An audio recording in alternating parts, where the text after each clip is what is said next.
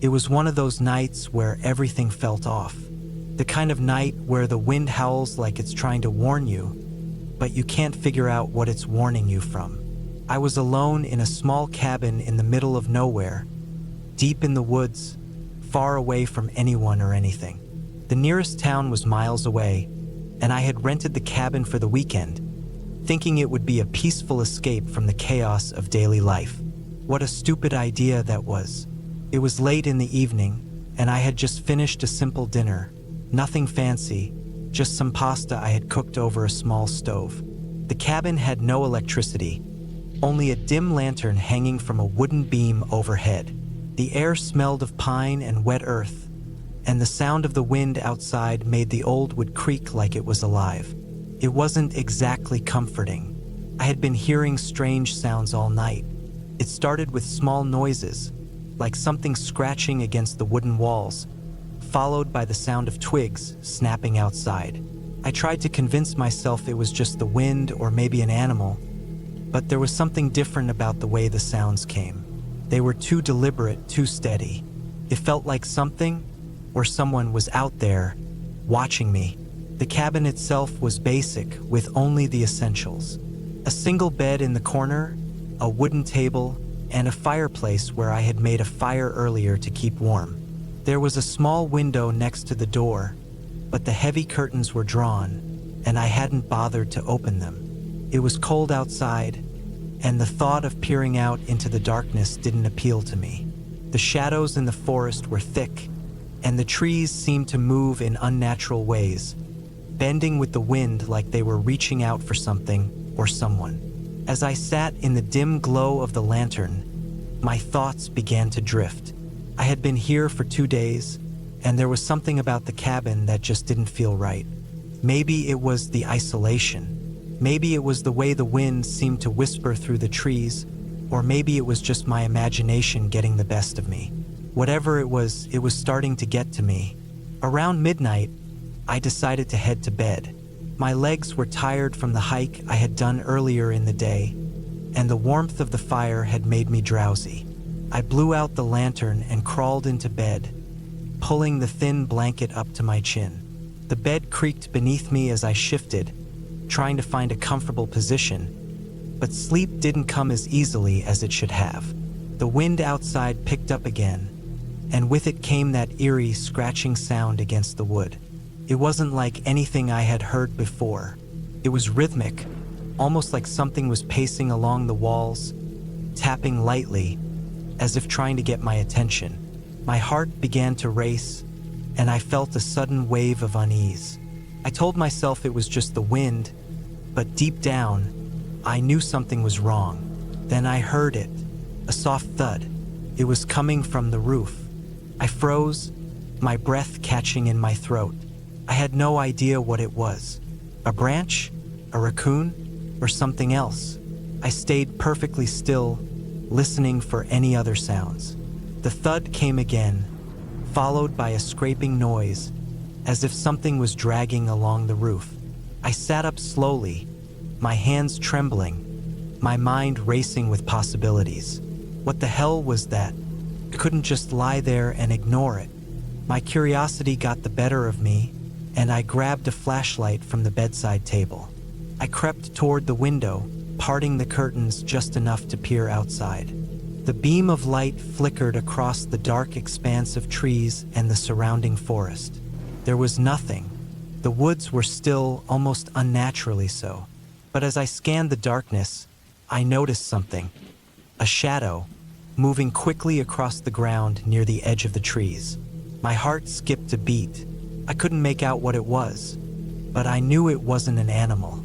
It was too tall, too human. The light flickered again, and the shadow vanished.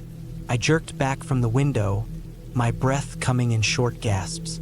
What the hell was going on? I couldn't shake the feeling that something was out there, watching me. I didn't know what to do. The sensible thing would have been to leave, pack up, and head back to the town. But I wasn't about to let some strange shadow chase me out of the cabin. I had come here for peace and quiet, not to be scared out of my wits. So, I did what anyone would do in a situation like this. I grabbed a coat and went outside. The night air was freezing, and my breath formed little clouds as I stepped onto the wooden porch. The forest around me was silent, too silent, as if the entire world had stopped moving. The only sound was the rustle of the trees in the wind. I could feel my heart pounding in my chest, but I forced myself to breathe steadily. If I didn't do this, I would never be able to shake the feeling that something was lurking just beyond the trees. I walked around the perimeter of the cabin, shining the flashlight in every direction. The beam of light bounced off the trees, illuminating their twisted branches. I didn't see anything. No footprints, no signs of anything moving in the brush. But then I heard it again, a rustling in the bushes. I spun around, shining the light toward the sound. Nothing. The bushes were still. I kept moving, checking every corner of the cabin, every inch of the surrounding area. The closer I got to the woods, the more unsettled I felt. It was as if the trees themselves were closing in on me, casting long, distorted shadows that seemed to move on their own. And then I saw it, a figure standing just inside the tree line. It was tall, too tall, and it was looking right at me. My breath caught in my throat. Couldn't move, couldn't speak. It was as if my body had frozen in place, paralyzed by the sight of this thing standing in the dark. The figure didn't move. It just stood there, staring at me, its face hidden in the shadows. The wind picked up again, howling through the trees, but the figure remained still. I had no idea who or what it was, but I knew I had to get back inside. Slowly, I backed away, my eyes still locked on the figure, never letting it out of my sight. When I finally reached the porch, I turned and bolted through the door, slamming it behind me. My heart was racing, my hands shaking as I locked every bolt and secured every window. I didn't know what I had just seen, but I wasn't about to stick around to find out. The rest of the night was a blur.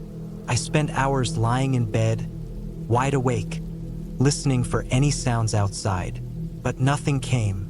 The wind died down, and the forest returned to its eerie silence. I don't know when I finally fell asleep, but when I woke up the next morning, it was as if nothing had happened. The sun was shining, the birds were chirping, and the cabin looked exactly the same as it had the day before. But I knew better. Whatever I had seen the night before, it was real, and it was still out there somewhere in the woods. I didn't wait around to find out. I packed up my things, locked the cabin, and left as quickly as I could. As I drove down the narrow dirt road, I glanced in my rearview mirror. The cabin was still there, but I couldn't shake the feeling that something was watching me from the woods. I haven't gone back to that cabin, and I never will. But sometimes, when I'm alone at night, I can still hear that scratching sound, and I know whatever it was is still out there, waiting for someone else to wander too close.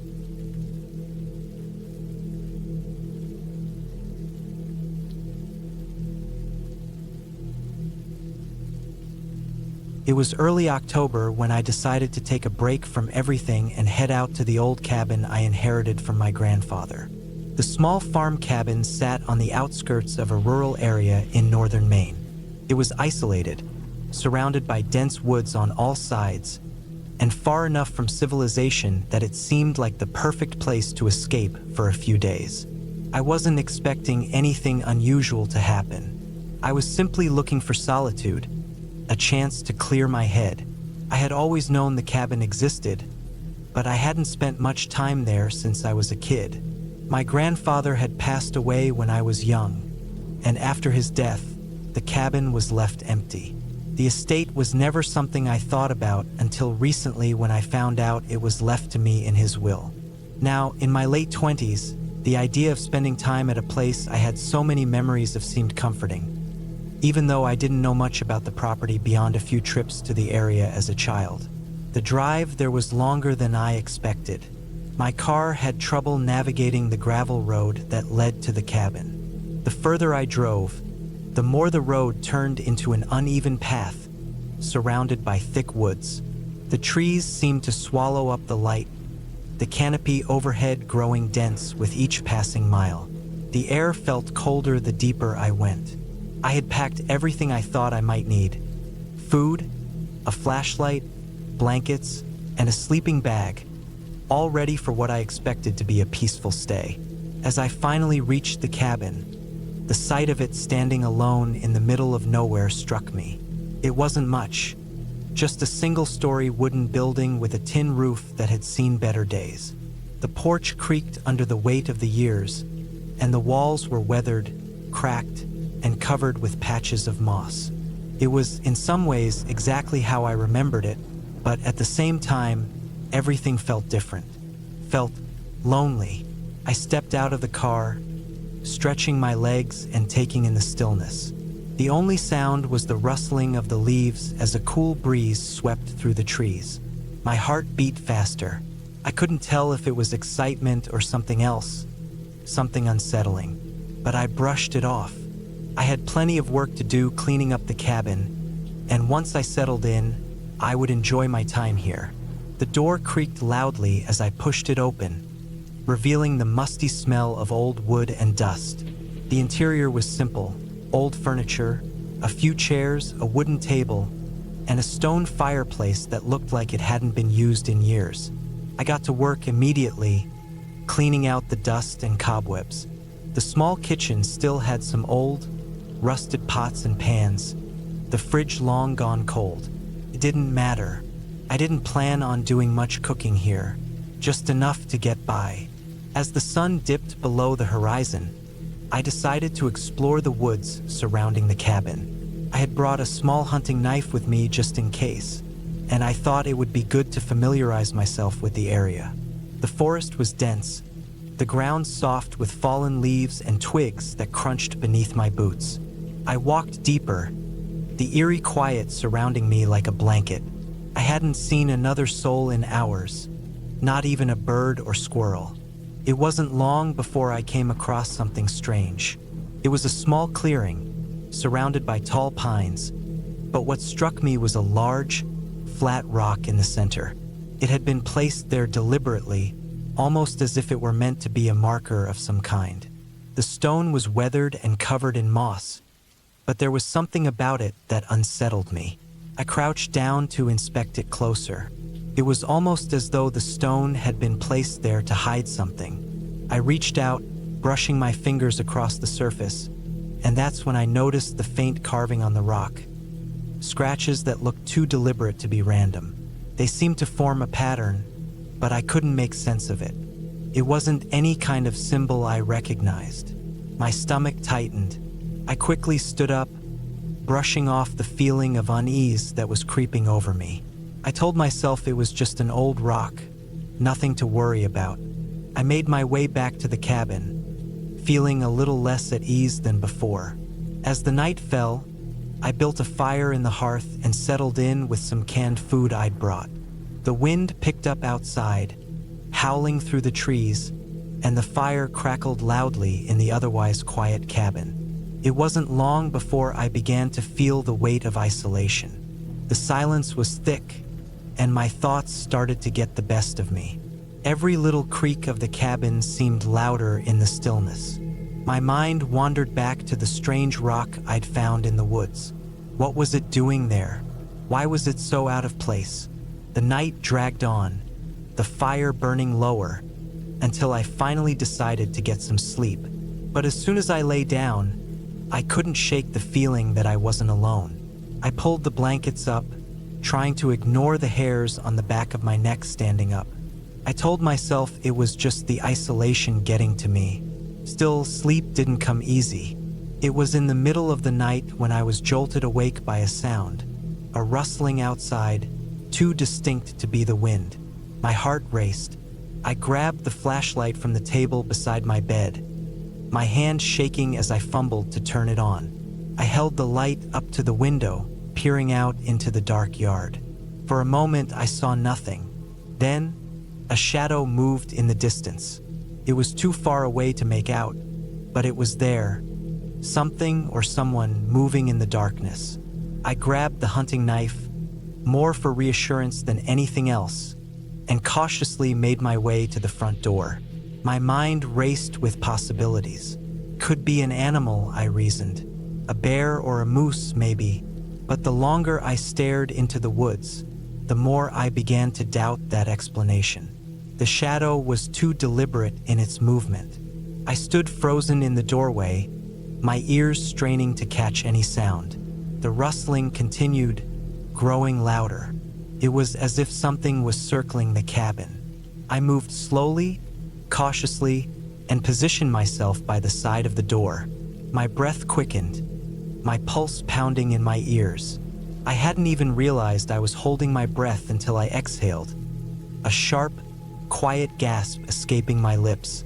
I stood there for what felt like hours, but in reality, it was only a few minutes before I heard the unmistakable sound of footsteps crunching on the gravel driveway. Someone was coming toward the cabin. A knot formed in my stomach. My first instinct was to run, to get out of there, but I knew the woods were too vast, too dense. I wouldn't make it far before whoever or whatever was out there caught up with me. I slowly moved back into the cabin, my eyes scanning the windows for any sign of movement. It was then that I heard a knock at the door, slow, deliberate, and far too calm. My body tensed, my hand tightening around the knife. I wasn't sure how much time passed before the knocking stopped, but when I finally dared to look outside again, the shadow was gone. It was as if it had vanished into thin air. The woods were still once more, and for a moment, I thought I might have imagined it all. But when the sun rose the next morning, I found something on the porch. A small, hand-carved wooden figure sat in the middle of the steps, its face crudely etched, its body twisted unnaturally. It was the same figure as the carving on the rock. My heart sank as I realized that the strange markings I had seen on the stone weren't just random scratches. They were part of something bigger, something deliberate. I packed up and left the cabin as quickly as I could, my nerves still on edge. The drive back to town was long and quiet, but the image of that wooden figure stayed with me. I don't know what I found in the woods that night. I don't know who or what had been out there, but I knew one thing for certain. I was never going back to that cabin again.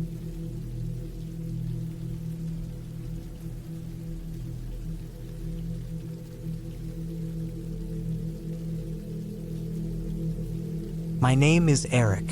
I'm 34 now, but this happened to me when I was 28. It was 2017, late September, and I was between jobs after leaving a maintenance position at a warehouse near Leeds. I needed time to figure myself out. My cousin Felix, who worked for the Forestry Commission, told me about a temporary Firewatch gig out in the Scottish Highlands, southwest of Fort William, near the edge of a stretch of woods called Glenveigh. There was an old Firewatch cabin, isolated, barely used anymore, but still structurally sound. The plan was simple. Stay there for 2 weeks, report any smoke, weather changes, or suspicious activity. Nothing ever happened out there anyway, he told me. I thought it'd be perfect. Solitude, quiet, and nature. I didn't have many people in my life at the time. I'd split with my girlfriend the month before. No kids, no real obligations. Just me and the trees. I packed up the basics, thermal gear, canned food, tools, a burner phone, first aid kit, and drove north in my Honda Civic until the roads gave out. From there, I hiked for 2 hours with a large rucksack on my back, following the rough path Felix had printed out for me. The trail narrowed and twisted through thick brush, then opened to a clearing where the cabin stood, half covered in shadow by the surrounding pines. The cabin was small, single floor, timber walls, tin roof, a wraparound porch barely holding together. Inside, it was simple. Wood stove in the corner, a narrow cot, a rickety desk facing a window, shelves with dust-covered ranger manuals and old maps, and a trapdoor in the floor for a root cellar. It smelled like cedar and mold. My cousin had visited a few days before to stock the place with firewood and leave some supplies. Bottled water, a few gas canisters, more canned food, and a shortwave radio. It was only meant for emergencies. The first few days were quiet. I woke early, walked the trail, took notes, scanned the ridgelines for smoke. The air was cold and clean. There was something about how far away everything felt. No cars, no phone signal, no hum of streetlights. At night, I sat on the porch wrapped in a blanket, watching the stars. The forest sounded alive out there. Wind through pine, cracks of branches, sometimes distant owls. It was calming, but never completely quiet. Not like people imagine. The fourth night, I woke around 2:30 a.m. to a sound just outside. Not the usual tree creak or small animal rustle. Something heavier, slow crunching on the dead leaves. I sat up, heart pounding, and listened. It circled the cabin. One step, pause. Another step. It stopped near the back wall. I held my breath. I didn't move. Eventually, whatever it was walked off into the trees. In the morning, I found tracks in the frost-covered ground. Human, but wrong. The shape was barefoot, but the toes were long, spread too far apart. There were claw-like indents at the tips. I convinced myself it had to be some animal, maybe a badger or something dragging its paws weirdly. I tried not to dwell on it. That night, it came back. I heard it again. This time, it sounded like it was dragging something. Maybe a stick, maybe its own foot. Couldn't tell. I stayed completely still in bed, listening to it circle the cabin, then stand at the door. I thought about grabbing the axe by the stove, but didn't want to make a sound. After a while, it walked off again. The next day, I found more prints, circling around the porch. Same shape, same barefoot, wide gait. I stopped sleeping properly after that. I kept the fire going longer, drank coffee through the night, kept the axe close. The woods didn't feel calm anymore. Even in daylight, it felt like something was watching me, like the trees were hiding something. I walked less, stayed near the cabin. I started locking the front door with a chain from my rucksack. On the sixth day, around sunset, I saw movement on the ridge to the east, a tall shape between the trees. At first I thought it was a deer, but it stood upright. Long limbs, pale skin that looked wrong under the fading light. I blinked, and it was gone. I stared at the trees for what felt like an hour. Nothing moved. I kept telling myself it had to be a trick of the light, maybe exhaustion. I tried the radio that night. No signal, just static. I kept it on for hours, hoping for a flicker of sound.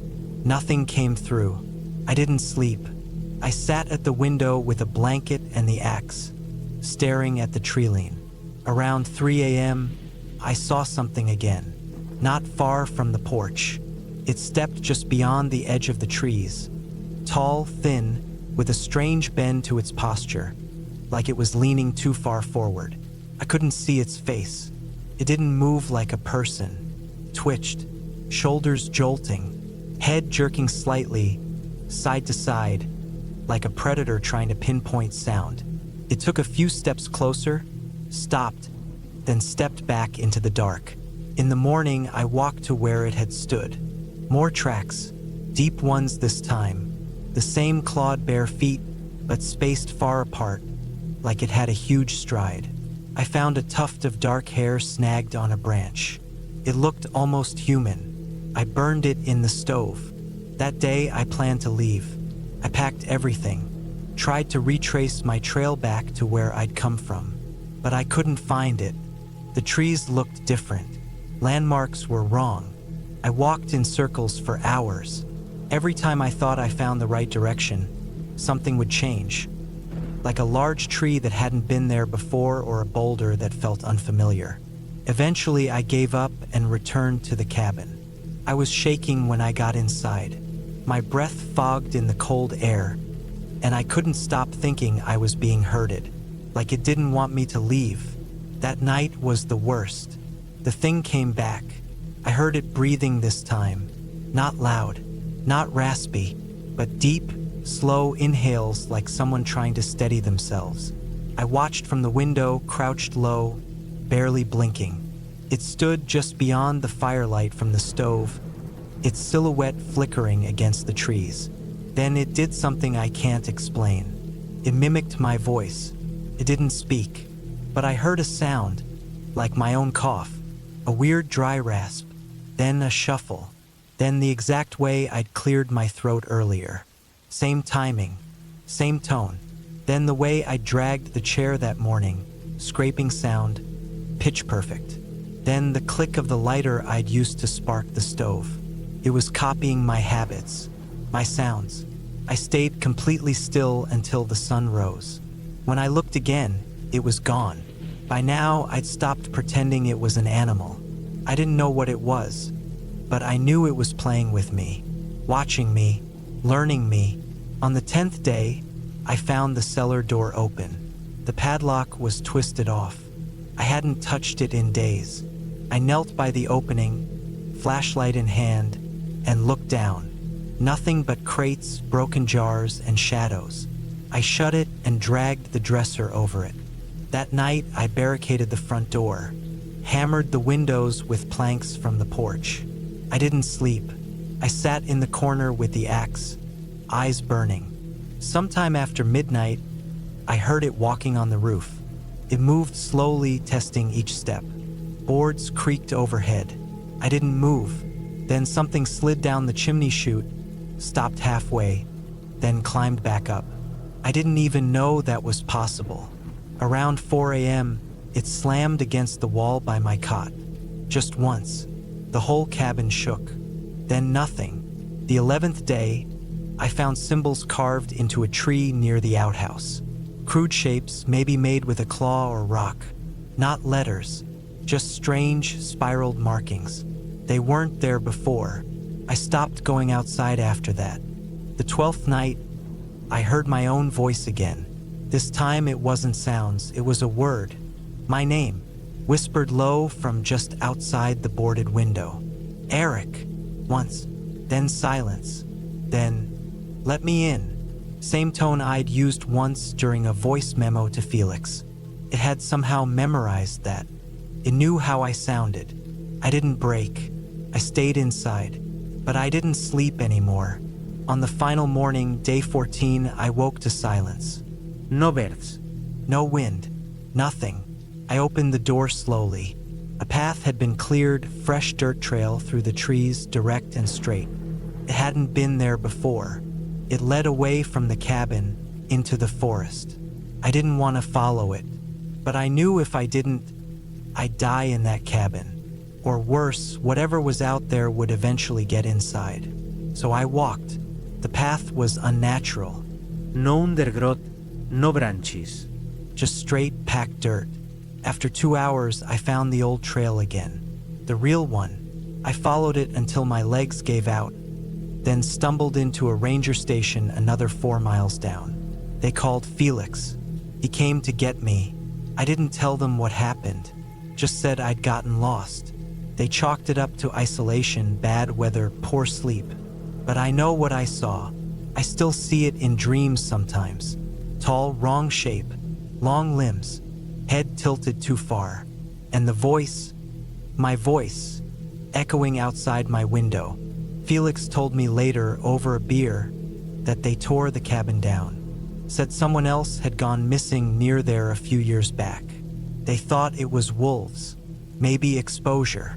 But I saw the look on his face. He knew more than he was letting on. I haven't been in the woods since. I moved to a city. I work in IT now. Still keep the axe from the cabin in my closet. It's rusted, but I don't throw it away, just in case, because I know it's still out there, and I think it remembers me.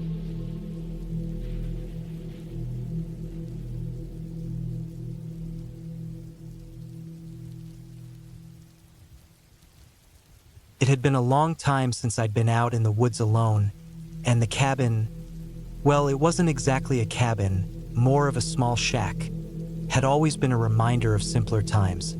I'd inherited it from my uncle, who'd passed away a few months ago. He was a quiet man, always staying to himself, living off the grid in a way I never fully understood. I'd gone up to the place maybe once or twice when I was younger, but I hadn't seen it in years. To me, it was a relic from my past, a way to escape the noise of the city, a place to clear my head. That was the plan, at least. The drive up was longer than I remembered, the road winding through dense trees, their branches like thick arms trying to reach over the car. There was something eerie about it. Maybe it was the time of year, late fall, just before winter hit. The air was crisp, the sun was low in the sky, and everything seemed quieter than it should have been. I pulled the truck into the gravel driveway of the cabin just as the last bit of daylight began to fade. The place was run down, to be honest. The wood of the walls had grayed with time, and the porch was crooked, sagging under the weight of years. There were no neighbors for miles, no signs of life, just trees, lots of trees. It felt like I was stepping into an old, forgotten world. I grabbed my gear from the truck, a bag of food, a few tools, my rifle, and made my way inside. The door creaked loudly, protesting against the wind as I pushed it open. The smell of dust and old wood hit me right away. The cabin was just one room, with a small kitchen area, a table in the center, and a fireplace that looked like it hadn't been used in years. The bed was a simple cot pushed up against the far wall, a faded quilt thrown on top. I put my things down, took a deep breath, and felt the tension from the city begin to slip away. It was peaceful. Too peaceful, I thought. I started a fire in the fireplace, using the dry kindling and logs stacked neatly in the corner. The crackling flames warmed the small cabin, and for a moment, it felt like I could relax. I sat down in the old chair by the fire, staring into the flames, letting the sounds of the woods fill the silence. Birds calling to each other, the wind rustling the leaves outside. Everything was normal, too normal. I went to bed early that night. It had been a long day, and the chill of the air outside made the warmth of the cabin inviting. But sleep was hard to come by. The floorboards creaked with every shift, and I kept hearing noises. At first, I chalked it up to the wind, or maybe an animal moving around outside. But there was something off about it. The way the sounds were too rhythmic, like footsteps. I told myself it was nothing, that I was just on edge from being in a place I hadn't visited in so long. But then the noises stopped. The silence that followed was heavier than the night before. I lay there, staring at the ceiling, straining my ears. There was no wind now, no animals, just an oppressive quiet. It was as if the forest had gone still, holding its breath. I tried to shake the feeling, to convince myself that everything was fine. But that nagging feeling in the pit of my stomach wouldn't go away. I finally got up and went to the window, peering through the blinds. The outside world was pitch black, the trees pressing in close to the cabin, shadows in the night. There was no movement, no sign of anything unusual. I sighed and returned to bed, determined to get some sleep. Around 3 a.m., I woke up with a start. There was something outside, something moving. My heart raced as I listened. I could hear the faint sound of something brushing against the cabin's walls, scraping lightly across the wood. I told myself it was just an animal, maybe a raccoon or a deer, but there was a weight to the sound that didn't feel right. It wasn't random, the way an animal would move. It was deliberate, purposeful. I grabbed my rifle from beside the bed and moved cautiously to the door. I slowly turned the knob and cracked the door open, peering out into the darkness. The air outside was cold, the night still, the only noise being the sound of my own breathing. I listened closely, but the scraping sound had stopped. Everything was silent again. I stepped outside, keeping close to the cabin, my footsteps soft on the ground. My breath fogged in the air, and I could feel the hairs on the back of my neck standing up. Something about this place wasn't right. I hadn't come up here expecting to feel this unsettled. I was supposed to be relaxing, getting away from everything, but now I felt like I was being watched. The woods were deep around me, and the moonlight barely pierced through the thick canopy. I felt exposed, out of place. The cabin felt like a tiny island in the middle of a vast, dark ocean. I took a few steps forward, keeping my eyes peeled for any sign of movement, and that's when I saw it. Just beyond the trees, near the edge of the clearing, something moved. It wasn't an animal. It wasn't a shadow. It was a figure, tall, thin, draped in something dark that blended with the night. The figure didn't move like a person. It shifted slowly, unnaturally, as if it was more part of the woods than a human being. My breath caught in my throat as I froze, my mind racing. I couldn't make out any features. It was too far away, too hidden in the shadows. But I could feel its presence, like it was studying me, waiting for something. I raised my rifle slightly, but I didn't aim it. I wasn't sure what I was aiming at, but the instinct to be ready was strong. My hands were shaking, and I realized then just how far out of my depth I was. I was used to hunting animals, to spending time in the woods, but this felt different. This felt wrong. The figure didn't move closer, but it didn't leave either. It just stood there, motionless, watching. And then, after what felt like an eternity, it slowly disappeared back into the trees. I didn't wait to see if it would come back. I rushed back into the cabin, slamming the door shut behind me and locking it. I spent the rest of the night staring out of the cabin's small windows, rifle in hand, my mind racing with every possible scenario. I couldn't explain what I'd seen. There was no way it was a person. Not with the way it moved, not with the way it blended into the night. My thoughts ran wild with possibilities. Was it some kind of hunter, someone else lost in the woods? Or was it something else, something I didn't want to believe in? The next morning came slowly, the sun barely peeking through the thick trees. I didn't sleep a wink. I packed up my things as quickly as I could, the uneasy feeling in my gut growing stronger. I didn't know what I'd encountered the night before, but I wasn't sticking around to find out. As I drove away from the cabin, heading back toward the city, I couldn't shake the feeling that something had been watching me the entire time. Something that wasn't human. Something that had been waiting, just beyond the trees, waiting for me to make a mistake. But I'd learned my lesson. I wasn't going back to that cabin again. Some places weren't meant to be revisited, no matter how much you thought you were prepared for them.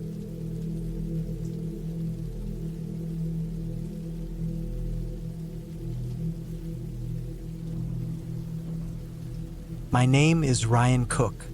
I was 38 years old when I booked the glass cabin in Western Canada. This was in 2019, late September. I was burned out. I'd been working long hours at an engineering firm in Calgary. I'd gone through a divorce earlier that year. I'd been drinking too much, sleeping too little, and barely speaking to anyone outside of work. I found the cabin online, one of those places made for digital detox. The kind of retreat people went on when they needed to disappear for a while without making it a big deal.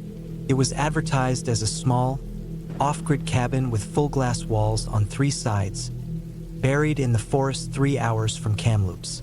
They called it the Lookout. It was marketed for peace and clarity. There was no internet, no phone signal, no running water. Just solar power for lights and a propane stove. You brought your own supplies. You boiled your own water. You were supposed to reconnect with yourself. That kind of thing. Sounded perfect. I packed up my black SUV with a week's worth of supplies.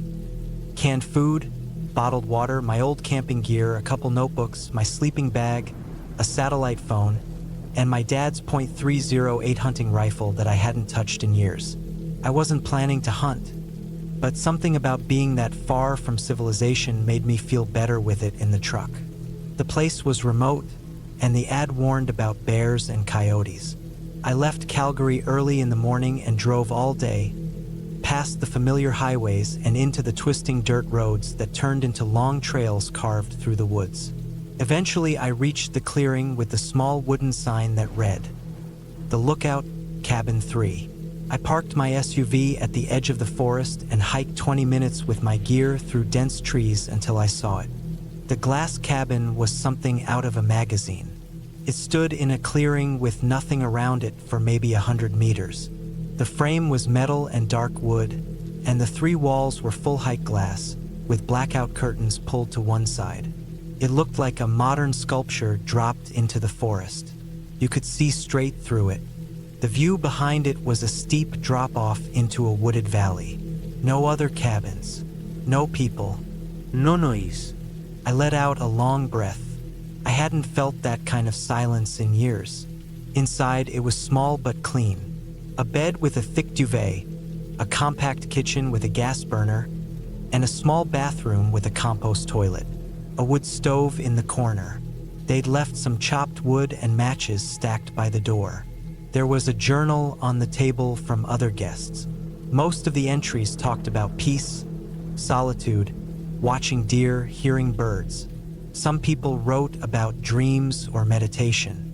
A few mentioned being startled by animals walking near the glass at night. I didn't think much of that. The first day I just unpacked, boiled some water, made a simple dinner, and sat by the glass wall, watching the trees go dark as the sun set. The colors were unbelievable. Deep orange and pink in the sky, and everything reflecting off the glass around me. I felt like I was inside a snow globe. I pulled the curtains before bed, more out of habit than fear. That night, I didn't sleep much. I kept waking up. The silence was strange. At home, there's always some kind of sound, the hum of the fridge, the traffic outside, the neighbor's dog. Out here, when it was quiet, it was too quiet. The only thing I could hear was my own breathing. I started hearing small things after midnight, light cracks in the woods. Not constant, just the occasional sound of something shifting weight on a branch or crunching a twig. It didn't sound big, probably raccoons or deer, but I kept reaching over for the flashlight beside the bed and staring at the curtains like a kid afraid of the dark. I told myself it was just new surroundings. The second day was easier. I hiked for a few hours, scribbled in my notebook, made coffee on the burner, sat on a log, and watched a group of crows circle overhead. No one around. No trals. No other signs of people. Just trees and sky and the sound of wind pushing through the tops of the pines. That night was colder. I got the wood stove going before bed and layered up. I kept the curtains closed again, but I made a mistake. I didn't latch the one nearest the bed properly. Around 2 a.m., I woke up freezing, and when I opened my eyes, I realized the curtain had slid open slightly from the draft. There was nothing there, just the black of the woods. But I sat up and stared at the glass for a long time. My eyes played tricks on me. Felt like something was there, just outside the light from the cabin. Something standing still, not moving. Eventually, I convinced myself it was the reflection of the wood stove flames on the glass. I shut the curtain and went back to bed. The next morning, I checked outside. Just frost on the grass. No tracks. No signs of animals. No sign of anyone. I told myself I was being dramatic.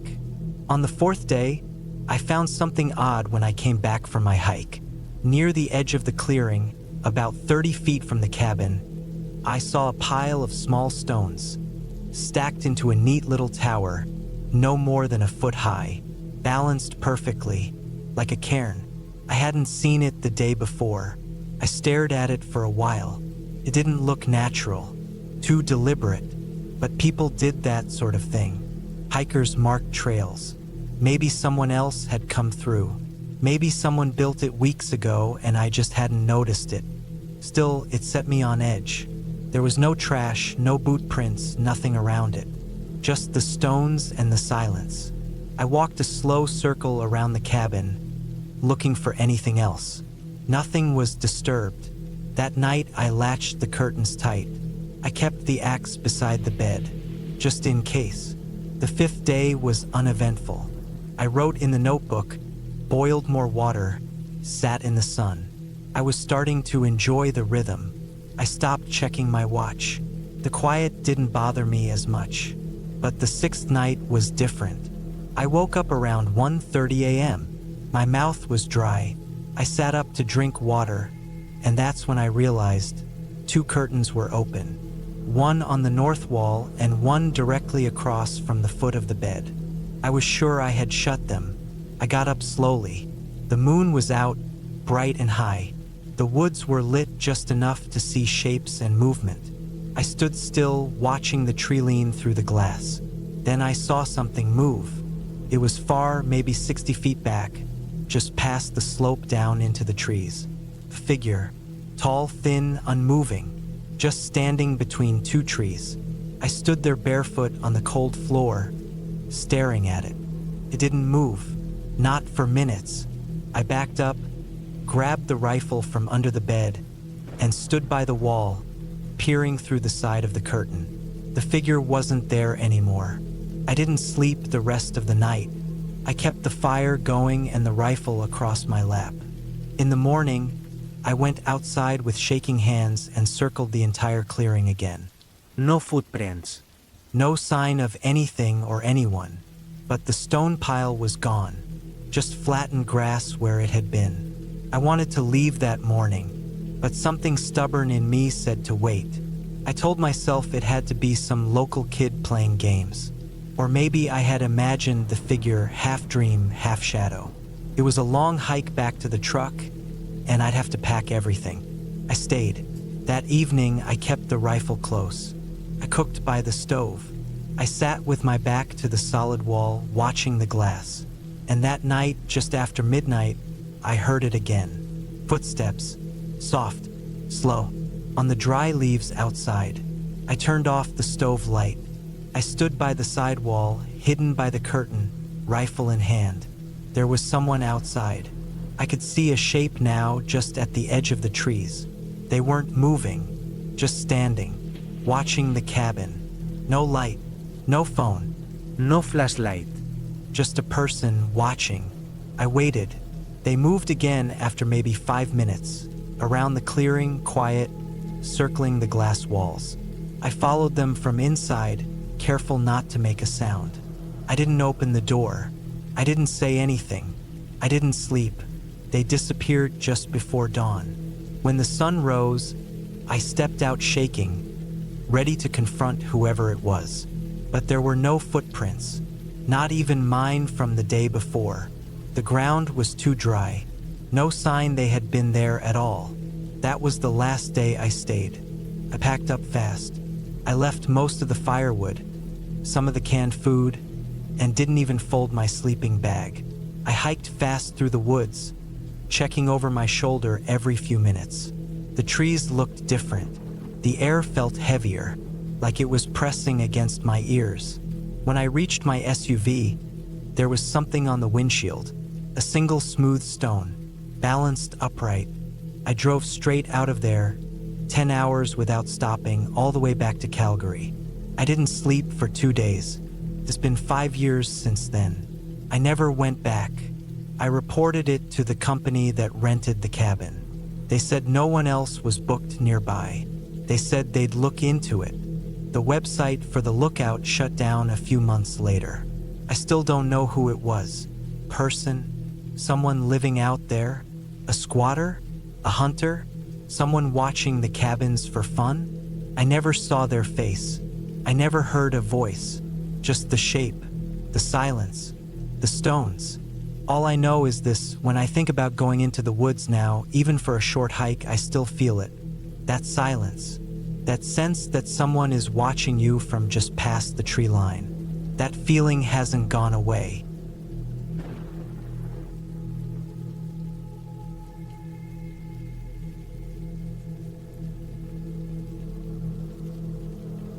It had been a long day, filled with the kind of work I couldn't escape. The kind of work that never seemed to end, even when the sun dipped below the horizon. A cold, unrelenting rain had been drizzling all afternoon, soaking the ground beneath me and blurring the line between earth and sky. It was supposed to be a weekend getaway, a chance to escape the weight of my job and spend a few days alone. A cabin in the middle of nowhere seemed like the perfect retreat. Quiet, isolated, and far enough from the chaos of the city. The plan was simple: build a small cabin, get some rest, enjoy a few days of peace. The location was ideal, tucked deep within the woods of northern Michigan. It was an area I had visited once or twice before during hunting trips. There was a lake nearby, and the woods stretched for miles, endless and untouched by human hands. That's why I chose it. But as I looked around now, in the midst of this storm, I questioned if I had made the right decision. I had driven out earlier that morning, prepared for what seemed like an easy task: build a basic shelter for the weekend. But things rarely went according to plan. My truck, with its heavy load of wood and tools, had been stuck in the muddy ground for almost an hour before I managed to free it. By the time I started working, the rain had already begun to pick up, and I could tell it wasn't going to stop anytime soon. The sky was dark, heavy with clouds, and the wind had started picking up, making the trees above sway ominously. I worked through the afternoon, doing what I could to get the cabin's frame together. It wasn't much, a small one-room structure, but the weather had other plans. The rain never let up, turning the ground into a slick mess, and by nightfall, the once manageable task had turned into a struggle against the elements. By the time I had the walls framed and a roof partially in place, the darkness had fully settled. The storm raged outside, and the wind howled through the trees, making it sound like the forest itself was alive, moving, watching. I could hear branches snapping in the distance, and I hoped they were just falling limbs, though a small part of me feared something more sinister. I wasn't accustomed to being alone in such conditions. I had spent plenty of time camping and hiking in places like this, but never in the midst of a storm this intense. The cabin, even unfinished, provided some shelter, but it wasn't much. The cold seeped in through the cracks in the walls, and the constant sound of rain battering the roof made it hard to focus. I had a small fire going inside, just enough to take the chill off, but it wasn't nearly enough to drown out the sounds outside. There was a part of me that wanted to turn back, to drive out of the woods and find somewhere more comfortable. But I knew that wasn't an option. The truck wouldn't start in this weather, and I had no other means of transportation. I had come here to finish what I started, to finish building this cabin, and the only way out was through. I settled in for the night, trying to rest. The bed I'd set up was basic, nothing more than a simple cot with a few blankets, but it was enough to keep me off the cold ground. Despite my exhaustion, sleep didn't come easily. Every time I closed my eyes, I could hear the sound of the rain intensifying, the wind growing stronger, rattling the wood of the cabin as if trying to tear it down. The storm was relentless, and so was my own mind. It wandered, racing with thoughts of what could go wrong. At some point, I drifted off into a light sleep, the kind where you never truly rest, where you're always half awake, half aware of your surroundings.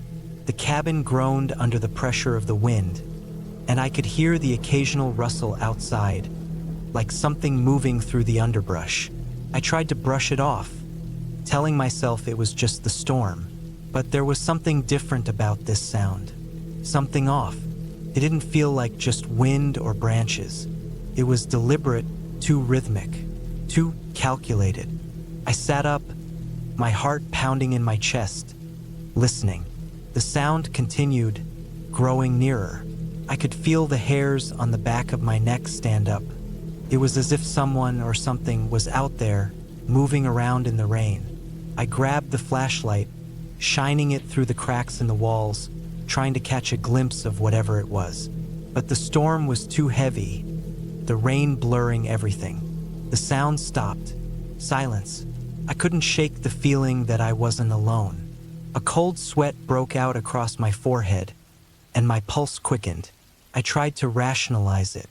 Could have been an animal, maybe a deer or a bear. but I knew deep down that it wasn't. It wasn't the kind of noise an animal would make. I spent the next few hours staring at the door, my mind racing, listening for any sign of movement.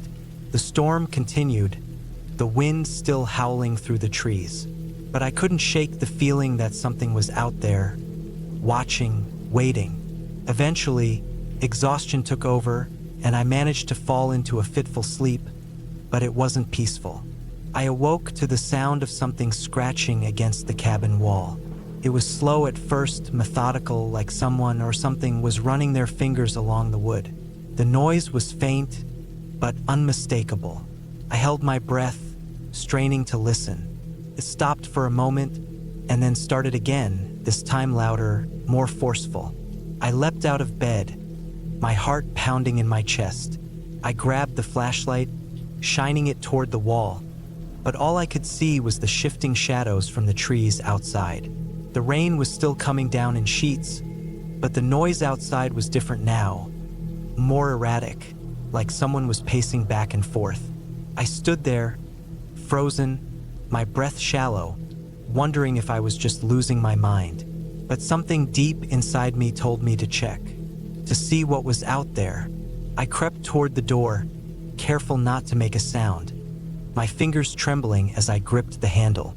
I had no idea what I was about to find. The world outside was a blur of rain and wind, but I could make out vague shapes moving through the trees. I didn't know what they were, but I knew they weren't animals. The scratching sound returned, louder now, as if it were right outside the door. I took a deep breath, swung the door open, and stepped outside. The storm hit me like a wall. The rain was coming down so hard that it felt like being hit by tiny needles. The wind cut through my clothes, chilling me to the bone. I shone the flashlight around, scanning the area. The trees were bending in the wind, their branches creaking, but there was no sign of movement, no sign of whatever had been making that sound. For a moment I felt foolish, but then I heard it again, a soft, almost imperceptible rustling from the bushes near the edge of the clearing. I turned, my eyes wide, but when I shone the flashlight toward the noise, nothing was there, just the rain, just the wind. But as I stood there, heart racing, I realized something. I wasn't alone in the woods anymore. The feeling of being watched never left me, even when I returned to the cabin and locked the door behind me. I couldn't shake the images of the trees swaying in the wind, the feeling of something or someone lurking just out of sight. I didn't know what it was, but I knew I wasn't going to sleep until the storm passed. And I didn't know how long that would be. The hours dragged on. The storm kept up its relentless assault, and I kept my eyes glued to the door, the windows, every creak and groan of the cabin setting my nerves on edge. I thought about leaving, driving back into town, but the roads were a mess, the storm too fierce to even think about making the drive. And honestly, I didn't know if I could handle being out in the woods any longer than I already had. Finally, as the hours passed, I could feel the storm begin to ease. The wind died down, and the rain lightened to a drizzle. I ventured outside again, this time with a sense of caution, but the clearing around the cabin seemed unchanged. Nothing moved. The woods were still eerily so. It wasn't until the storm fully passed, and the sun began to rise, that I finally felt some semblance of peace. The trees were soaked, the ground muddy, but there was a calm now, an unsettling calm. I stayed in that cabin for the next few days, finishing what I had come to do. But the experience stayed with me. I never saw whoever, or whatever, had been outside, but I couldn't shake the feeling that something had been watching me. I left the cabin the day the storm broke for good, and I drove back to the city. But I knew one thing for sure. I would never return to that cabin. And, for the first time, I understood how it felt to be truly alone in the wilderness. Alone, but never really alone at all.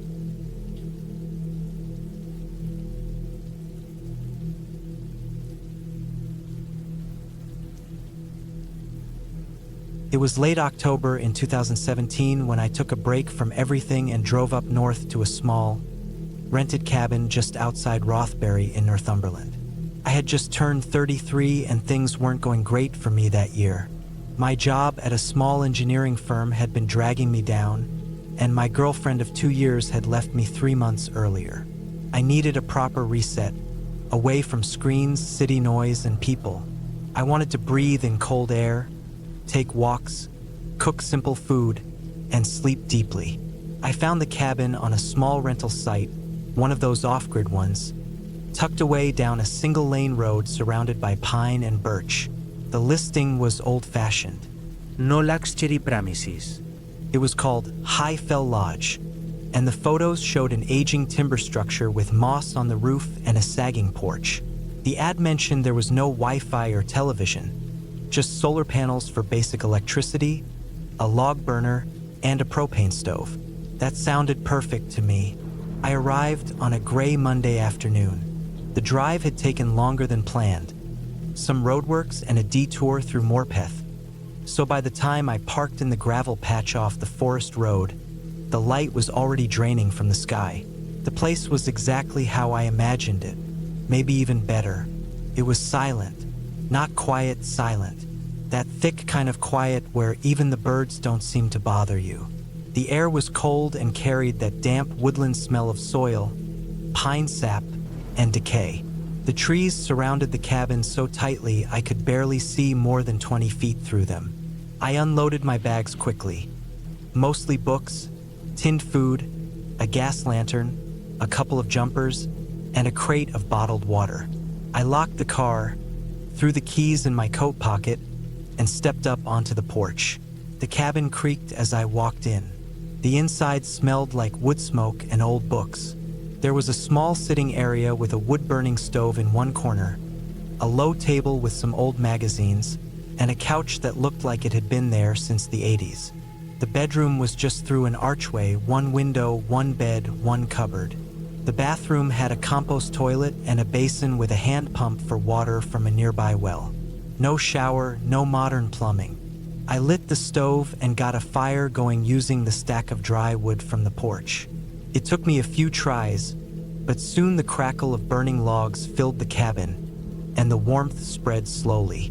That first evening, I ate cold stew from a tin, read a chapter from a novel, and sat with a blanket over my legs until the fire died down. I slept better that night than I had in months. The next few days were exactly what I needed.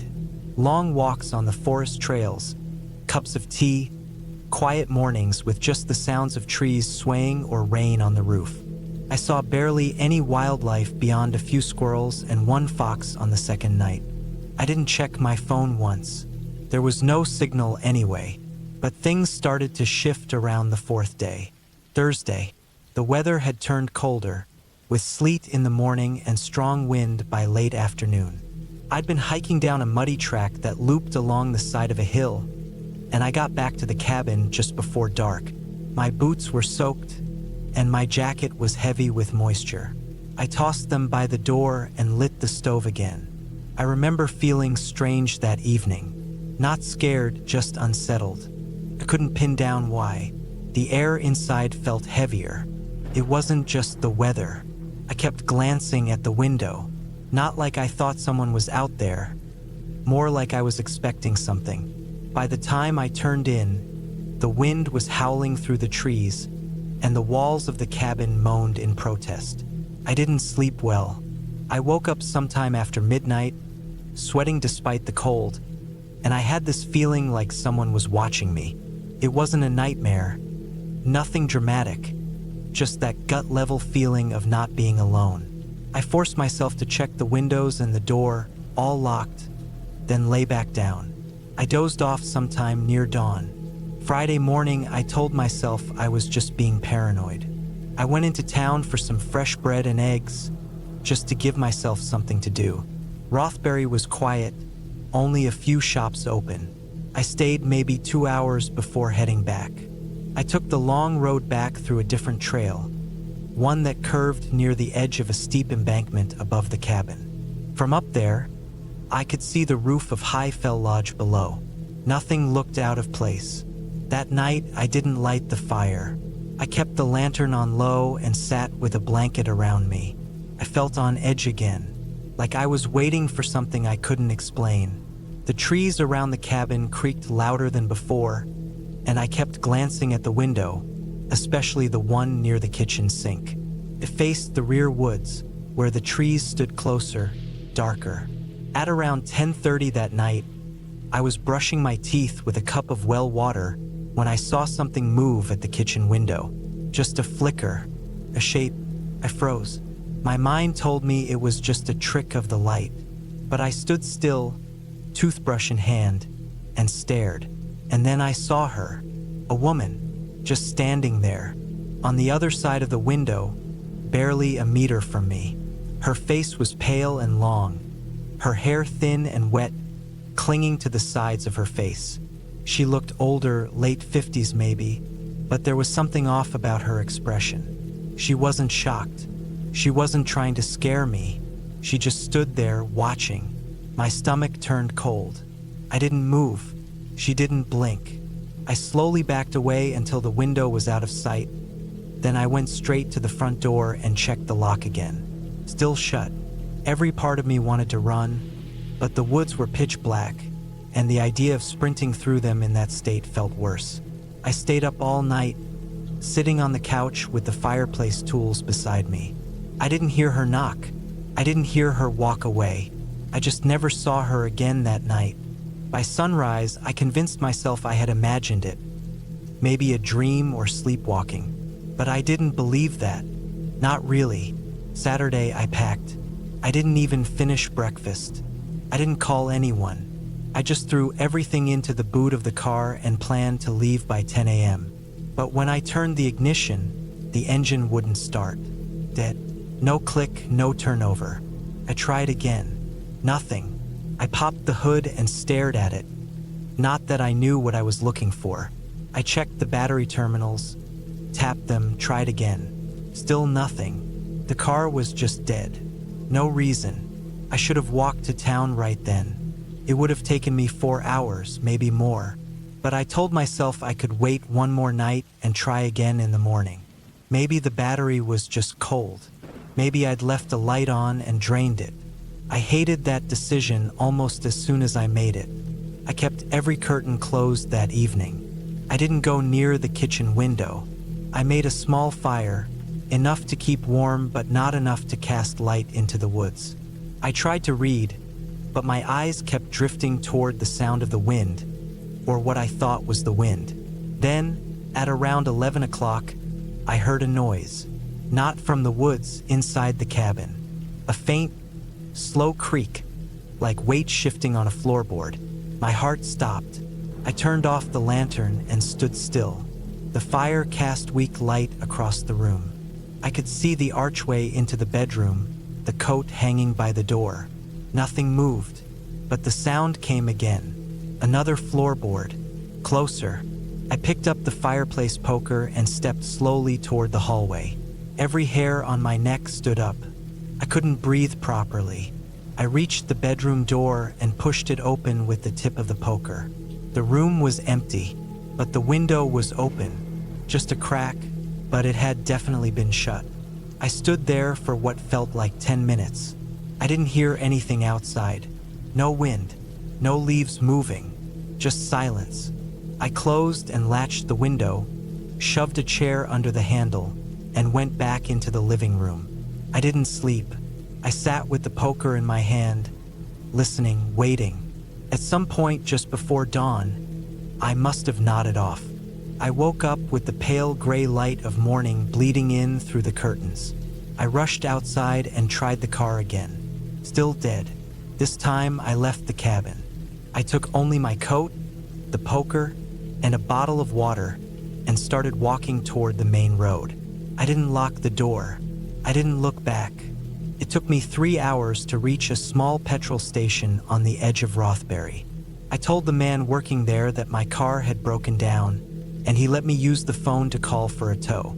I didn't tell him anything else. I didn't mention the woman. I didn't mention the noises. The mechanic came an hour later. When we got back to the cabin, the car started on the first try. I didn't say anything. I just thanked him, drove to the nearest hotel, and booked a room for the night. I didn't sleep there either. The next day, I drove back to Leeds. I never reported what I saw. Who would believe me? There were no broken windows, no signs of a break-in. I didn't have proof she was real, but I know what I saw. A few weeks later, I went back on the rental website out of curiosity. Highfell Lodge wasn't listed anymore. I tried to find the owner's name. I even searched property records. The only result I ever found was a record of a fire on that same patch of land in 1996. A woman in her 50s had been living there alone. No family, no friends. Her cabin had burned down after a suspected gas leak. They never found her body. I don't think it was her. I don't believe in that stuff. But I know there was a woman outside my window, and she wasn't supposed to be there.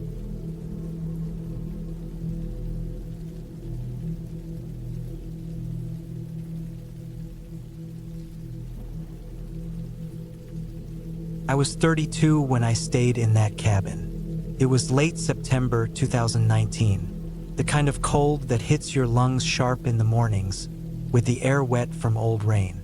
My name's Neil Porter. At the time, I was working in logistics, nothing exciting, just supply runs and equipment checks for construction sites. I'd just gone through a drawn-out breakup. Not dramatic, just quiet and ugly. For years of living together reduced to a drawer full of junk and a strained silence before she moved out. I didn't want to talk to anyone. I didn't want to hear advice or sympathy. My cousin Josh owned this little cabin about 3 hours out of Albany, New York. He used it for hunting and said I could crash there if I needed time.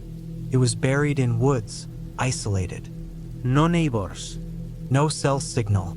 Just a dirt road that faded after a while into a footpath. The only access was by foot the last half mile. It sounded like the right kind of silence. I loaded up my Jeep with supplies. Water, canned food, camping gear, a propane heater, a couple jugs of gas, and an old shotgun my dad left me years ago. I didn't expect to use it, but being alone out there, with bears and who knows what else, it felt better to bring it along. I left early on a Friday morning. By noon, I was off the highway, following dirt roads through endless woods. By 1, I was walking the trail the last stretch to the cabin. The place was small, nothing fancy. Just a single room, weathered wood, tin roof, and a tiny outhouse about 20 yards away. It sat in a natural clearing surrounded by pine and birch. The front porch sagged, and the steps creaked under my boots. The inside was just a cot, a wood stove, shelves with dusty cooking gear, and a small table with a couple chairs. I unpacked, swept out the cobwebs, and set up the heater near the door. No electricity, no plumbing, just an old oil lamp and the smell of old wood. I didn't plan to do much. I had a pile of books, a flask of bourbon, and a worn journal I sometimes used when my thoughts got too loud. That first night was uneventful. I made a fire in the stove, ate cold chili from a can, and fell asleep listening to wine drag branches across the roof. The second night, I heard something outside, a crunching in the brush behind the cabin. Could have been a deer, maybe a raccoon. I stayed still and listened. It circled the cabin once, slowly. The brush would rustle, then go quiet, then start again on the other side. I got the shotgun from under the cot and sat by the door. After a while, it stopped. Whatever it was, it didn't come back. By the third day, I'd fallen into a routine. I hiked during the day, gathered wood, read. I was still sleeping light, waking up at the smallest sounds. That third night, though, something was off. I was just about to fall asleep when I noticed it. A flicker through the trees. A light, far off, maybe 100 yards away. Not a fire, not lightning. Just a faint glow between the trees, pulsing slowly. I stared at it for a while, thinking maybe it was someone camping nearby, but the idea didn't sit right. This land wasn't public. Josh had said it stretched a couple hundred acres, and no one came out this far. I turned off the lamp, pulled on my boots, and stepped outside with the shotgun. The air was colder than before. The light flickered again, lower this time. I moved slow, trying to avoid the crunch of dry leaves.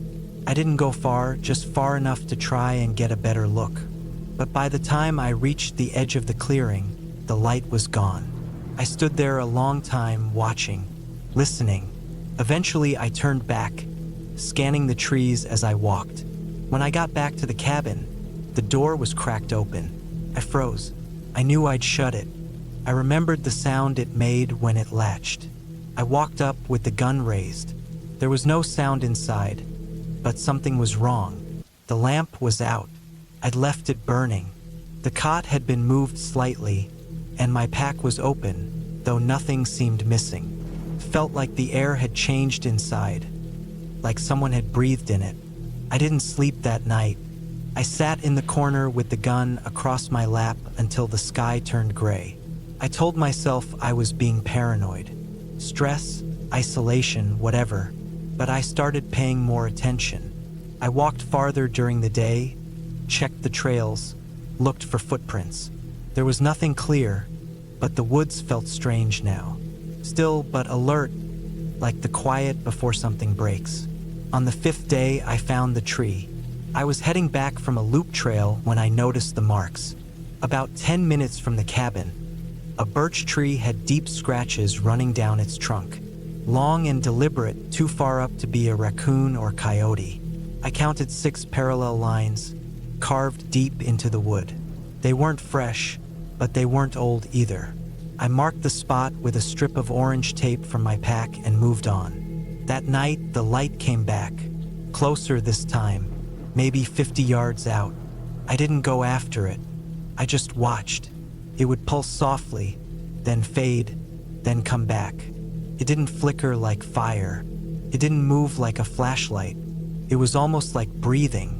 I sat with the shotgun across my lap, staring through the window until it vanished. The next morning, I packed. I didn't want to admit it, but I wasn't comfortable anymore. I told myself I'd head back after one more night, just one more. I wanted to prove I could tough it out, that I wasn't letting my own mind push me around. That afternoon, I went out to collect firewood. I stayed within sight of the cabin, didn't want to take chances. As I was breaking down a dead limb, I heard something. Footsteps, not animals.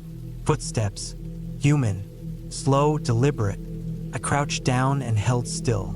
They were coming from the north, from the direction of that flickering light. I watched the trees. Then I saw movement.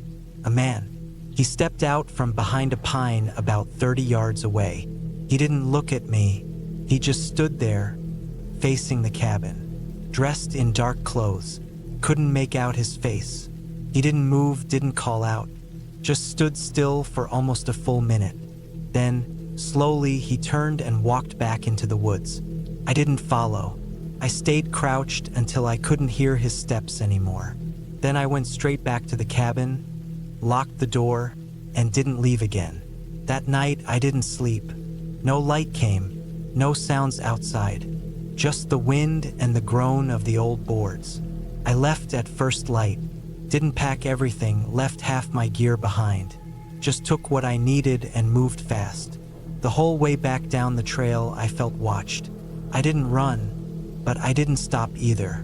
When I finally got to my Jeep, I locked the doors before even starting it. Back in Albany, I didn't tell anyone what happened. Not really. I told Josh the cabin felt off, that I wasn't in the right headspace to be alone. I didn't mention the light, or the man, or the scratches in the tree. A few weeks later, I drove back with him to grab the rest of my stuff. The place was untouched. Cabin looked the same, nothing broken, but the tree with the scratches, it had new marks now, fresh ones, higher up. And this time, there was a pile of stones stacked at the base. Deliberate, like a marker. I didn't stay long. I got my gear, didn't say much, and left. I haven't gone back since. I've looked into the area, asked around, tried to see if anyone had similar experiences out there. Nothing. The land's private. No records of other cabins. No hikers. No missing persons. But something's out there. Something that doesn't want to be seen, but doesn't care if you know it's there. I don't know what the light was. I don't know who that man was. But I know he saw me, and I know I wasn't meant to be out there. It's been years now. I still dream about that cabin sometimes. About the flickering light through the trees. About standing at the window with the shotgun across my lap, waiting for something I didn't understand. I live in the city now. Noise comforts me. I sleep better with traffic outside the window than I ever did with silence in those woods. Some places aren't empty just because no one's living in them. Some places watch you, and I won't go back. Not ever.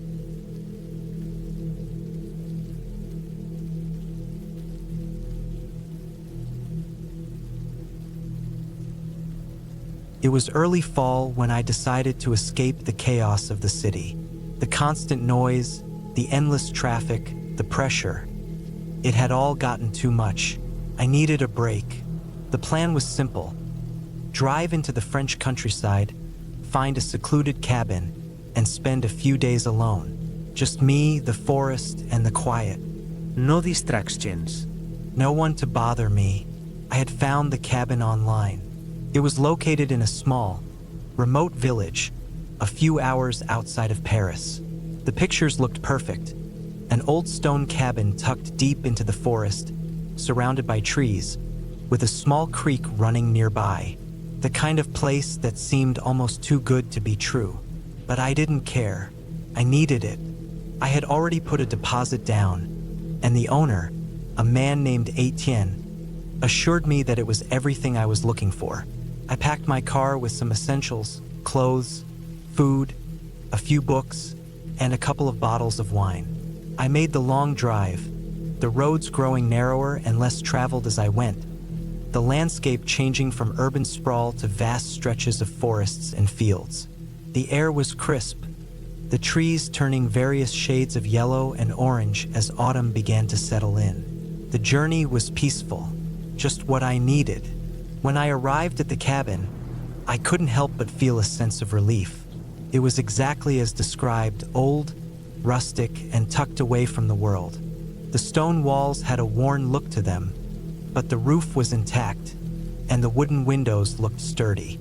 There was a small porch with a couple of rocking chairs, and the sound of the creek nearby made the air feel even more serene. I parked my car and stepped out, breathing in the cool, fresh air. Etienne wasn't there to greet me in person, but he had left the keys in the small lockbox near the front door. He told me to just let myself in and make myself at home.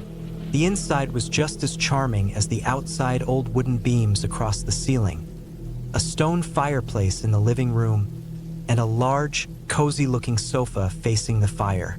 The kitchen was small but well-equipped, and there was a little dining nook by the window. Everything was simple but perfect. I could already feel the stress from the city slipping away. I spent the first few hours unpacking and settling in, setting up a fire in the hearth and unpacking some food.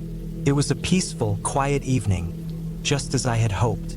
There was no sound except the crackling of the fire and the occasional rustling of leaves outside. I spent the night reading, sipping wine, and enjoying the solitude. But as the night wore on, something began to feel off. It wasn't anything I could put my finger on, but a subtle unease started to settle in my chest. The forest outside seemed darker than usual, the wind picking up and causing the branches to creak and groan.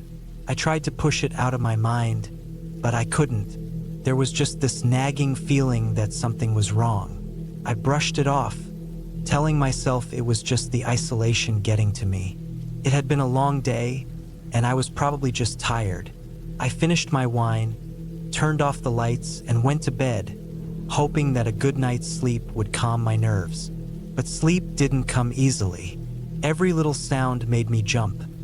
Creaks in the floorboards, the wind whistling through the trees, the distant call of an owl. I finally drifted off, but it wasn't a restful sleep. I woke up several times throughout the night, the feeling of being watched never quite leaving me. By morning, I was exhausted, but I decided to get up early and explore the area. I needed to shake off whatever was making me feel so unsettled. I grabbed my jacket, slipped on my boots, and stepped outside. The sun was just rising, casting a golden light over the forest. The air was crisp and refreshing, and the birds were already awake, their songs filling the silence. The creek nearby gurgled softly, and for a moment, everything felt peaceful again. I took a walk through the woods, following the path that led away from the cabin. The forest was dense, the trees towering above me like silent giants. The ground was soft with fallen leaves, and every step I took seemed to echo in the stillness. I wandered for a while, lost in the beauty of the place, until I came across something strange. It was a small clearing just off the path, with a few large boulders scattered around. In the center of the clearing was a single large tree, its trunk twisted and gnarled, its roots snaking out of the ground like fingers. What caught my attention, though, was the pile of sticks and branches stacked haphazardly at the base of the tree. It looked like someone had deliberately piled them there, but there was no sign of anyone nearby. I walked over to it, my curiosity piqued. As I got closer, I noticed something else, something that made the hairs on the back of my neck stand up. The sticks weren't just piled there, they were arranged in a pattern almost like a symbol. It was hard to make out exactly, but it looked like some sort of crude marking. My heart began to race, and I took a step back, the uneasy feeling from last night returning full force. I glanced around, half expecting someone to jump out of the shadows, but the forest was still, dead quiet. I wasn't sure what to make of it, so I decided to leave the clearing and head back to the cabin. My mind raced as I walked, but I tried to convince myself it was nothing, just some local custom, or maybe some kids playing a prank. Still, the image of that twisted tree and the strange pile of sticks stuck with me. When I got back to the cabin, I immediately went inside and locked the door behind me. I felt ridiculous, but I couldn't shake the feeling that something was wrong. I tried to calm myself down, telling myself it was just the isolation messing with my head, but I couldn't ignore the nagging sensation that I wasn't alone. I spent the rest of the day inside, reading, eating, and trying to distract myself. But as the sun began to set, that feeling of unease only grew stronger. I sat on the couch, staring at the fire, but I couldn't shake the sense that something was out there, watching. Around midnight, I decided to check the locks on the windows and doors again. I hadn't done it earlier, and the thought of leaving anything unsecured was too unsettling. I went from room to room, making sure everything was locked tight. As I passed by the kitchen window, I froze. I thought I saw something, movement in the trees. My heart skipped a beat, and I pressed my face against the glass, straining my eyes to see. But it was too dark to make anything out. My breath fogged up the window, and I wiped it away with the back of my hand. There was nothing there. I tried to tell myself it was just a trick of the light, but my mind wouldn't let it go. I couldn't shake the feeling that something or someone was out there. I decided to go to bed early that night. I locked the doors and windows, then crawled under the covers, hoping that sleep would come. But it didn't. Instead, I lay awake, listening to every little creak and groan of the cabin. The wind howled outside, and the trees seemed to be pressing in closer to the cabin. Every sound was amplified in the silence, and my mind kept racing, imagining things that weren't there. It was then that I heard it, a faint tapping sound coming from the window. My blood ran cold. I held my breath, straining to hear. Top, top, top. It was soft, like someone was gently tapping on the glass. I froze, unable to move. My heart pounded in my chest. I slowly sat up in bed, my eyes fixed on the window. The tapping continued, steady and rhythmic. I wanted to get up and look outside, but the thought of what I might find paralyzed me. The tapping stopped suddenly, and for a moment, there was silence. Then came a rustling noise, like something or someone was moving outside. I grabbed my phone from the nightstand and tried to call ATN, but the signal was weak out here. No connection. I was completely alone. I felt trapped. The walls of the cabin seemed to close in around me, and the darkness outside seemed to stretch on forever. Couldn't sleep, couldn't move, couldn't breathe. The rest of the night passed in a haze of fear.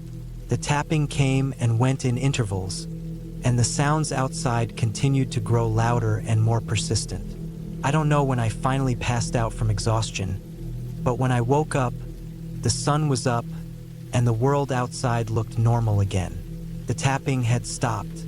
The eerie feeling was gone. It was as if nothing had happened. I spent the next few days trying to convince myself that it was all in my head, that I had let the isolation get to me. But I couldn't shake the feeling that something was wrong. I packed my bags and left the cabin early on the last day of my stay. I didn't even stay to finish the wine I'd brought. I drove back to the city with my heart still racing, the images of the dark forest and the tapping at the window haunting me. I don't know what happened that night, and I'll never know for sure. But when I passed the cabin again, a few months later, I noticed something strange. The tree in the clearing had been cut down. The pile of sticks was gone, and the ground was disturbed. I haven't been back since. Something tells me I never will.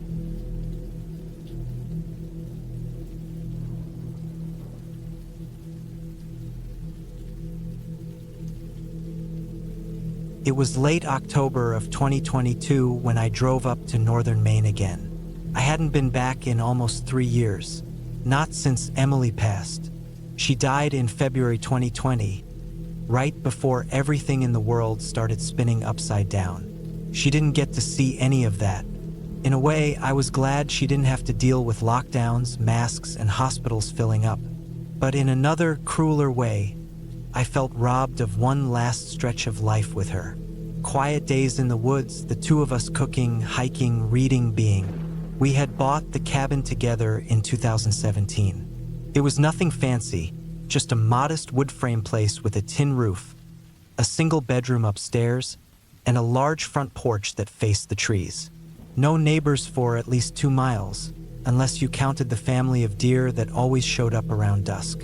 The road to get there wasn't even paved the last mile, just gravel and dirt that turned to slop in spring. But we loved it. It was ours. After she died, I couldn't bring myself to go back. I left everything as it was. Her books, her boots by the door, the pictures on the walls. For almost 3 years, it stayed untouched. I paid the property tax, had the well serviced once a year by a neighbor named Al, but that was it. I couldn't bear to see it, not until that week. It was something about the air changing. Fall always reminds me of her. She loved that season more than anything. The colors, the smell of wood smoke, the early dark.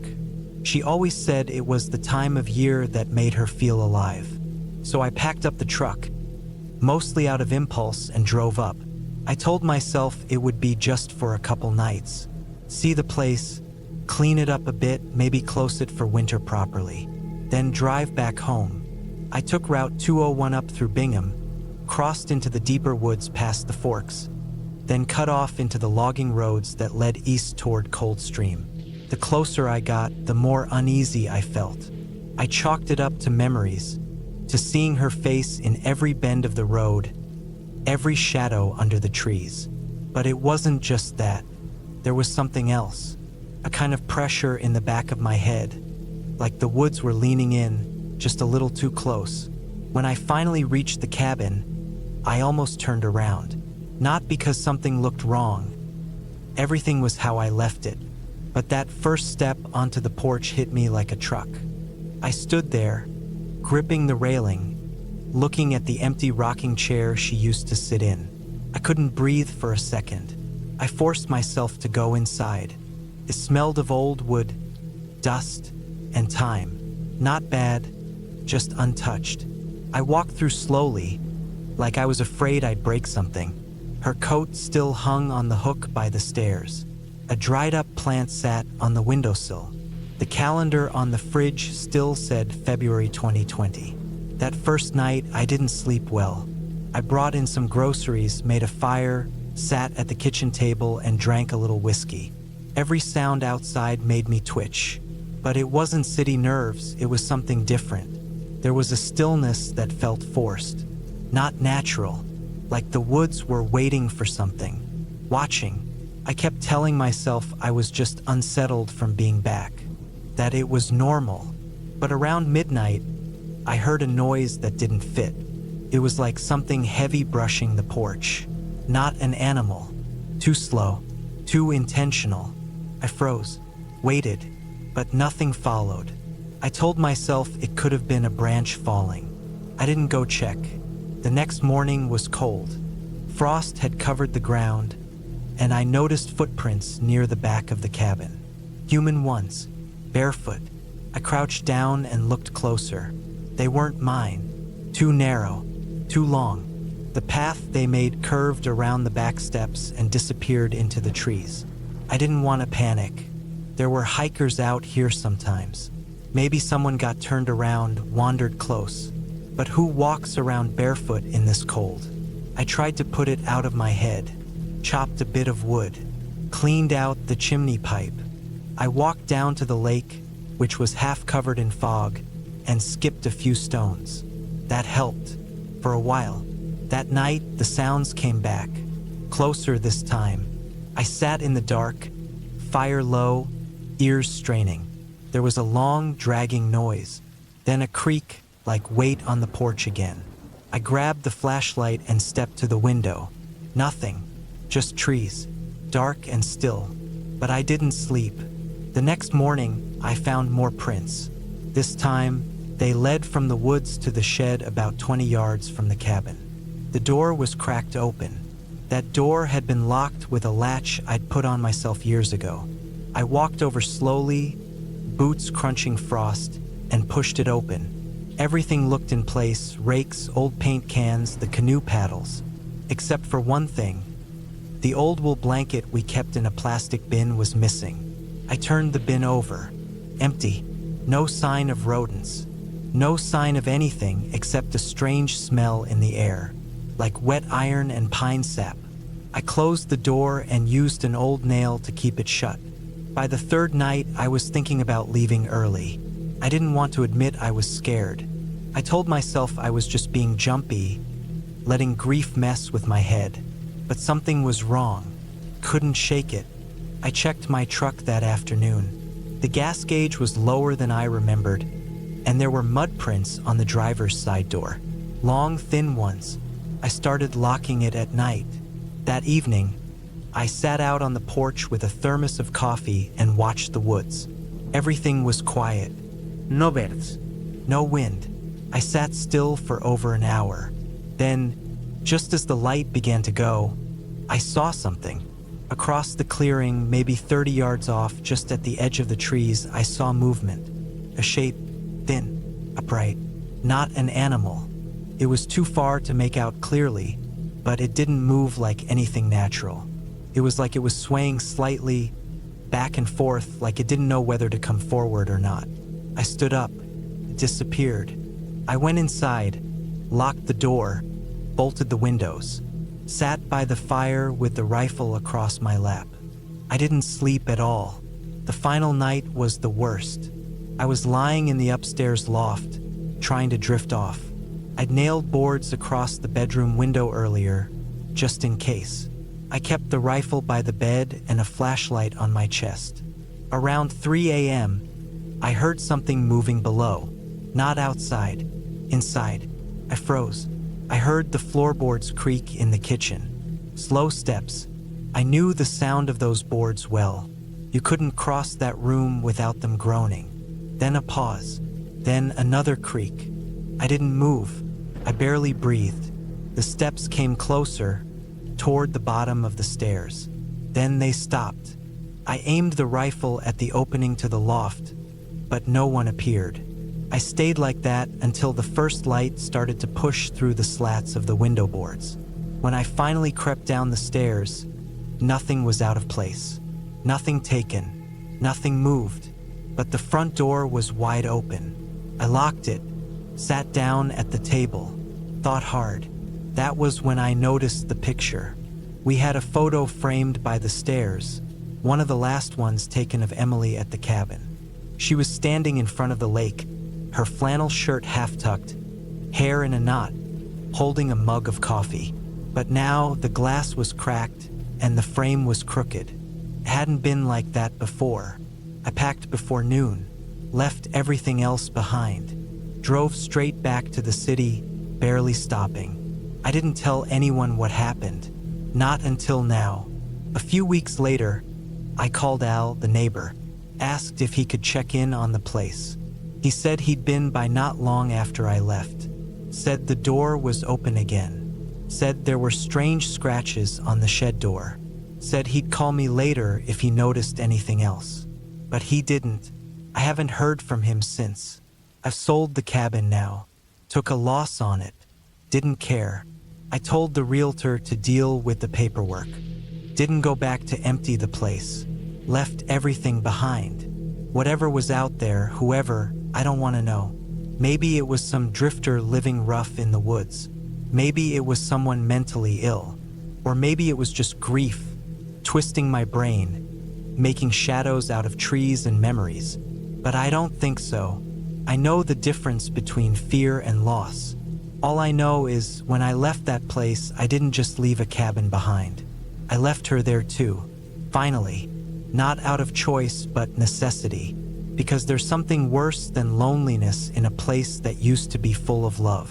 It's the feeling that you're not alone anymore, and that whatever's sharing the space with you doesn't want to let go. Not of the place, not of you. So I did what I had to. I let go first, and I'm not going back.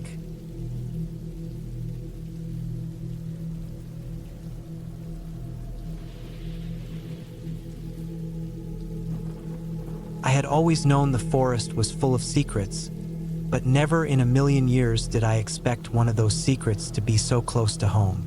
It was the fall of 2023 when I decided to spend a weekend in my old cabin in the woods. It wasn't much, just a small, weathered structure tucked deep within a thicket of oak trees and thick underbrush.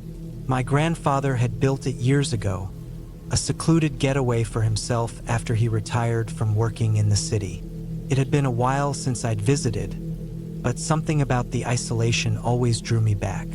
I'd been living in the nearby town of Crestwood for most of my life, working a desk job that I didn't particularly enjoy. But the cabin, my grandfather's cabin, held something that my life lacked: peace.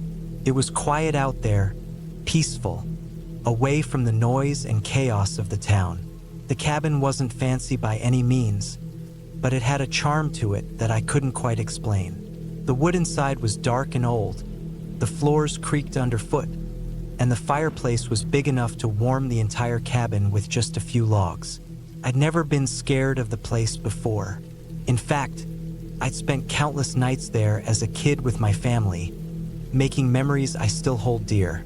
But this time felt different. I hadn't planned on staying long, just a weekend to clear my head. But that night, the night it all changed, I decided to stay longer than usual. The weather that evening was unsettling. The air was thick with moisture, and a light drizzle began to fall as I unpacked my things. It was one of those nights when the forest felt alive, every rustle in the trees or crackle of the leaves seeming amplified in the stillness. The only sound that seemed to break the silence was the occasional drip of rain hitting the wooden roof of the cabin. As night descended, I stoked the fire, the warmth flickering against the dark walls of the small cabin. My mind kept wandering back to the strange feeling that had gnawed at me ever since I'd arrived. Something didn't feel right. It was hard to pinpoint exactly why, but the feeling was persistent, like an itch I couldn't scratch. Maybe it was the silence, the way the rain kept tapping against the windows, giving the night an eerie hum. I couldn't shake the feeling that I was being watched, even though I knew no one was around. I kept telling myself it was just the isolation playing tricks on my mind. I poured myself a drink and sat by the fire, trying to relax. But the feeling wouldn't leave me. As the hours stretched on, the storm outside intensified, battering the cabin with heavier rain and gusts of wind. The firelight danced across the walls, casting long shadows in the corners. That's when I heard it. Faint creak. Just one, but enough to make my heart skip a beat. I froze, listening intently. Another creak followed, then another. It was coming from the far end of the cabin, near the back door. My first thought was that it was just the house settling, but something in my gut told me it wasn't that simple. The creaks grew louder, and I stood up slowly, gripping the glass of whiskey in my hand like it might somehow give me comfort. I took a cautious step toward the door, my senses on high alert. The floorboards groaned under my weight. I tried to stay as quiet as possible, straining to hear anything out of the ordinary. The wind howled outside, the sound muffled by the thick walls of the cabin, but the creaks continued, moving in small, deliberate intervals. It wasn't the wind. It wasn't the house settling. Something or someone was in the cabin with me. I wasn't stupid. I knew the layout of the place like the back of my hand. No one could be inside without me noticing. The place was small, and the only way in or out was through the back door, which I had bolted shut earlier. But the sounds were undeniable, growing closer now. The air was thick with tension, each creak coming closer, almost like someone was creeping toward me in the dark. I stepped back toward the fireplace, my heart racing. My eyes scanned the shadows, but there was nothing. Nothing except the dark corners of the room and the faint flicker of the flames. I tried to convince myself it was nothing, but my instincts told me otherwise. I could feel the hairs on the back of my neck stand on end. I slowly walked to the kitchen area, my footfalls light but purposeful. I grabbed a heavy metal skillet from the stove, the cold steel comforting in my hands.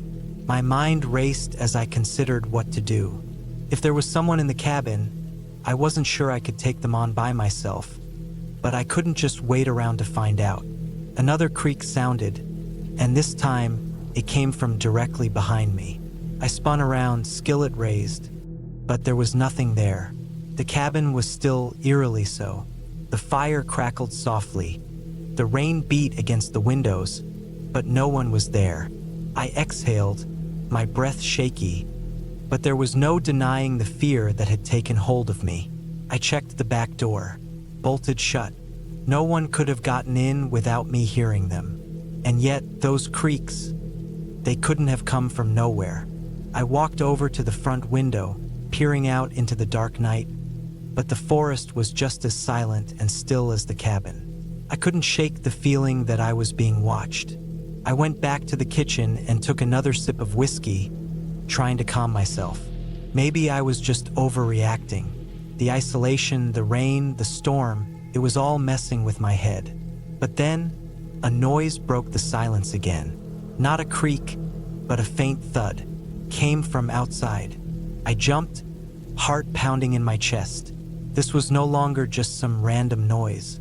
Someone or something was out there. I grabbed my flashlight, stepped to the door, and carefully cracked it open. The storm outside had intensified, the wind whipping through the trees. The beam of my flashlight swept across the yard, cutting through the darkness. There was nothing but the endless expanse of trees and rain, nothing out of the ordinary. But the thud had come from further out in the woods, deeper into the forest. I closed the door and bolted it shut again, my mind racing. Whatever was out there, whatever had caused that sound, wasn't something I wanted to deal with in the middle of a storm. I decided to wait until morning, hoping the night would pass without further incident. Hours went by, but sleep didn't come. Every time I closed my eyes, I saw flashes of movement just outside the cabin, the sound of footsteps, the creak of the floorboards. The wind outside howled, louder now, and the storm showed no sign of letting up. At some point, the rain stopped and the wind died down. I took that as a sign and decided to venture outside in search of whatever had been making the noise. I grabbed a flashlight, my boots, and stepped out onto the porch. The forest was still damp, the ground soft underfoot. I made my way toward the back of the cabin, where I thought the sound had come from. Then I saw it, a figure lying motionless on the ground. I froze. A body. It was an old man, his clothes tattered and soaked by the rain. He looked like he had been there for days, maybe longer. His skin was pale, his face gaunt, and his eyes were wide open, staring blankly at the sky. My stomach churned. I wanted to turn and run, but my feet wouldn't move. The image of his lifeless body was burned into my mind, and I couldn't look away. I slowly stepped closer, my heart pounding in my chest. There was no sign of a struggle, no blood. It was as if he had simply collapsed right there. But something about it felt off, something I couldn't quite put my finger on. I crouched down beside him, my hand trembling as I checked his pulse. He was cold to the touch. His body was stiff, unyielding. He had been dead for some time. How had I not noticed him earlier? A cold chill ran down my spine, and I stood up quickly. That's when I saw it. There was something buried near the old man's hand, half covered by the dirt and rain. I knelt down again, reaching for it, and pulled out a small, weathered knife. The handle was chipped, the blade dull, but it was the kind of knife someone would carry in the woods. And as I held it in my hand, I felt a sudden rush of terror. I wasn't alone. Someone had been out here watching me, waiting for the right moment to strike. I didn't waste another second. I ran back to the cabin, my heart pounding, my mind racing with the realization that the person who had been lurking around my cabin was still out there, and I had no idea how close they were. The next morning, the sun rose, but it didn't bring the peace I had hoped for. The body was gone. There were no tracks, no signs of anyone else around. Just the empty woods and the feeling that something was watching me from the trees. I left the cabin that day, never to return. But I knew, deep down, that whatever had happened in those woods, it wasn't over. The forest held its secrets, secrets I would never fully understand. And that thought haunted me for the rest of my life.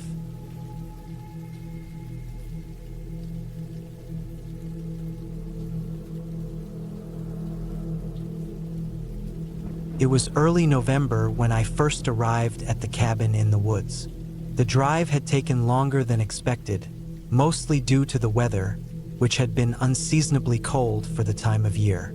The trees were bare, their skeletal branches reaching up like twisted arms against the gray sky. A light dusting of snow had begun to fall, further dampening the already muted landscape. My name is James, and I'd been looking for a way to get away from the noise of city life for a while now. The cabin had been my grandfather's, a place he used to retreat to when life got too overwhelming for him. When he passed, the cabin was left to me. I wasn't entirely sure what I expected from it, but I thought it might help me clear my mind. The place was small, nestled on the edge of a secluded forest in rural Montana. There were no neighbors for miles, only thick woods and rugged terrain. The isolation was exactly what I needed, or so I thought at the time.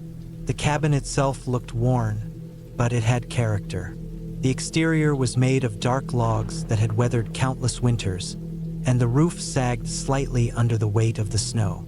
Inside, there was a fireplace, a small kitchen, and a single bedroom. The furniture was simple: wooden chairs, an old rocking chair by the fire, a worn-out couch, and a heavy oak table that seemed like it belonged in another century. The floor creaked underfoot, and the scent of pine and aged wood filled the air. It was cozy, but it also had a feeling of neglect, as if it had been waiting for someone to return. I arrived late in the afternoon, the sky already darkening as I unloaded my gear. I'd come alone. No wife, no friends, just me and the quiet. I wanted to disconnect, to find some peace. The plan was simple: stay for a week, spend my time reading, cooking, and maybe hiking if the weather permitted. I figured I'd get used to the solitude after a day or two. Little did I know, this place had a way of making you feel anything but comfortable. The first night was uneventful. I lit a fire in the hearth, unpacked my things, and settled in with a book. The wind howled outside, rattling the windows, and the occasional snap of a branch in the distance kept me alert. But there was nothing more sinister than the usual noises you'd expect in a cabin in the woods. After a few hours, I turned off the lamp and went to bed. I woke up to a strange noise in the middle of the night. It wasn't loud, but it was distinct. A soft thumping sound, like someone was tapping lightly on the cabin's door. I sat up in bed, heart pounding in my chest.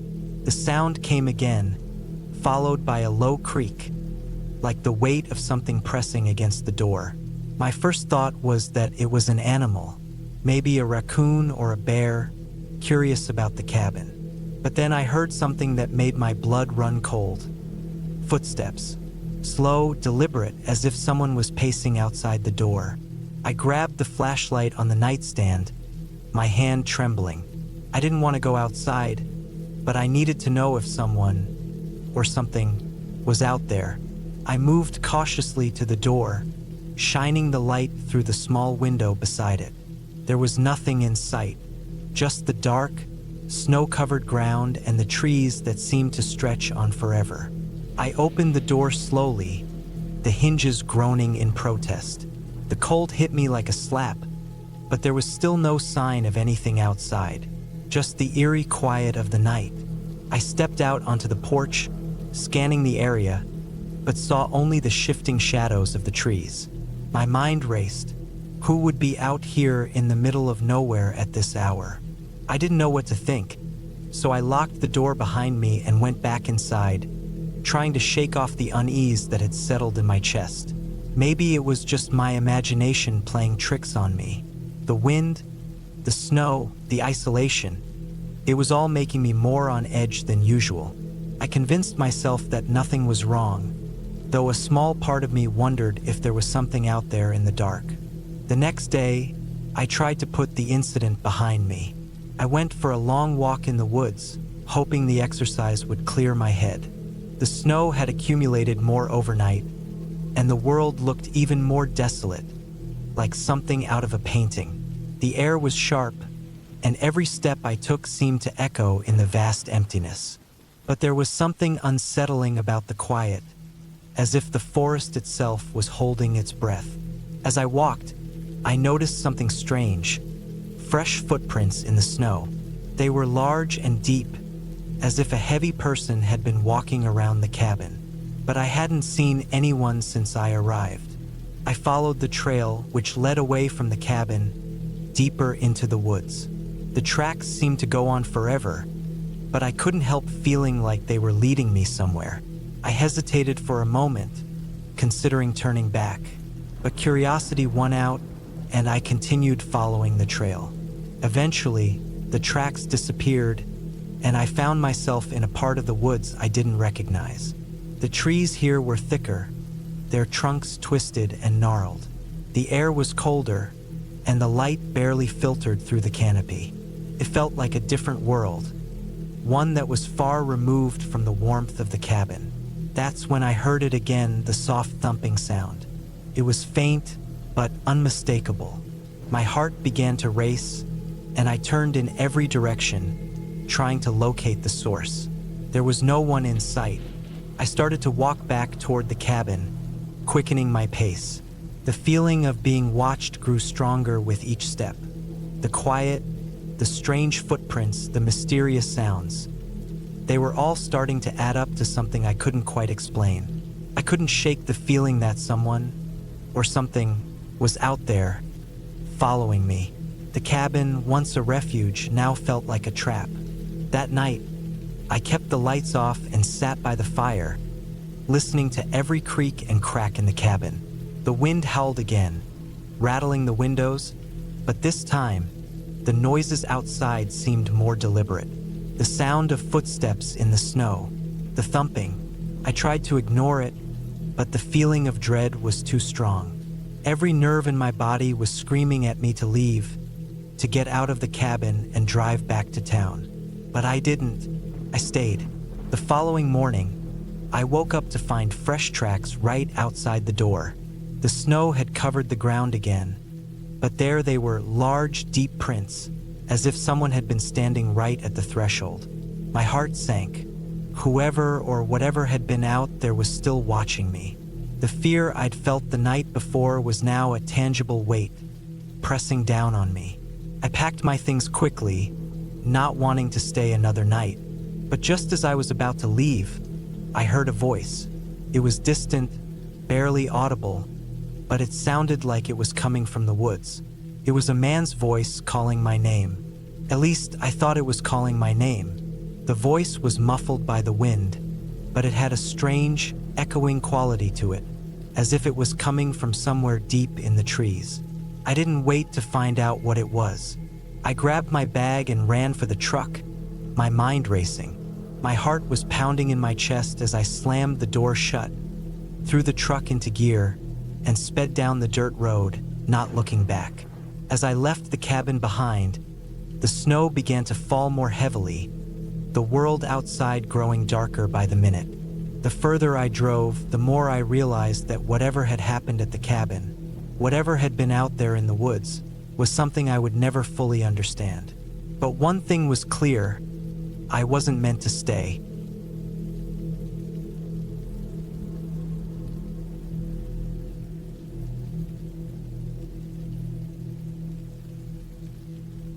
I had never really been one for cabins.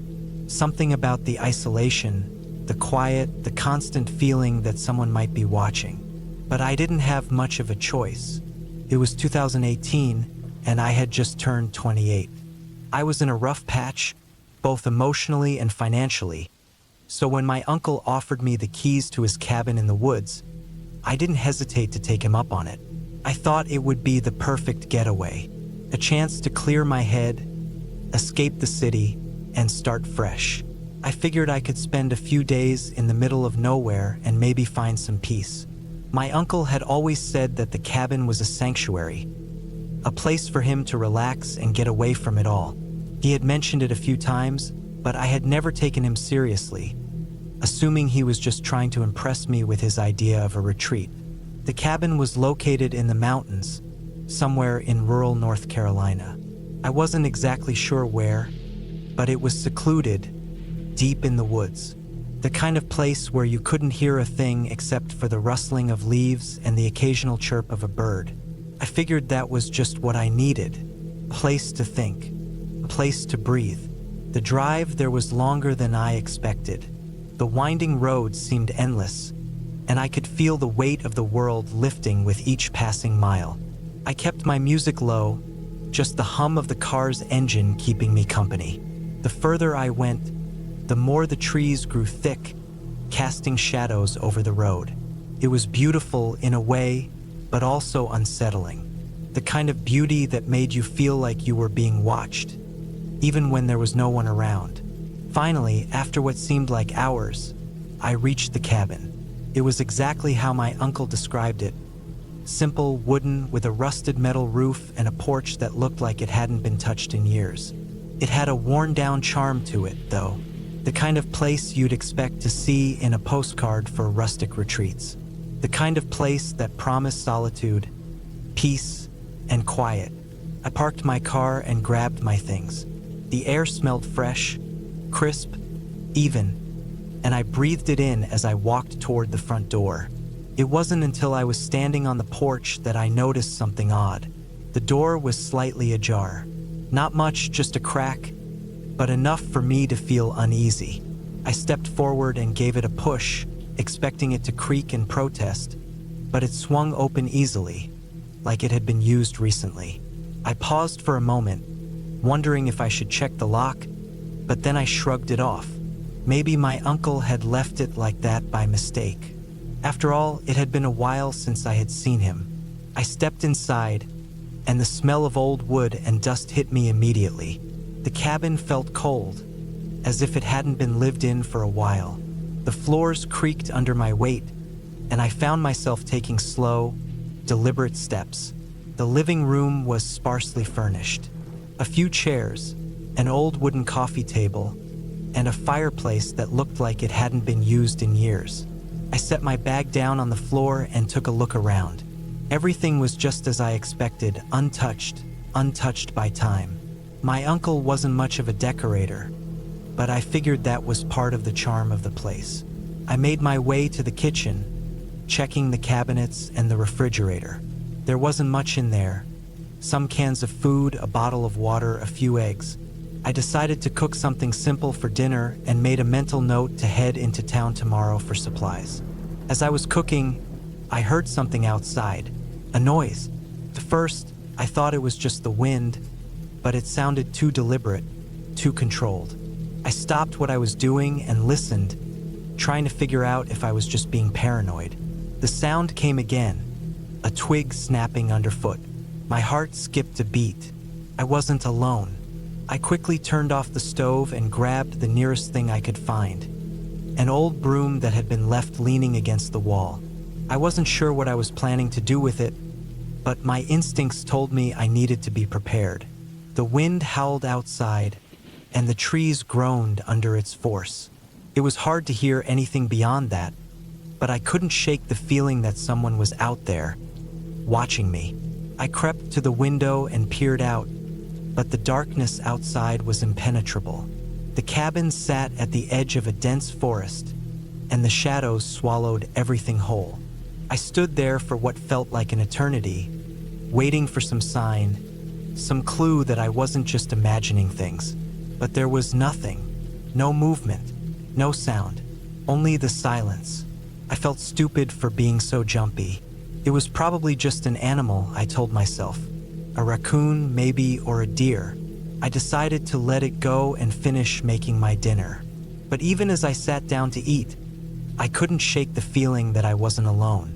My eyes kept darting toward the window, my hand gripping the edge of my plate. My mind was racing. I finished my meal quickly, then decided to get some rest. The bed was simple, just a mattress on a wooden frame, covered with a thick, flannel blanket. I closed the curtains, crawled under the covers, and tried to relax. The sounds of the forest outside, the rustling leaves, the wind, the occasional snap of a branch, faded into the background as I closed my eyes and drifted off to sleep. It wasn't until later that night, when I was jolted awake by the sound of the door banging against the frame, that I realized something was wrong. My heart pounded in my chest as I sat up, gasping for air. I could hear footsteps outside, slow and deliberate, as if someone were walking around the cabin. I froze, trying to control my breathing, trying not to make a sound. The door creaked again. This time, it sounded like it was being pulled open. I didn't know what to do. Should I hide? Should I run? I grabbed my phone, but there was no signal, nothing. Just the empty, suffocating silence of the woods. I quickly grabbed my bag and threw it over my shoulder. The back door was my best bet, but I knew it would be risky. If whoever was out there heard me, I would be trapped. But I had to try. I slipped out of bed and moved toward the back door, my footsteps quiet, my heart racing. I slowly turned the handle and pushed the door open just a crack. The cold night air rushed in, and I felt a shiver crawl up my spine. There, standing in the yard, was a figure, a man, tall, broad-shouldered, wearing a dark coat. I couldn't make out his face, but I could see the outline of his body against the moonlight. I held my breath, praying he wouldn't hear me, but then I heard something even worse. A faint laugh, low and guttural, like it came from the pit of someone's stomach, sent a chill down my spine. The man turned toward the cabin, and for the briefest moment, I thought I saw his eyes glint in the dark. I slammed the door shut and bolted it as quietly as I could. My hands were shaking. I could barely think straight. I moved to the living room and grabbed the broom again, clutching it like it was the only thing that could protect me. But deep down, I knew it wouldn't be enough. Nothing would be enough. The man was out there, and he was coming for me. I didn't sleep that night. Every creak of the cabin, every gust of wind, had me on edge. I kept checking the windows, hoping I wouldn't see him standing there, staring in at me. I didn't know how long I sat in that chair, watching the night slip by in slow, agonizing minutes. The next morning, I left. I couldn't stay there any longer. I packed my things quickly, throwing them into the car without thinking twice. As I drove away, I glanced at the cabin in my rearview mirror. It stood there, quiet and still, like nothing had ever happened. But I knew better. I never went back, and I never spoke to my uncle about it. The cabin was no sanctuary. It was a place for something else, something dark.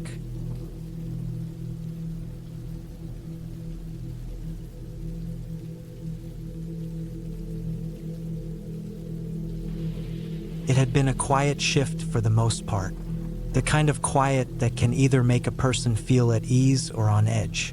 I wasn't sure which one I felt as I stood in front of the cabin, its wooden structure dark against the black sky. It was just me on this shift alone. Nothing new about that. I'd been working as a night guard for the local police force in this remote area for a few months now. Not glamorous work, but it paid the bills and it kept me out of the city. The cabin itself had always given me a weird feeling. It sat at the edge of a dense forest, miles from the nearest neighbor. No lights. No other sounds but the wind through the trees and the occasional rustle of animals. I wasn't particularly afraid of the dark or the isolation. The silence was just unnatural. Maybe that's why I'd taken the job. I could do something simple, let my mind wander, and forget the noise of the city. But that night felt different. The rain had started to fall just as I arrived at the cabin. A light drizzle at first, but it quickly turned heavier. The kind of rain that could make the windows fog up and make you feel trapped inside, even when you weren't. I checked in on the cabin earlier that night, making sure everything was locked up, but now I was back again just to check for the usual. Anything out of the ordinary. Maybe it was the rain or the fact that it was so late, but something about tonight felt wrong. I grabbed my flashlight and stepped off the porch, letting the rain soak my jacket as I walked around the cabin, scanning for any signs of forced entry or anything strange. The woods were eerily quiet. Not even the usual sounds of the wildlife could be heard, just the drumming of the rain against the trees. I didn't think much of it at the time, chalking it up to the weather. The door creaked behind me as I made my way back to the front. I froze. I hadn't touched it, and it was never left open. I glanced around the property, checking to see if there was anyone nearby, but I was alone. My hand instinctively went to the holster on my belt. I wasn't expecting trouble, but I always had to be prepared. I took a step back toward the door, and that's when I heard it. A voice, low, barely audible. The kind of voice you'd only hear in the silence of a storm. It wasn't loud or frantic, just there. I froze. My heart rate picked up. Maybe it was someone out there, someone who had been hiding. But then I remembered, this place was supposed to be empty. I stood still, listening, but the voice was gone. Maybe it was just the wind, or maybe I was just tired. Either way, I wasn't about to take any chances. I pushed open the door and stepped inside the cabin, scanning the small, dimly lit room. The air was thick with moisture, and the smell of wood and dust hit my nose. I couldn't help but feel that familiar, gnawing feeling in my gut. The first thing I noticed was the blood. It was splattered on the floor, the walls, and a chair. I didn't need to look closely to know what I was seeing. The dried crimson streaks were unmistakable. Someone had been killed in here not long ago, but the body was nowhere to be seen. My flashlight flicked across the room, finding more blood on the walls, smeared and splattered as if someone had tried to escape, only to be dragged back. My stomach churned, but I couldn't afford to lose my head. I had to stay calm. I slowly moved deeper into the cabin, trying to assess the situation. As I walked past the small kitchen, something caught my eye. A pair of muddy boots by the door. Not just any boots. They were big, military-grade boots, the kind that someone in law enforcement or the military would wear. I hadn't seen anyone wearing those boots around here, at least not recently. And the thing that hit me like a ton of bricks? One of the boots was still warm. Panic crept in as I realized someone was still in the cabin, and that someone might be very close. I checked the bathroom first, then the small back bedroom. Empty. But then, just as I was turning to leave the bedroom, I heard a faint sound from behind me. Footsteps. I turned just in time to see him. A man. He was tall, broad-shouldered, wearing dark clothes that blended into the shadows. He didn't look like a typical criminal. In fact, he looked like someone who belonged here, like someone who knew this place intimately. But it was the gun in his hand that made my heart stop. I didn't have a lot of time to think. The man's eyes met mine and I saw it, the recognition. He wasn't surprised to see me. He was expecting me. I didn't hesitate. I drew my weapon and aimed it at him. But he was faster. His gun came up, and I heard the deafening roar of a shot before I even had time to react. The bullet missed, but just barely, grazing the side of my arm. Pain exploded across my skin, and I gritted my teeth to keep from screaming. My vision blurred for a moment, but I kept my focus. I couldn't let this man get the upper hand. He took a step toward me, a grin spreading across his face as if he were enjoying the chase. I backed up quickly, my mind racing for an escape plan. The only way out was through him, but the longer I stood there, the more I realized he wasn't just any random intruder. He wasn't even a thief. He was a cop. I didn't know how I knew. Maybe it was the way he moved, the confidence in his stance. Or maybe it was something else. Some feeling deep inside me that whispered he was the one who had left that blood behind. The more I thought about it, the more certain I became. He wasn't supposed to be here. I didn't have time to process the thought fully before he lunged at me, knocking my flashlight from my hand. I struggled to maintain control of my gun, but his grip was strong, and my injury from the bullet was making it harder to fight back. We hit the ground with a thud, my sides scraping against the cold, hard floor. I gritted my teeth and tried to push him off, but it was like he weighed a ton. The smell of sweat and something metallic filled my nose. My vision spun. With a last burst of adrenaline, I pulled my knee up, driving it into his stomach. He gasped. The air knocked out of him and I managed to break free, but I couldn't get the gun back into position before he grabbed my arm again. He was relentless. I kicked out, hitting him square in the chest, and for a moment, I thought I might actually get away. But then, just as I tried to scramble to my feet, he grabbed the back of my jacket and yanked me back to the ground. I fought as hard as I could, trying to break free, but everything seemed to slow down. My breath was ragged, the pain in my arm searing through my whole body. It wasn't until I heard the distinct sound of a second gunshot that I understood what was happening. The shot didn't come from my weapon, came from his. I looked down, seeing the blood begin to pool on the floor around me. His shot had landed, and I knew without a doubt that this wasn't going to end well for me. But I couldn't give up. Not yet. I'd been trained to survive, and I was going to survive this. I just had to be smarter, faster. And then, everything went black. When I woke up, I was lying on the floor, the dim light from the window barely touching my skin. The rain had stopped, and the cabin was eerily silent again. I could hear the faint sound of footsteps outside, but nothing that made my heart race in the same way it had before. I tried to move, but everything ached. My arm felt like it was on fire, and my head was spinning. I pushed myself up slowly, my fingers numb as they brushed against the cold floor. The room was empty. The man was gone. I had to get out of there. With what strength I had left, I crawled toward the door, the blood on the floor making it slippery.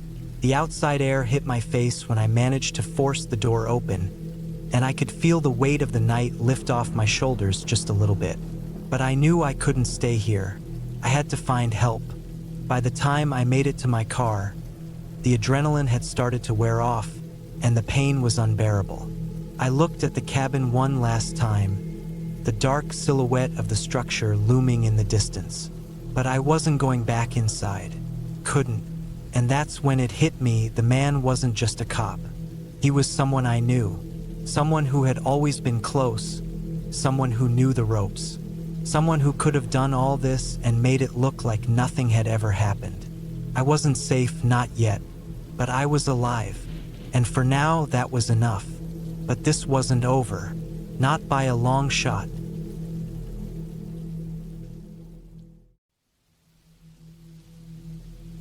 I didn't expect the night to go like this.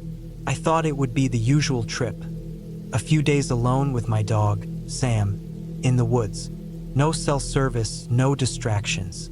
Just a quiet retreat to clear my head. But something about this cabin felt different. It was old, tucked away in the dense forest of Idaho, far from any roads, and the more I stared at it, the more it gave off a strange vibe. I thought I was just imagining things. I hadn't been here for more than an hour when I started second-guessing myself. It was late afternoon when we arrived, the sun casting long shadows through the trees as we unloaded the truck. Sam, my golden retriever, hopped out eagerly, his tail wagging as he explored the surroundings. I'd rented the place online, promised that it would be peaceful, a perfect getaway from the noise of city life. But now that I was here, I wasn't so sure. The cabin, though rustic and charming, seemed almost too isolated. The wood was weathered, the porch creaked underfoot, and the smell of pine and earth was thick in the air. I tried to shake off the uneasy feeling as I opened the door. The interior was small but cozy. A fireplace, old leather chairs, and a few pictures on the walls that looked like they hadn't been touched in years. The air was musty but smelled like the kind of place that could grow on you. Sam sniffed around, immediately finding his favorite spot by the window. I set my bag down and decided to explore the area. Maybe a walk around the cabin would help me relax. I grabbed a flashlight, knowing it would get dark quickly in the woods, and headed out with Sam by my side. We wandered for a while, the dense forest surrounding us. The trees were tall, their branches swaying slightly in the wind. The ground was uneven, covered with pine needles and fallen leaves. It was quiet, too quiet, the kind of silence that makes you aware of every little sound. Sam seemed a little on edge, occasionally pausing to look around or sniff at the ground as if sensing something I couldn't. We made our way down a small hill where I could see a creek running through the trees. I stopped there, taking in the view. It was beautiful, but it was also one of those moments where the isolation hit me all at once. No cars, no people, just nature. And yet, the deeper I looked into the forest, the more I felt like something was watching us. I tried to shake off the feeling, telling myself it was just the quiet, the vastness of it all. But it didn't help. Sam's ears perked up suddenly, and he started to growl low in his throat. I froze, looking around, but saw nothing. The forest was still just like before. "Easy, buddy," I muttered, but Sam was already backing up toward me, his tail tucked between his legs. It wasn't like him to act this way, especially not in the woods where we'd hiked before. Something was off, and it made my stomach tighten. I decided it was time to head back to the cabin. As we walked, I kept glancing over my shoulder, the feeling of being followed lingering in my gut. When we got back to the cabin, I immediately locked the door behind us. Sam was still uneasy, pacing around the room. I set up the fire in the fireplace, hoping the warmth would make everything feel normal again. The crackling flames were comforting, but the feeling of being watched didn't go away. Nightfall came quickly, and the wind outside picked up. It howled through the trees, rattling the windows. I sat in one of the old chairs near the fire, trying to relax. Sam curled up beside me, still on edge. The shadows from the fire flickered on the walls, and the longer I sat there, the more I began to imagine shapes in the corners of the room. But nothing moved. Still, I couldn't shake the nagging feeling that something wasn't right. At some point, I must have fallen asleep. I was jolted awake by a loud noise, something tapping on the window. Sam was up, growling again, his hackles raised. I stood up quickly, heart racing. The tapping came again, louder this time, and it sounded as if it was coming from the side of the cabin, just beyond the reach of the light. I grabbed the flashlight and cautiously approached the window. My breath caught in my throat when I saw nothing outside. No movement, no animals, just the darkness of the woods. I stood there for a long time, the light trembling in my hand, until I felt foolish for even checking. Maybe it was just the wind. Maybe an animal brushed against the window. But Sam wasn't having it. He continued to growl, his eyes fixed on the corner of the room, his body stiff. I tried to calm him, but I couldn't deny it. I was scared. There was something off about this place, and I couldn't put my finger on it. My mind raced through possibilities. Maybe the cabin was just old, creaky. Maybe there was a wild animal nearby. I didn't know, but the unease in my gut wouldn't go away. I spent the next few hours checking every lock, securing the windows, and making sure Sam was calm. But by the time I decided to lie back down, the sense of unease had only grown stronger. Sleep didn't come easy that night, and I was up several times, listening to the wind and the occasional snap of a branch outside. Each time, Sam would stir, his growls a constant reminder that something wasn't right. The morning came, and the sun was low in the sky, casting long shadows across the cabin. I thought about leaving, but something kept me there. Maybe it was the isolation I craved, or maybe it was the fear of what might happen if I left. Sam and I spent the morning in silence, walking the woods, but the feeling never fully lifted. That nagging suspicion, the sense that we weren't alone. By the time the sun began to set again, I was exhausted. I didn't want to spend another night in that cabin, but I also didn't want to face the forest at night alone, not with that eerie feeling weighing on me. So I stayed. That night, the tapping at the window started again. It was persistent this time, rhythmic almost. I knew I couldn't ignore it anymore. I had to know what was causing it. I grabbed a heavy flashlight and made my way outside, Sam right behind me. We circled the cabin, shining the light on every surface, but I found nothing. No footprints, no signs of an animal. I was about to give up when I heard a noise, a rustle from the trees at the edge of the clearing. My heart skipped a beat. Then I saw him, a man standing just beyond the trees, tall, hunched, with a large coat that blended into the shadows. My blood ran cold. The man didn't move, just stood there, watching. I backed up slowly, keeping my eyes locked on him. Sam was barking fiercely now, but I couldn't bring myself to call out. I was paralyzed, my mind racing through all the worst possibilities. The man didn't come any closer. He didn't move at all, just stood there as if waiting for me to make the first move. I kept my distance, retreating back to the cabin, the light from the porch casting long shadows around us. Sam didn't stop barking until I slammed the door shut behind us. That was when I realized the truth. I wasn't alone. Someone had been watching us the whole time, from the very beginning. But why hadn't they done anything? What were they waiting for? I decided to leave. There was no more second guessing, no more waiting. I wasn't going to stay one more night in that cabin, not with a stranger watching from the woods.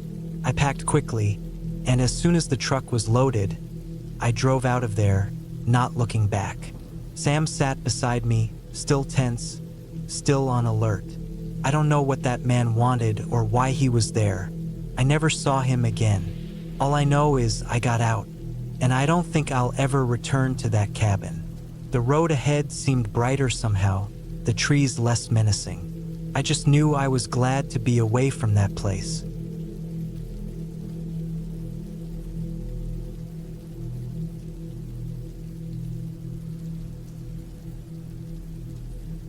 Back in the fall of 2016, I was 33 and working a job in a small automotive shop in eastern Kentucky. The town was nothing special. One of those quiet places where the gas station still had those old soda machines out front and everyone knew your last name. I had just gotten out of a long-term relationship and was looking for anything to break the routine, something that would get my mind off things for a while. I had a habit of scrolling through local classifieds in the evenings just to see what people were posting. Everything from old lawnmowers to fishing boats to weird antiques. That's when I found a listing that caught my eye. It wasn't listed under rentals or vacation homes. It was tucked away in the miscellaneous section, posted by someone named G.R. Langston. Secluded cabin available for weekend use. No frills. Off-grid. $40 per night. Must bring your own food and bedding. Near Langston Cemetery. No Wi-Fi. No power. Firewood provided. Use at your own risk. I read it over a few times. I didn't know anyone named Langston, but the cemetery name didn't surprise me.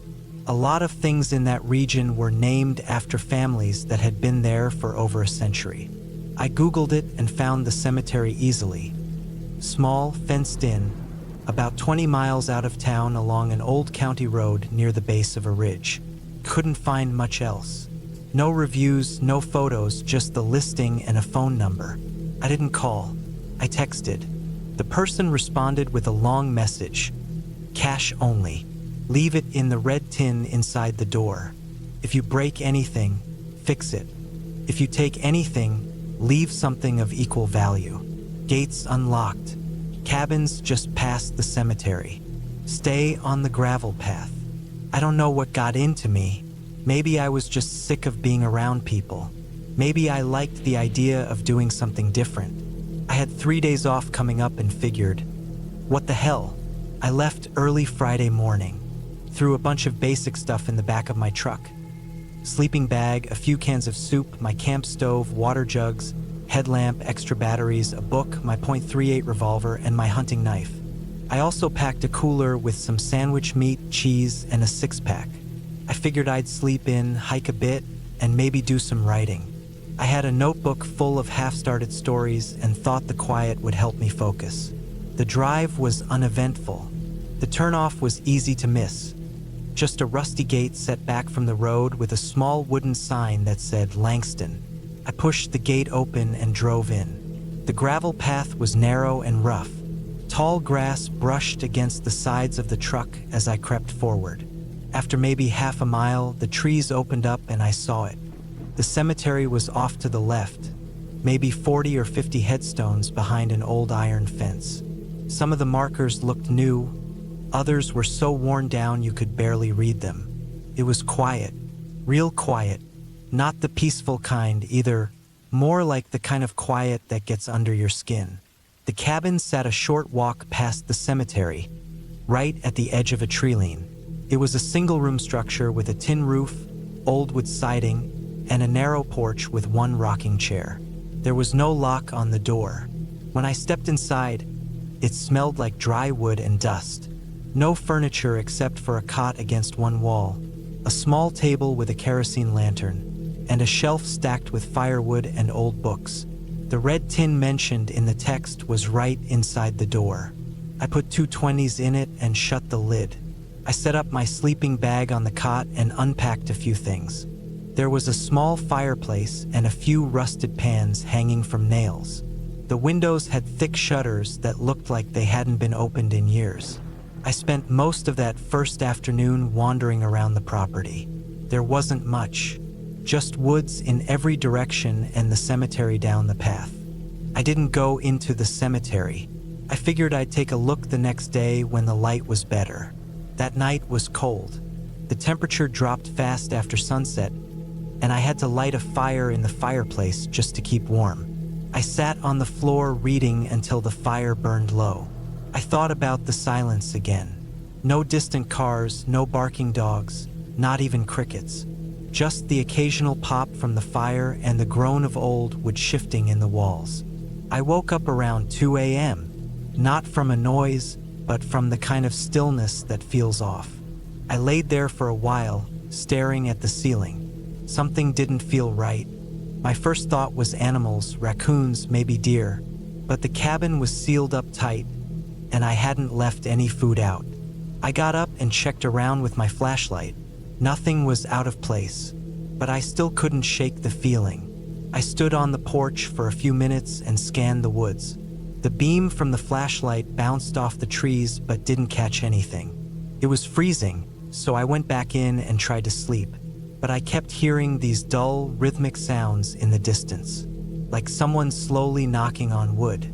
I told myself it was probably branches shifting in the wind, even though there wasn't much wind at all. Saturday morning, I walked to the cemetery. I figured daylight would make it feel less eerie. Didn't. The air was still heavy. Some of the graves dated back to the 1800s. One of them was marked G.R. Langston, the same name as the guy who posted the ad. The date was 1974 to 2003. I stood there for a while trying to make sense of it. If that was the guy who posted the listing, he'd been dead for over a decade. Maybe it was a relative. Maybe someone else used the name. I tried not to think too hard about it. That afternoon, I hiked around the property. There were trails, though they weren't well maintained. Around 2 miles out, I found a second path I hadn't seen before. It was narrow and overgrown, but I followed it anyway. After 10 minutes, I came across an old foundation, just the stone outline of what must have been a building at some point. Nearby, I found a pile of rusted tools, some broken bottles, and a few rotted boards. Looked like someone had tried to build something out there and gave up. I headed back before dark, ate a quick dinner and stoked the fire. I noticed that my cooler was half empty. I was sure I hadn't eaten that much. I also noticed that one of my water jugs had been knocked over. I hadn't bumped it. I'm careful about that stuff, but I convinced myself maybe I had, or maybe the floor was uneven. That night, I woke again around 2 a.m. This time it wasn't just a feeling. I heard it, footsteps on the gravel path outside. Slow, deliberate. Crunch, crunch, pause. Then again. I froze. My hand went to the revolver under my pillow. I waited. The footsteps stopped outside the cabin. I didn't move. I didn't breathe. For a full minute, there was nothing. Then I heard the faint creak of the porch floorboards. Just one. Then silence. I sat there until the sun started to rise. Never heard another sound.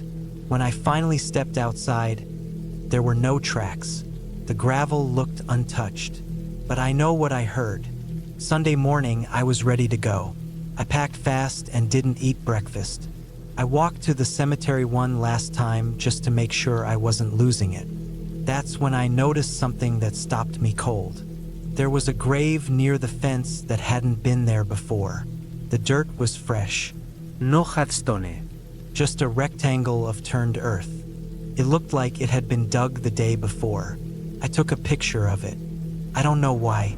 Maybe I wanted proof. I felt sick. I got in the truck and drove out as fast as the road would let me. When I got to the gate, I stopped and got out to close it behind me. That's when I noticed something tucked under the latch. It was the $40 I'd left in the tin, folded in half. Nothing else, just the cash, crisp and dry like it had just come out of an ATM. I didn't report anything.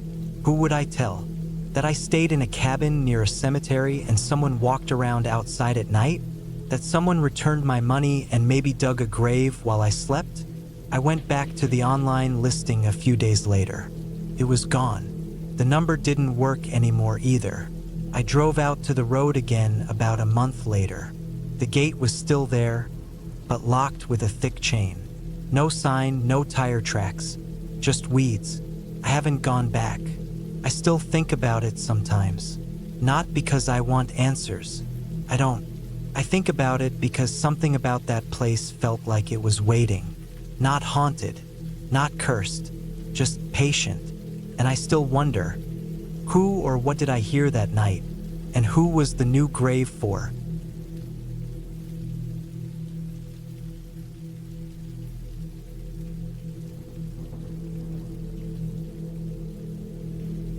My name's Daniel, and I was 38 when all this happened. It was 2021, mid-autumn, and I had finally taken a break from the concrete life I'd been living in Manchester.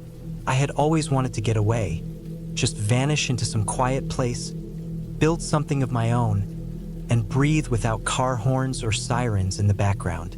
When my job shifted to full-time remote work, I figured I had my chance. So I packed up what I needed, loaded my small pickup with tools and supplies, and drove north toward the hills of rural Scotland. A friend of mine had a cousin who owned a small piece of land near the edge of Cairngorms National Park and agreed to let me stay there for a while. It was wild, quiet, far enough from civilization but not dangerously isolated. The land was thick with trees, damp moss everywhere, and an old hunting path that barely cut through the forest. I had scouted it earlier in the summer, planned out a small space just big enough for a single-room cabin. Nothing fancy, just 4 walls, a pitched roof, and a wood stove. I camped there a couple times and never ran into anyone, not even hikers. You had to know it was there to find it. It took me 2 days to clear the area again that October. Fallen branches, wet leaves, and a soft layer of mud from the earlier rains.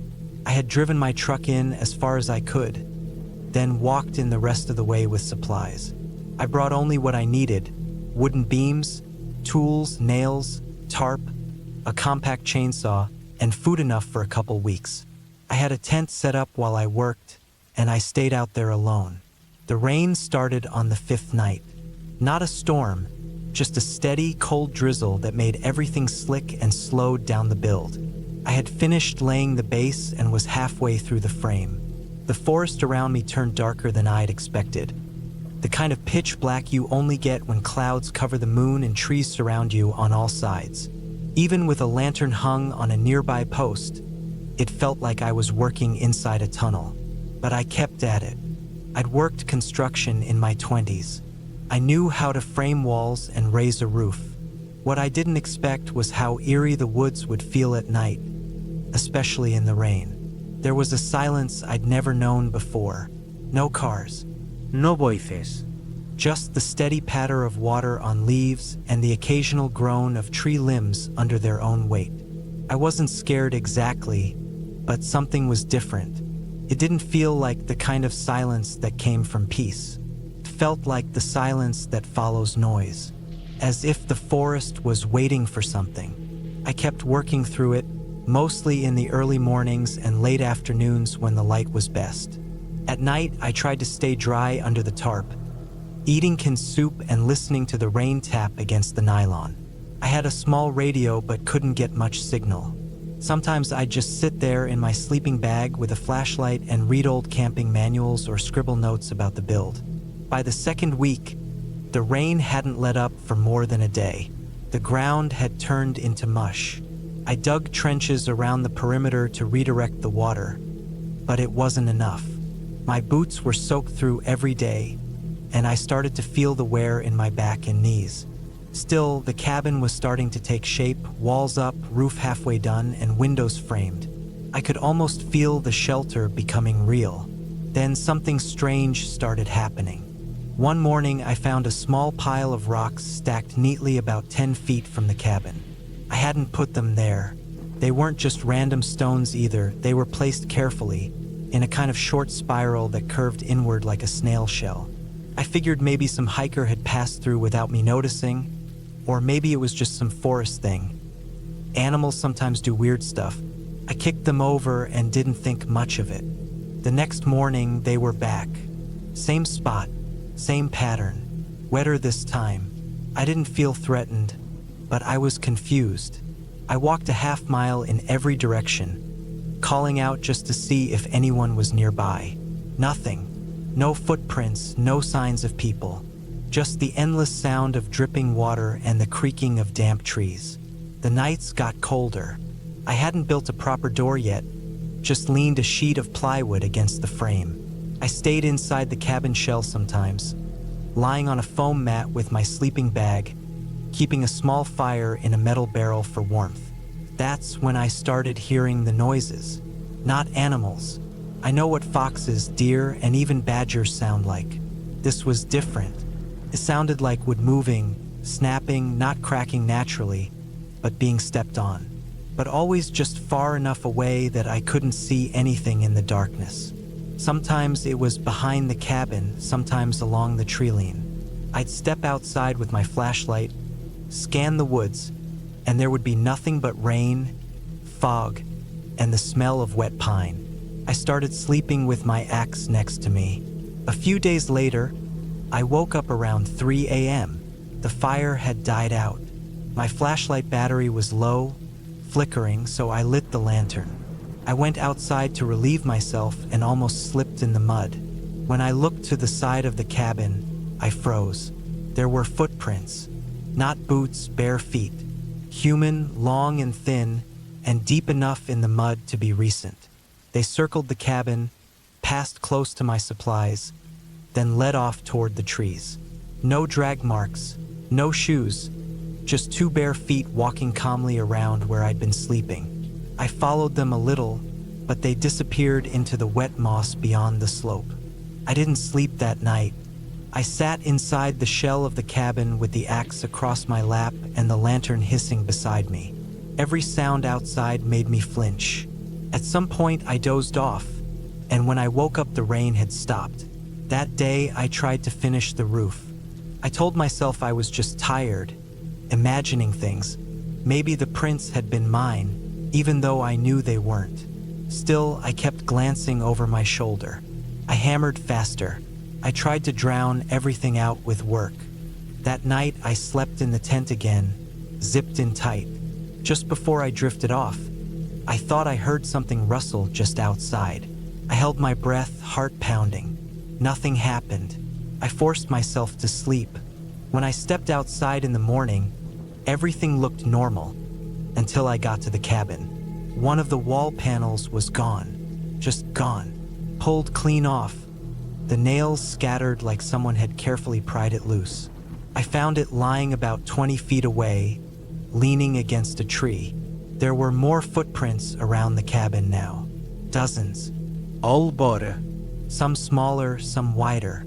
No tools were missing, but someone had taken a half bundle of firewood and left a pile of wet pine cones in its place. That was the moment I knew I had to leave. I spent the next few hours gathering my gear, packing what I could, and covering the unfinished cabin with tarps. I couldn't carry everything, but I took my tools, food, and sleeping gear. I left a note on a sheet of plywood. "Will return. Please do not disturb." Felt ridiculous, but I wrote it anyway. I hiked out through the forest in the direction of the road. Took over an hour, and I kept checking behind me.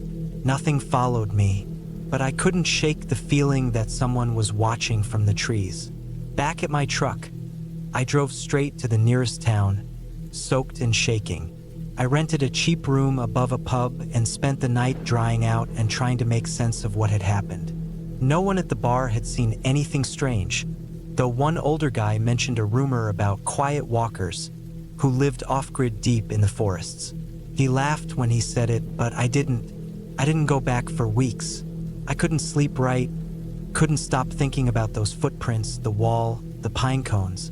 I checked the weather, waited for a stretch of dry days, and finally drove back up in mid-November. The forest was quieter then. The trees were more bare. When I reached the cabin site, everything looked untouched, but different. The cabin was still there.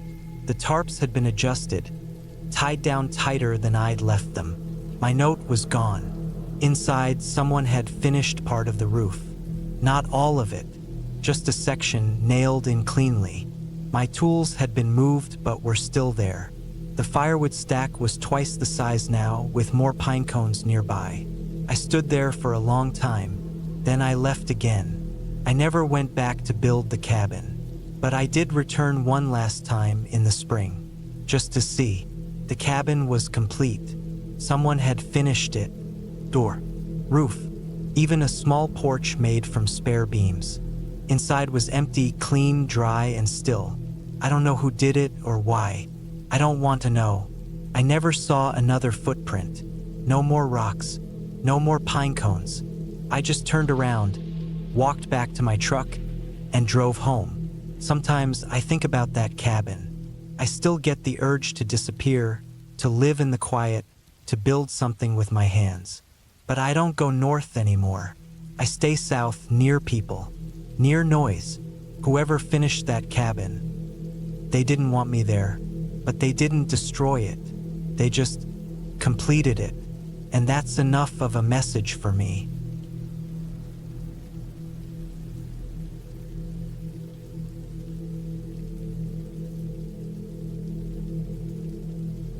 I was 34 when I decided to spend a week alone up north, in a hunting cabin that used to belong to my Uncle Paul. He passed away in 2019, and the place sat untouched since then. It was built deep in the Upper Peninsula of Michigan, off a barely visible dirt road about 2 hours north of Ironwood. A few people in my family had gone there for hunting or fishing over the years, but no one had set foot in it since Paul died. He was a quiet man, didn't care for company, and preferred long weeks out in the woods, alone with his thoughts and his rifle. I think I inherited that same kind of need to be alone sometimes, especially after the past few months. My relationship had ended. I'd quit my job, and I just felt like I needed a reset. I figured a week in that old cabin would be the perfect way to clear my head. Just me, the forest, and my rifle. It was the end of October, 2022. The weather had already started to turn. The leaves were almost all down, and a thin layer of frost clung to the grass in the mornings. Cold, quiet, and empty, just the way I wanted it. I drove up in my old silver Tacoma, loaded with gear. Rifle, ammunition, a cooler with food, propane for the heater, and a small generator in case I needed power. The place didn't have running water, but there was a creek nearby for washing up, and I brought a few gallons of drinking water. Everything I needed was packed tight in the back. The last 5 miles of the drive were on rough dirt roads. I had to go slow, weaving around potholes and fallen branches. When I reached the cabin, it looked just like I remembered it. Small, square, with dark brown planks of weathered wood and a slanted tin roof. A metal chimney jutted up one side. A single porch light was above the door, though I had no idea if it still worked. I parked the truck about 10 feet from the door and got out. The air was cold and dry. It smelled like pine needles and dead leaves. No sounds, no wind, no birds. Just that deep forest stillness that makes you feel like the whole world paused. Inside, the cabin was dusty but solid. One room, maybe 15 feet wide, with a small kitchen area to the left, a wood-burning stove in the far corner, and a bunk on the right wall. There was a wooden table and 2 old chairs in the middle, and shelves full of canned food, most of which had expired years ago. I set up my gear, got the heater running, and cracked a window to air the place out. That first night was quiet. I didn't sleep much, not because I was uncomfortable, but because I was too used to city sounds. The silence in the woods at night can feel loud if you're not used to it. Every creak in the roof or groan of the wood made me stop and listen. But eventually I drifted off. The next morning, I woke up early and set out with my rifle. The frost was thick on the ground, and my breath puffed white in the air. I followed a game trail I remembered from years ago, heading out past the creek and deeper into the woods. I didn't see much that first day. A few fresh tracks, but no movement. Still, it felt good to be out there. No phone, no people, just trees and time. I came back around noon, made a quick meal, and spent the afternoon chopping firewood and scouting new spots. The sun dropped fast that time of year, and by 5:30 it was already getting dark. I made a fire in the stove, heated up some canned stew, and sat with my back to the wall, watching the shadows move as the flames flickered. That night, I heard something outside. It was late, maybe 2 or 3 in the morning. I was half asleep in my sleeping bag when I heard the sound of something stepping on the porch. It wasn't an animal. It was too heavy, too deliberate. You know the sound a boot makes on dry wood? That's what it sounded like. One step, then another. I sat up, heart hammering, and grabbed my rifle. I waited, holding my breath. Another step, then silence. I didn't move for almost an hour. I kept the barrel of the rifle pointed at the door and didn't blink. I never heard anything else. No walking away, no rustling. Nothing. Eventually, I convinced myself maybe it was a branch or something falling. Maybe even a big animal. I forced myself to lay back down, but I didn't sleep the rest of the night. The next morning, I went outside. There were boot prints in the frost. Clear as day. Someone had walked up to the porch, taken 3 steps, and then nothing. No prints going away. Just a trail that stopped right there at the 3rd step like the person had vanished. I followed the prints backward into the trees.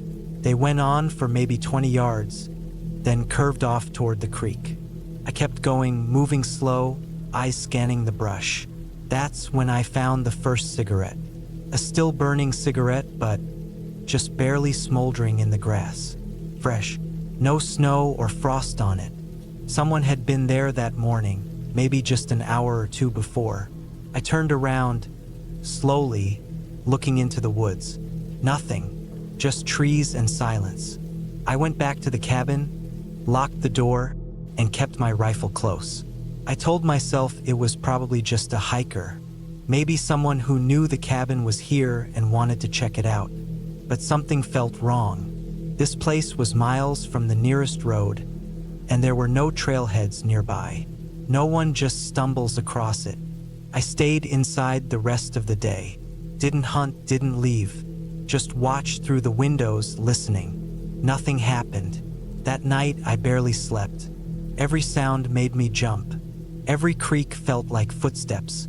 But the night passed quietly. The next morning, I almost left. I stood outside, staring at the truck, thinking about packing up. But part of me didn't want to. This trip was supposed to be a break from all the noise, and I didn't want to run away because of something that might have just been nothing. I stayed. That afternoon, I went out again. I took the rifle and followed the creek for a while, hoping to see some deer. It was cold, and the wind picked up a bit, rustling the dead leaves. I kept checking behind me, paranoid, but I didn't see anyone. Then I found the second sign. A plastic bag tied to a tree branch, about 6 feet off the ground. Inside the bag was a half-eaten sandwich and a folded-up paper napkin. It was fresh, definitely not something that had been sitting out. The bread was soft. The meat didn't smell yet. It was like someone had just eaten it. I left it where it was and backed away slowly. Back at the cabin, I locked the door again and checked all the windows. I didn't light a fire that night. I didn't want to draw attention. I sat in the dark, wrapped in my sleeping bag, rifle in my lap. Around midnight, I heard it again. Steps outside. This time, they didn't stop at the porch. They circled the cabin. Slow, heavy, deliberate. I didn't move. I just listened. My mouth was dry. My heart felt like it was trying to climb up my throat. The steps circled again. Then silence. Then something scraped the wall, like a knife or maybe a stick, dragging along the wooden planks. Slow. From the back of the cabin to the window near the bed. I didn't dare look. I just aimed the rifle at the window and waited. Eventually, the sound stopped. I sat there until the sun came up. When I finally stepped outside, I found more footprints. The same boots, deep, clear, fresh. And on the back wall of the cabin, long scrape marks. Whatever had been dragged along the wood left gouges almost half an inch deep. I packed my things. There was no more trying to rationalize it. Someone was out there, watching, waiting, maybe messing with me, maybe worse. I didn't want to wait to find out. As I loaded up the truck, I kept looking into the trees. I felt eyes on me the whole time, and then I saw him, just for a second, maybe 50 yards away. A man, standing still between two trees, dressed in dark clothing, hood up, arms at his sides. Not moving, just staring. I didn't aim the rifle. I didn't shout. I didn't do anything but climb into the truck and start it. I backed out, turned around, and drove faster than I should have down that old dirt road. The tires slipped a few times in the loose gravel, but I didn't slow down. Not until I hit pavement 2 hours later. I drove all the way to a motel just outside of Duluth and spent the night there. I didn't sleep much, just laid there thinking about those boot prints, that sandwich, that cigarette, the scraping sound. I never reported it. What could I say? No one was hurt. Nothing was stolen. I had no proof, just a feeling in my gut that if I'd stayed one more night, something would have gone very wrong. I haven't been back to the cabin since. A few months later, I looked it up on a map, curious. I zoomed out, scanned the area. About 5 miles south of the cabin, hidden in the woods near an old, barely visible fire road, was a marker for a missing person. A hiker, disappeared in 2020, never found. That stuck with me. I don't know if it was connected. Maybe it wasn't. Maybe I was just unlucky. Or maybe I was lucky I got out when I did. But I know this. I wasn't alone out there. And whoever was watching, they didn't want me there. I still go hunting, but never alone. And never in the Upper Peninsula again. That trip changed something in me. It reminded me that the woods aren't always empty, that people can be worse than anything you imagine. And sometimes, the scariest thing out there isn't a bear or a wolf. Sometimes, it's the man who watches from the trees and never says a word.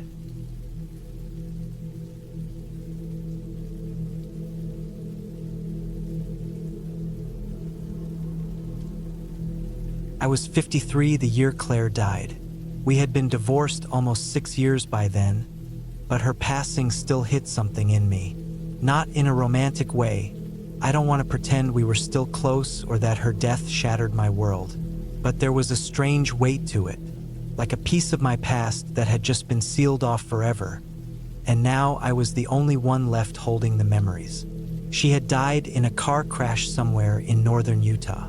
Some drunk kid ran a red light late at night and T-boned her on the driver's side. They said it was quick. No suffering. That part stuck with me more than I expected. We hadn't talked in over a year, and the last time we did, it was cold and distant, mostly about some mail I had mistakenly received. She had kept the cabin. It was this small place out near Twin Bridges, Montana. We bought it when we were still married, back when we thought getting away from the noise and the city would fix us. The place didn't even have a proper address, just a long, unpaved road that led off a county route and stopped dead in a clearing. We hadn't been there together in over 10 years. After the divorce, Claire got the cabin. She liked it more than I did anyway, and I wasn't about to fight over something that just reminded me of long, silent weekends and burned casseroles. But she kept it up as far as I knew. Visited it every few months, fixed the deck, replaced the siding. I think she even had a neighbor check in on it during the winters. After she died, her sister Ellen reached out to tell me she was handling the estate. Claire hadn't updated her will since before the divorce, so technically, the cabin reverted back to me. I didn't want it. I didn't even think about it. But Ellen was adamant that I should at least come see it one last time. Maybe decide what to do with it. I figured I could drive up there, spend a couple of nights, and either list it for sale or sign it over to someone who gave a damn. I had a week off work and not much else going on. It was the end of August, the air was still warm, and the roads would be clear. I packed up my truck and headed out, not thinking much beyond what gas stations I'd stop at on the way. The drive took longer than I remembered. The paved roads gave way to gravel, then dirt, and finally just ruts carved into the forest floor. Trees closed in tight on either side, tall and thick. The air smelled like pine and damp leaves. I had to slow to a crawl for the last few miles. My tires kicked up dust and small stones, the truck bumping over roots and patches of grass. When I pulled up to the clearing, it all came back at once. The cabin sat hunched in the middle of a patch of tall yellow grass. The wood was darker than I remembered, weathered by sun and wind. The deck looked newer, maybe replaced a few years ago. The windows were all intact, curtains drawn tight. The same little metal chimney poked out of the roof. It looked lonely, like a forgotten photograph in a box you never meant to open again. I shut off the engine and just sat there for a few minutes. The forest was quiet. No birds, no wind, no bugs even. I stepped out of the truck, stretched, and grabbed my duffel bag from the back seat. The door creaked when I pushed it open. It had always done that. Inside, not much had changed. A coat of dust covered everything, but it didn't smell too musty. There were 2 small couches along the walls, a coffee table in between, and a wood stove in the corner.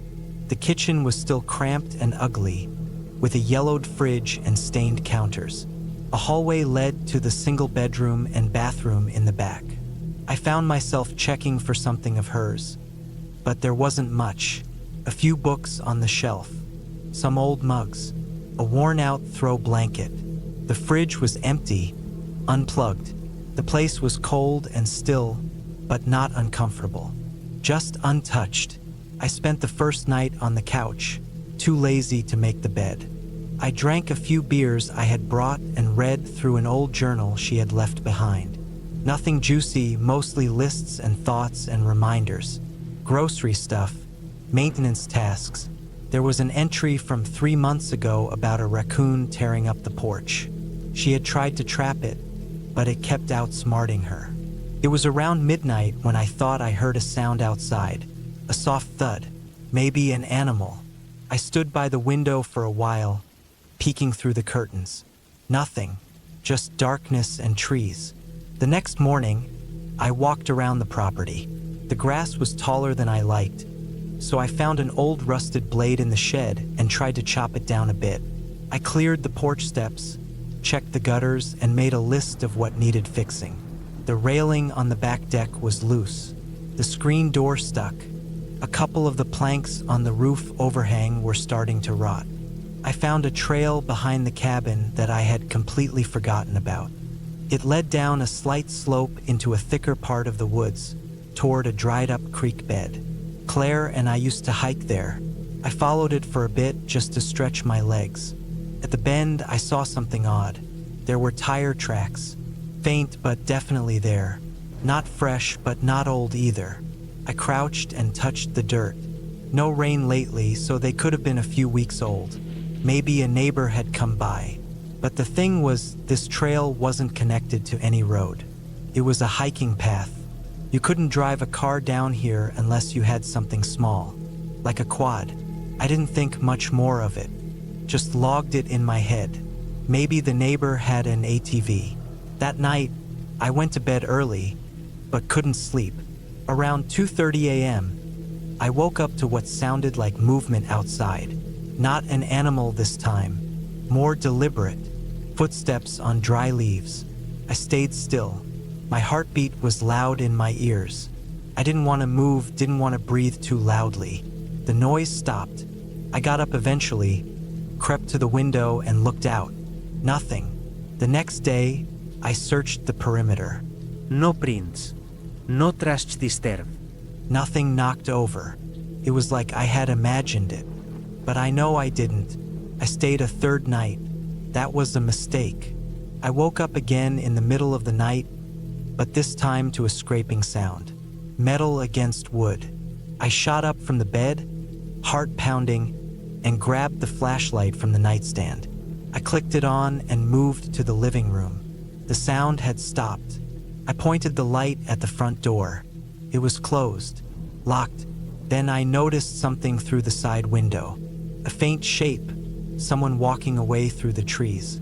I ran to the door and yanked it open, flashlight bouncing wildly across the clearing. The shape was gone.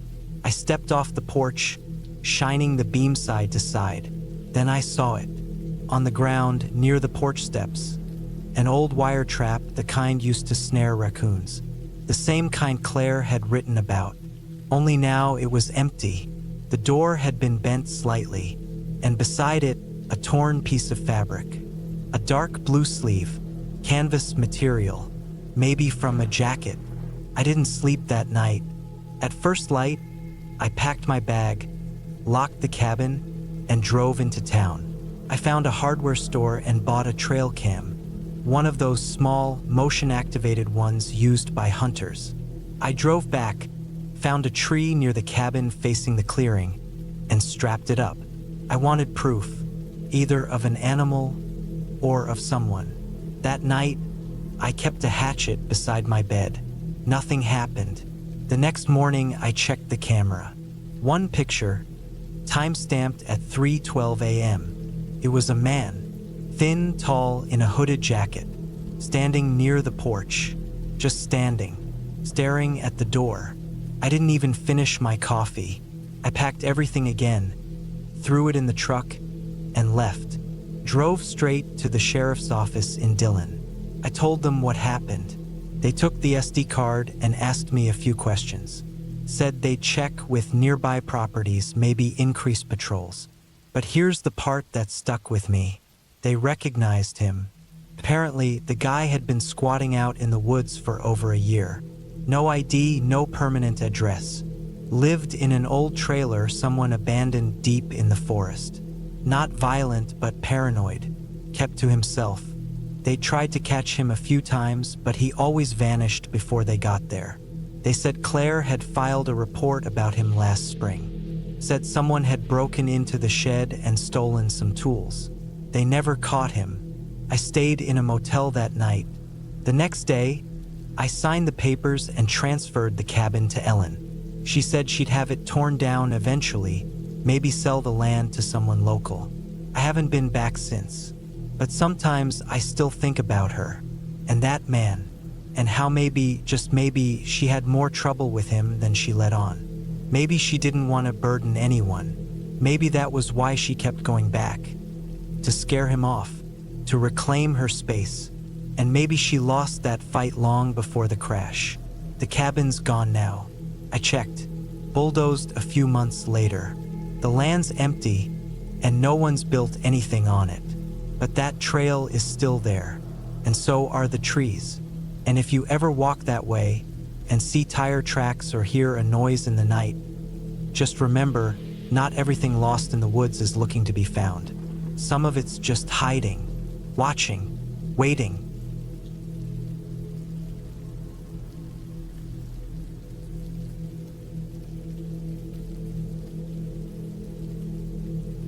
It was October 2019 when I decided to spend a week alone at my uncle's old hunting cabin in northern Arizona. I was 27 back then, burned out from work, living in Phoenix, barely sleeping and pretty much running on caffeine and stress. My Uncle Frank passed away earlier that year, and he'd left the cabin to my dad. My dad never had time for it, and neither did I, but something about that year just made me want to get away. I wanted quiet. I wanted air that didn't smell like city fumes. So I packed up my truck, threw in some camping supplies, a cooler full of food, a rifle, and my dog ranger, and made the 5-hour drive up through the winding roads into the forests past Flagstaff. The cabin was about 12 miles off the main road, down a narrow dirt trail that cut through thick ponderosa pine. You wouldn't know it was there unless someone told you. No cell service out that way, of course. No power lines. No neighbors. Just you, the trees, and whatever walked through them. The cabin itself was a small one-bedroom structure with faded red siding and a rusted metal roof. It had a wood-burning stove, a single bed, a small table with 2 chairs, and some leftover hunting gear in the corner. There was an outhouse about 30 feet behind the place, and a shed with old tools just to the right. The cabin had stood there for at least 40 years, maybe more. My uncle used it mostly for hunting elk and deer, but he'd also told my dad that the place gave him the creeps at night sometimes. He never got specific, and we all thought he was just spooked by being out there alone. I arrived just after noon on a Wednesday. The sky was clear, and the air felt cooler than Phoenix. The pine smell was strong, and I could hear nothing but the wind moving through the branches and the occasional creak of the old wooden boards as I walked across the porch. I unlocked the door, let Ranger sniff around, and started unpacking. The first 2 days were peaceful. I hiked a bit during the day, took notes in a journal I brought, cooked over the fire pit out front, and slept early. Ranger loved it out there. He'd run through the brush chasing squirrels, barking at shadows in the trees, but never wandering too far. On the third night, something changed.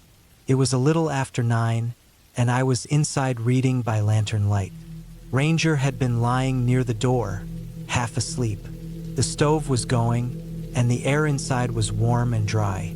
I had just started to doze off when Ranger suddenly perked up, his ears straight, body stiff. Then he growled. It wasn't a bark. It was that low rumble dogs do when something's off. He stared at the door.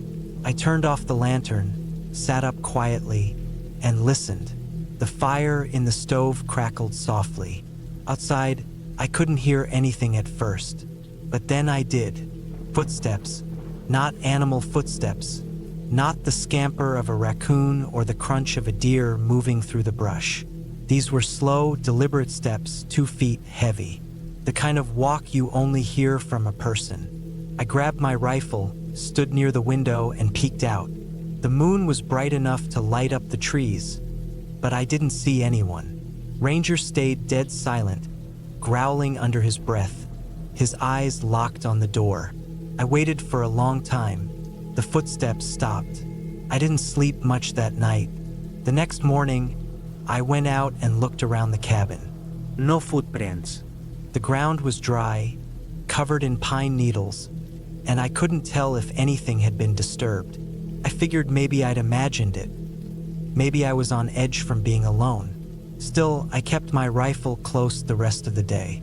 That night, I heard the footsteps again. This time, they were closer, slower. I could hear them circling the cabin. Ranger went wild, barking and scratching at the door. I opened the window just enough to point the rifle out, shouted, but got no reply. Then I heard something out by the shed, a metal clank, like a tool being knocked over. I turned the lantern back off and waited. The noise stopped. Ranger kept pacing in circles, barking toward the back window. After maybe 15 minutes, everything went quiet again. I barely slept, lying on the bed with the rifle across my lap, staring at the door. In the morning, I checked the shed. The door was open. I knew I had closed it. Inside, a few tools had been knocked over. A handsaw lay on the floor, like someone had picked it up and dropped it. I looked around the cabin again, walking in wide circles, trying to find footprints or anything out of place. Still nothing clear, but I knew I wasn't alone out there. I thought about packing up and leaving, but I didn't want to feel like I was running from something. I told myself it might have been a drifter or a hunter passing through, so I stayed. That night, it got worse. I was sitting by the fire pit around 8 p.m., eating from a can of beans when Ranger growled again. He stood and looked toward the trees. I followed his gaze. Something was there, maybe 30 or 40 feet away, partially hidden between the trunks. I saw it move, not an animal. It was a person, tall, thin. I couldn't see their face, but they were just standing there, watching. I called out, said I was armed. No answer. The figure ducked behind a tree and vanished into the darkness. I grabbed the lantern, pulled Ranger inside, and locked the door. I stacked a chair against it just in case. Then I killed the light, sat on the floor with my rifle, and waited. Around midnight, the tapping started. Soft taps on the walls. First on the left side, then the back. Not fast, Just slow, deliberate taps, like someone dragging a finger or a stick across the siding. Ranger barked so loud I thought he'd blow out his lungs. I looked out the window again but saw nothing. I waited with my back against the wall, listening to the sounds move around the cabin. I didn't sleep at all that night. The next morning I was done. I packed what I could, shoved my gear back in the truck, loaded Ranger up, and planned to leave. But when I turned the ignition, the truck wouldn't start. Battery was fine. Tank had fuel. But when I turned the key, it just clicked. Nothing. I popped the hood, checked what I could, but I'm no mechanic. Something was wrong. It had been working fine the day before. I got out my satellite beacon just in case, but even that was dead. I had checked the batteries the day I left. They were good. Now it was just blank. Felt too perfect. Like someone had done something, disconnected something, or worse. I decided to stay one more night, keep the fire going, wait until morning, and hike the 12 miles to the main road if I had to. I kept the rifle loaded, every door and window locked.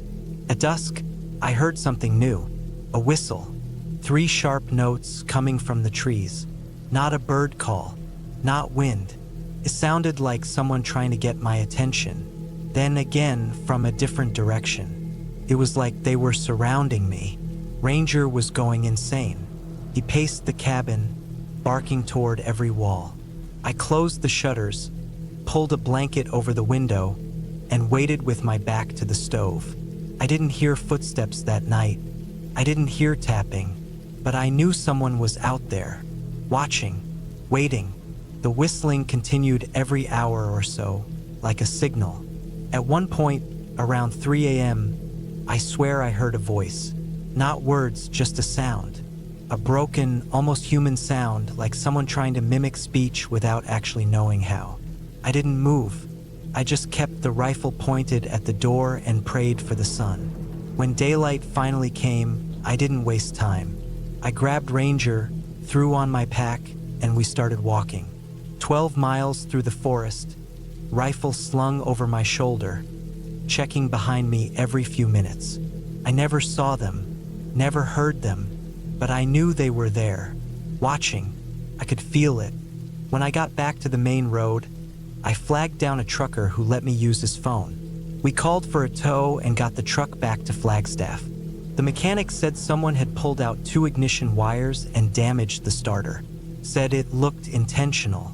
I never told him about the cabin. Never went back. A few weeks later, I looked up stories from that area. Found posts from hikers and hunters saying they'd seen strange people in the woods. People who didn't respond when called out. Who watched from a distance but never came close. Locals sometimes blamed it on skinwalkers, old Navajo legends, but I don't believe in that stuff. I believe it was just someone living out there. Someone who didn't want me there. Someone who'd learned how to stay hidden. It wasn't a monster or a demon, just a person. But that's what made it worse. I never spent a night alone in the woods again.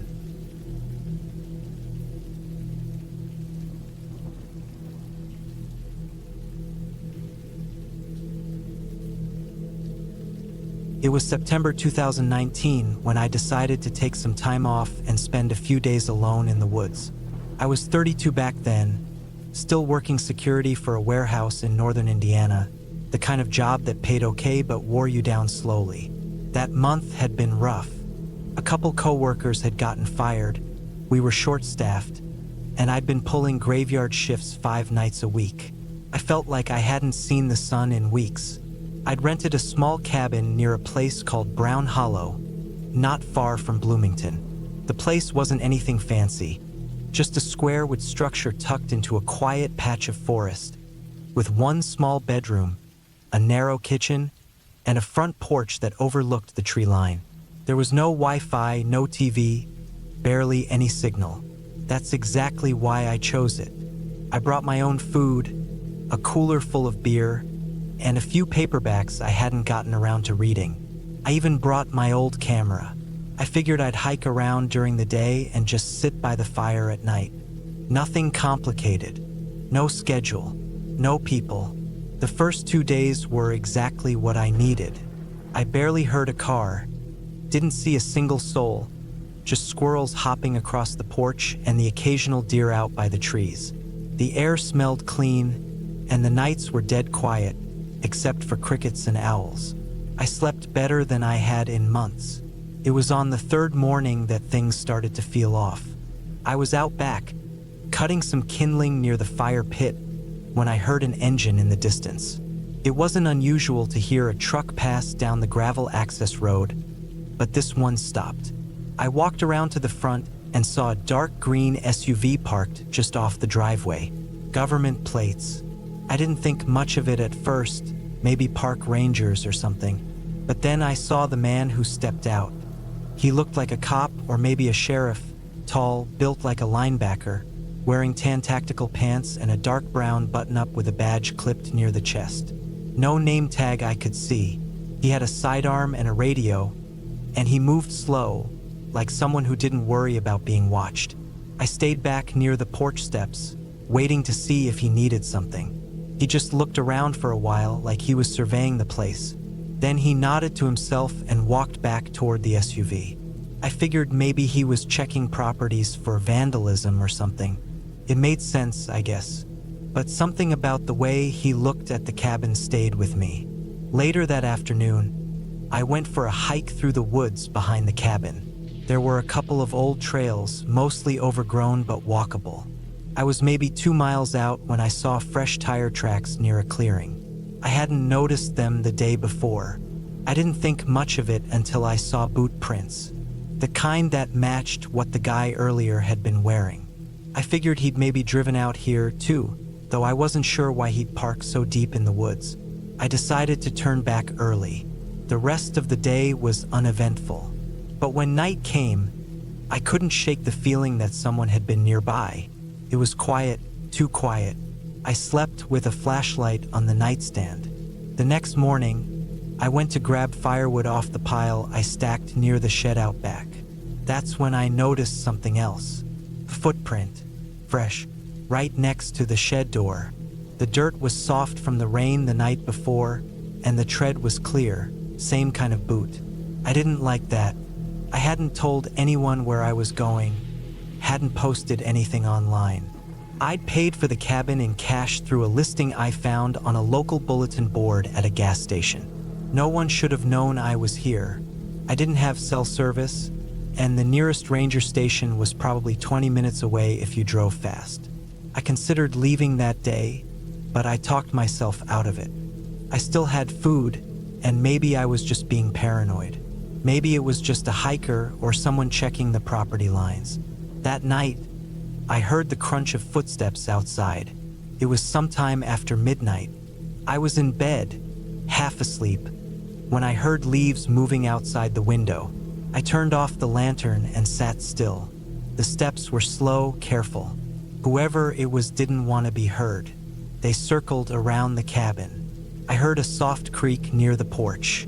I reached for the hunting knife I kept in my duffel and waited. Minutes passed. No knock. No engine starting. Just silence again. I barely slept the rest of the night. The first light, I checked outside. Nothing stolen, no signs of forced entry. But someone had definitely been out there. I saw more boot prints, this time near the back window. Same ones. That morning, I decided I was leaving. I packed up most of my things, loaded the car, and planned to be gone by noon.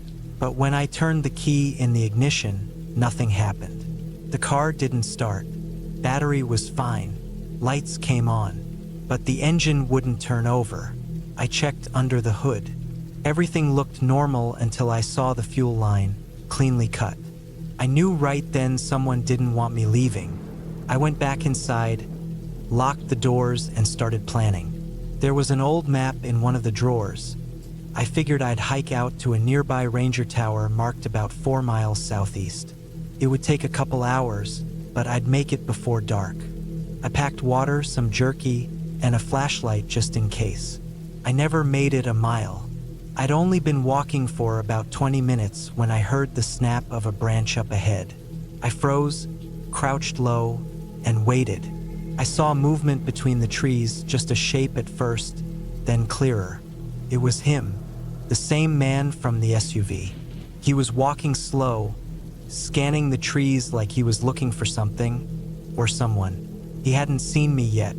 I waited until he passed behind a thick pine and then turned back. I moved fast, quietly, retracing my steps to the cabin. When I got there, I locked the doors again and shoved a chair under the knob. I didn't know what else to do. There was no phone, no radio, just me and a knife. The hours dragged. I sat near the window with the shades drawn, waiting for night. Every sound outside made my heart jump. Around sunset, I saw his SUV parked just off the driveway again. He stood in the yard for a long time, just staring at the cabin. He had something in his hand this time, a long crowbar or maybe a pry tool. I thought about confronting him, but something told me not to. This wasn't official business. He wasn't acting like someone doing a check. He was hunting. He circled the cabin again after dark, tapping at the windows. He never said a word, just slow, careful steps like he wanted me to know he was there but didn't want to rush anything. At some point, he left. I didn't sleep. The next morning, I checked the woods again. No SUV. No footprints. I thought maybe he gave up, maybe it was over. I even started walking toward the trail again, thinking I could still make it to the ranger tower. That's when I saw the shallow pit behind the shed. It was about 6 feet long, 3 feet wide, freshly dug. A shovel leaned nearby. That was when the real fear hit me, not just paranoia or discomfort. This was premeditated. He'd been watching, waiting. Maybe he'd done this before. I went back inside and blocked every door. That day was a blur. I kept thinking about the fuel line, the footprints, the pit. Whoever he was, he had power, a badge. And he was out here, far from anyone who'd question him. That night, he came back. I heard the SUV long before I saw it. Headlights off, just the quiet hum of tires on gravel. I was already sitting in the corner of the kitchen with the knife and a fire poker. I'd blocked the doors with furniture. The window shades were down, but I left one corner slightly open so I could see. He walked straight to the back door and tried the handle. Then he stepped back and kicked it hard. The first hit cracked the frame. The second one broke it. He stepped inside, slow and steady, sweeping the flashlight across the kitchen. That's when I saw the pistol in his hand. I didn't think. I lunged at him from the side, slashing with the knife. He fired once, missed, and I tackled him into the counter. We struggled.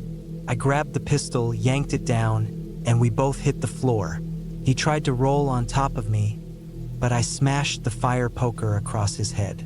He went limp. I didn't wait.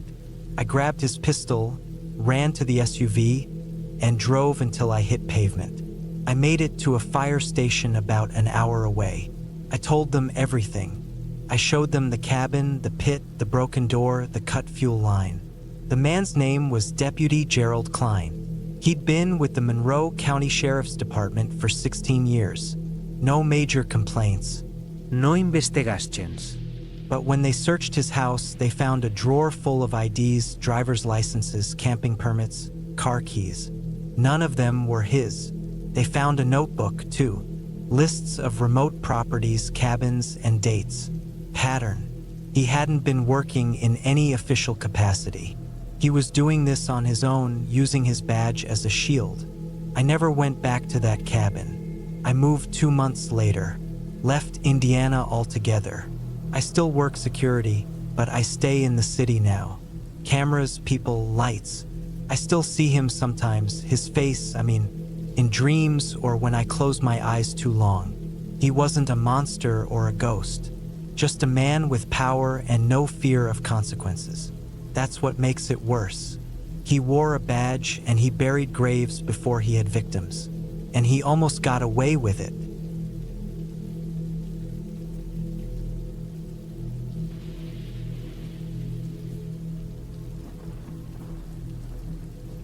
I was 35 the year I took that trip, and I still wonder what made me go through with it. Maybe it was the burnout from work. Maybe it was the quiet breakdown I'd been hiding from friends and family. Or maybe I just needed to feel something real. I'd been living in Chicago for the past 10 years, working in IT for a logistics company, stuck in a loop of screen time, traffic, and city noise. That year, I had a small inheritance from my uncle's estate, just enough to cover some time off work and something different. So I drove out to Idaho. I didn't know anyone there, hadn't been before, but I saw some pictures of the Salmon Chalice National Forest online. Wide open wilderness, cabins you could rent, lakes that looked untouched by anything modern. Felt right. I wanted quiet. I didn't want to see people for a while. No phones, no emails. Just trees, mountains, air. I booked a small hunting cabin listed on some obscure website.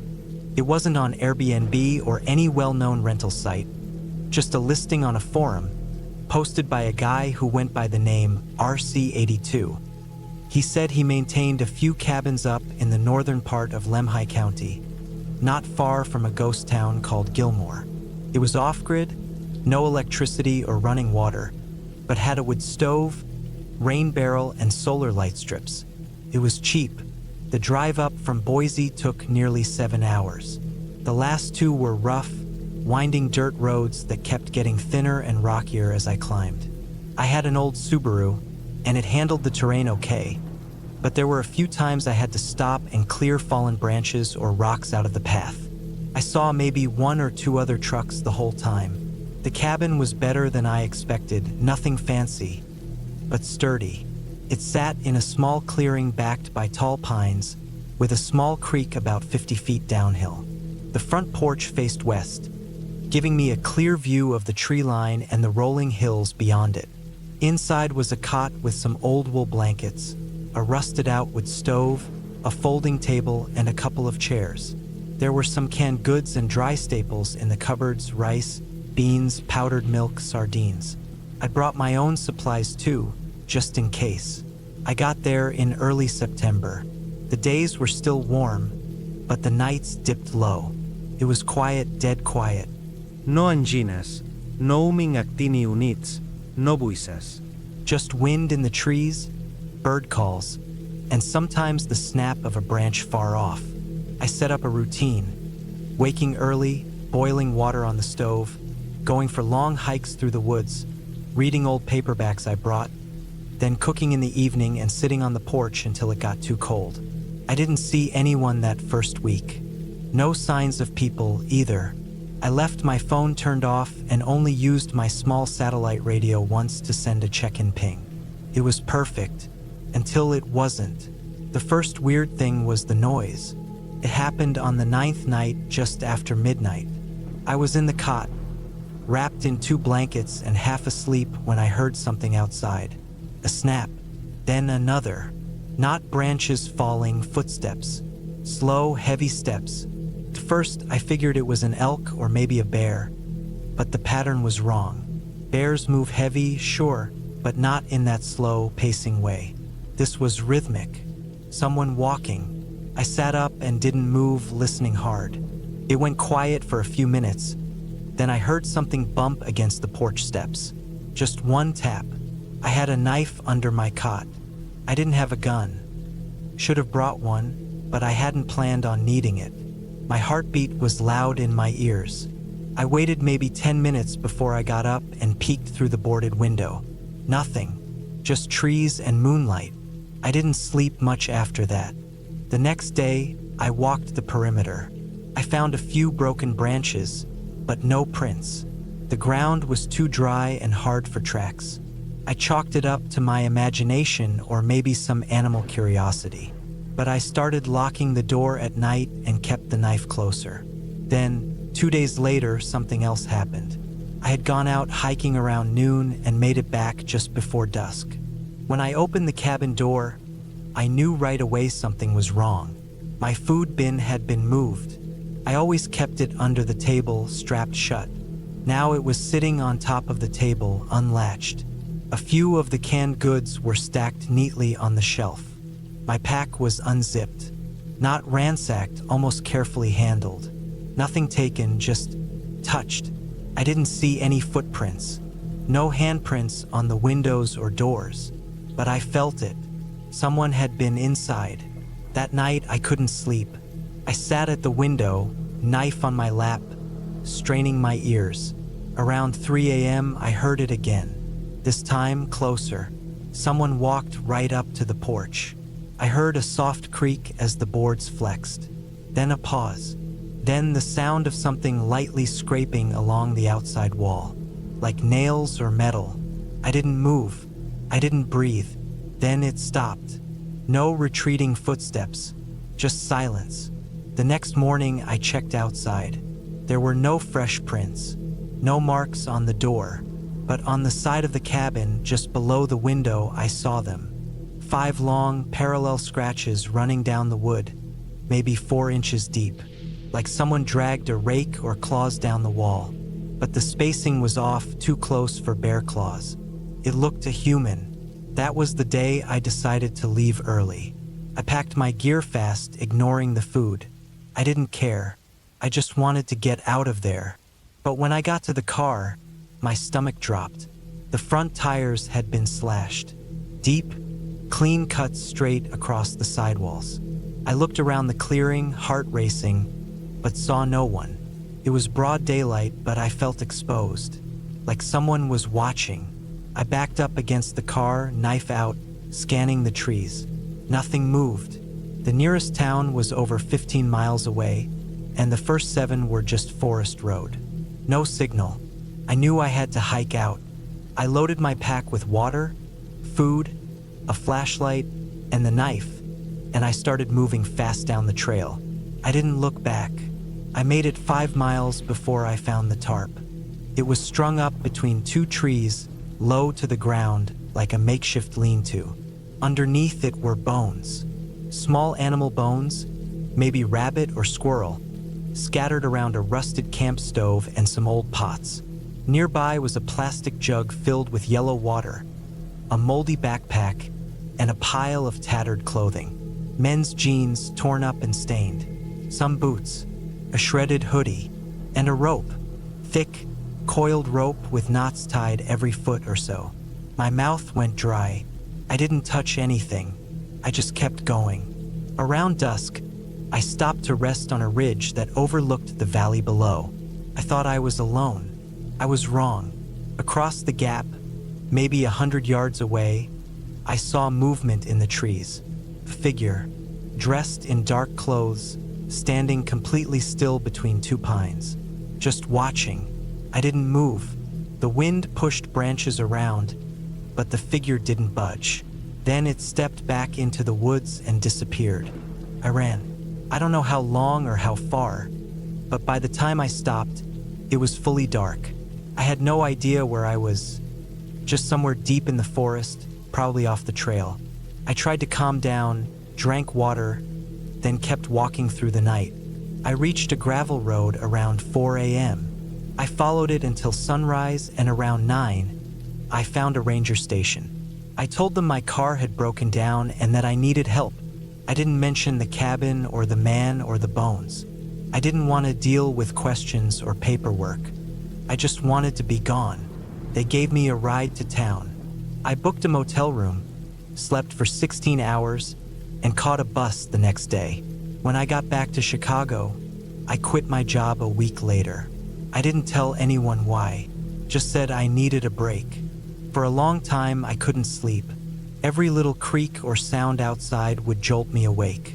I kept knives by my bed, even carried pepper spray for a while. I looked up the listing for that cabin again. The forum was gone. RC82 never replied to my emails. A few months later, I saw a short local article buried in an online Idaho news site. Hiker found dead near Gilmore. Body partially decomposed. No ID. They thought he'd been out there for months. They said foul play wasn't ruled out. I know it wasn't the same guy I saw in the woods. That hiker had been dead long before I got there. So who was walking around the cabin? I don't know. I don't want to know. I never went back.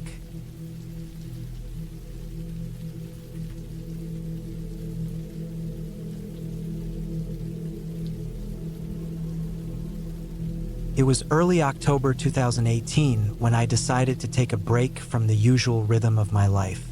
I had just turned 33 a few weeks earlier, and after years of working as a freelance editor from home, I felt like I was starting to lose the sense of seasons, of places, of normal human pace. I needed something slower, quieter, and away from people. So I rented a cabin in the Scottish Highlands for a week. The place was listed on a simple, no-frills site that advertised off-the-grid getaways. Cabins, cottages, shepherd's huts. I wasn't looking for luxury, just somewhere quiet where I could disconnect. The one I booked was an old timber cabin on the edge of a pine forest near a place called Delmaly in Argyll. It was far from towns or traffic, sitting by itself with no neighbors in sight. The description said it had wood heat, a solar battery for a few lights, and a stream nearby for water. It was exactly what I was after. I took the train from Edinburgh to Oban, then hired a small car and drove inland, winding through narrow, hilly roads until I finally turned off onto a gravel track that led deep into the woods. The road was rough, overgrown in parts, with bracken spilling over from both sides. The air was damp, and you could smell pine needles and wet earth. Eventually, after nearly a mile of that single-lane track, I saw the cabin. It wasn't large, just one main room with a small side area for a bathroom and an outdoor compost toilet behind it. The walls were grayed from years of weather, and the windows were old glass that distorted the light slightly. The porch creaked when I stepped onto it. The door stuck a bit, and the inside smelled like cold wood smoke and old paper. There was a wood stove in the corner, a pile of chopped logs stacked neatly along one wall, a single bed against another, and a small table under the window with 2 chairs. I dropped my backpack and took a slow walk around the place. Behind the cabin, the trees grew thicker. There was a small path leading down to the stream mentioned in the listing.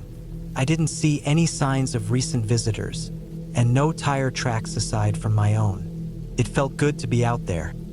Quiet, no phone signal, just the wind moving through the pine branches and the occasional call of a raven overhead. That first day passed slowly. I read a bit, took a nap in the late afternoon, then lit the wood stove once the temperature dropped. Took me a while to figure out the draft, but eventually I had a good fire going.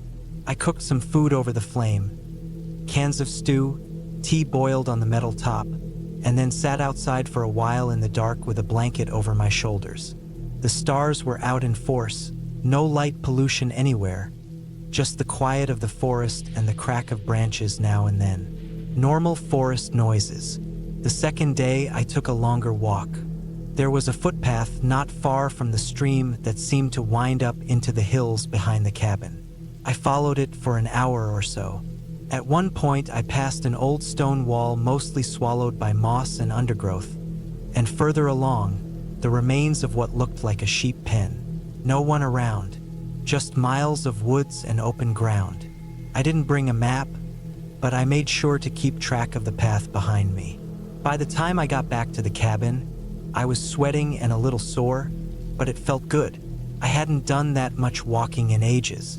I warmed up more stew, then sat and watched the trees from the window. That night was quiet again, except for a storm that blew in just before dawn. I lay awake for an hour listening to the rain on the roof and the wind pulling at the eaves. The cabin felt solid, though, safe. On the third day, I noticed something that didn't quite fit. It was late morning, and I had just come back from collecting water down at the stream. I was pouring it into the plastic container inside when I looked out the front window and saw a person. Someone standing near the edge of the forest, where the trees thinned out near the path. It was a woman. At first I thought it was just someone hiking, but then I realized she wasn't moving. She was facing the cabin, but not directly. Her head was slightly down, like she was looking at the ground in front of her. She stood completely still, arms at her sides. Long brown coat, dark trousers underneath, hair tucked into a hood or scarf. I watched her for at least 30 seconds, waiting for her to wave or approach, or turn and walk away. But she didn't. She just stood there, motionless. I opened the door and stepped out onto the porch, half expecting her to call out, but nothing happened. The air was cool and there was no wind. She didn't react at all. I waited a bit longer, then stepped off the porch and walked a few feet toward her. As soon as I moved, she turned and walked back into the trees, slow and steady, not hurried. I stayed there for a minute, heart knocking in my chest harder than I expected. Something about her, about how she moved, how she didn't acknowledge me, just felt off. I wasn't scared exactly, but I didn't like it. I didn't see her again that day, and by evening I started to wonder if maybe I had imagined her. But something about it stuck in my head. It wasn't like a hallucination. She was there. I knew it. That night, I kept the lantern burning longer than usual. I sat at the table by the window, half reading, half looking out into the darkness. Once or twice I thought I saw movement.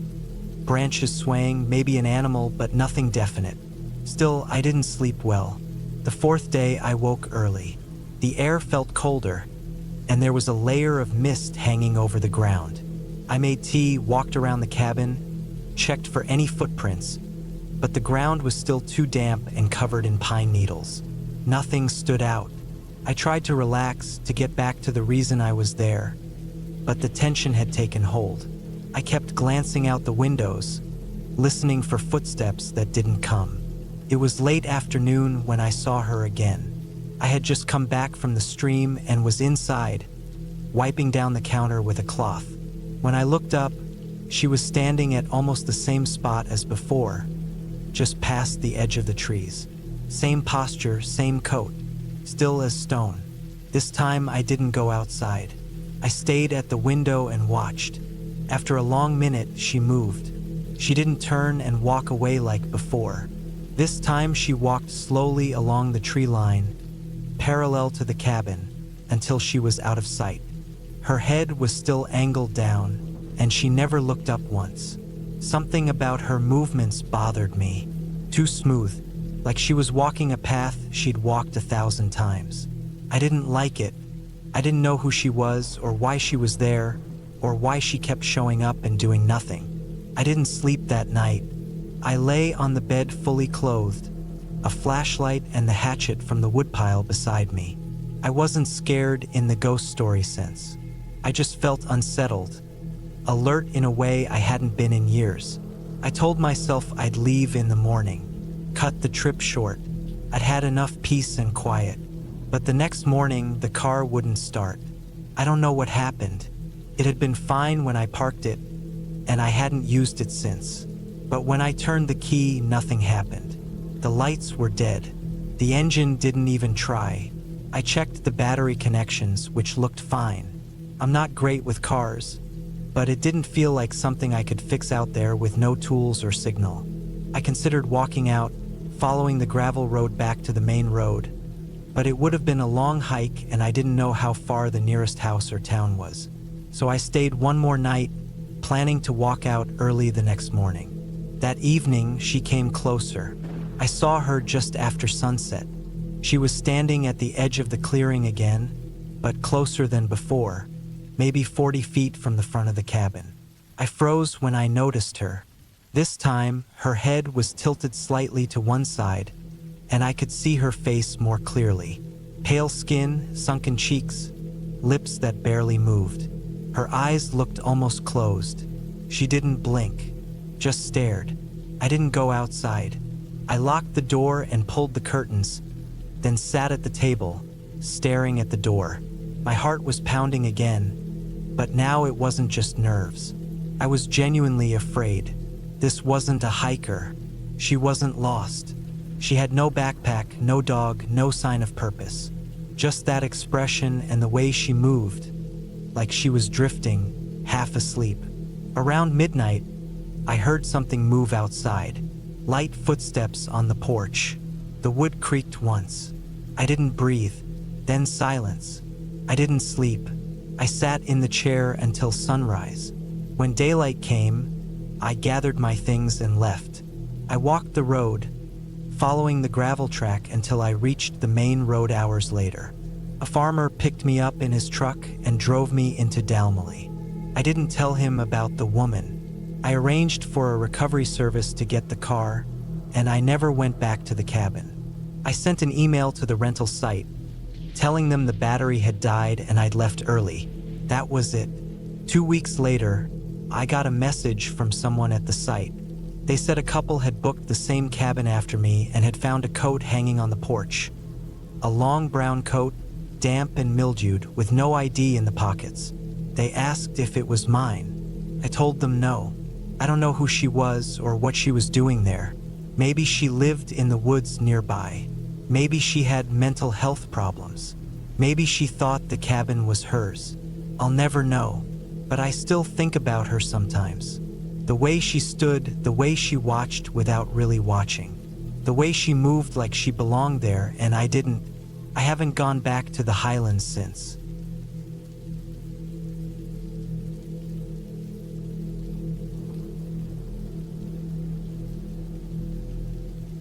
It was a chilly evening when I arrived at the small cabin on the outskirts of Custer, South Dakota. I'd rented it for the weekend, hoping for a bit of peace and solitude, the type of quiet that only a remote cabin in the woods could offer. The road to get here was long and winding, but I wasn't in any hurry. My goal was simple: relax. I'd been working non-stop in my job as a freelance photographer, and I needed a break. The cabin itself wasn't much to look at. Wooden, with faded paint and a sagging porch that looked like it hadn't seen a fresh coat of stain in years. A slight breeze rustled the tall grass around the place, and the smell of pine and earth filled the air. It wasn't perfect, but it was exactly what I needed. Just me, the trees, and the silence. After unloading my bags, I decided to take a look around.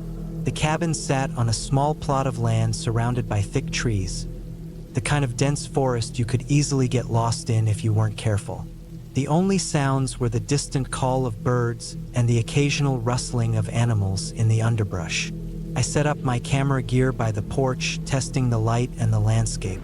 There was something about the stillness here that felt a little eerie, but it wasn't enough to make me uneasy. After all, it was just a cabin in the woods, right? The first night passed without incident. I cooked a simple dinner in the kitchen, enjoyed a few beers, and settled in front of the fireplace.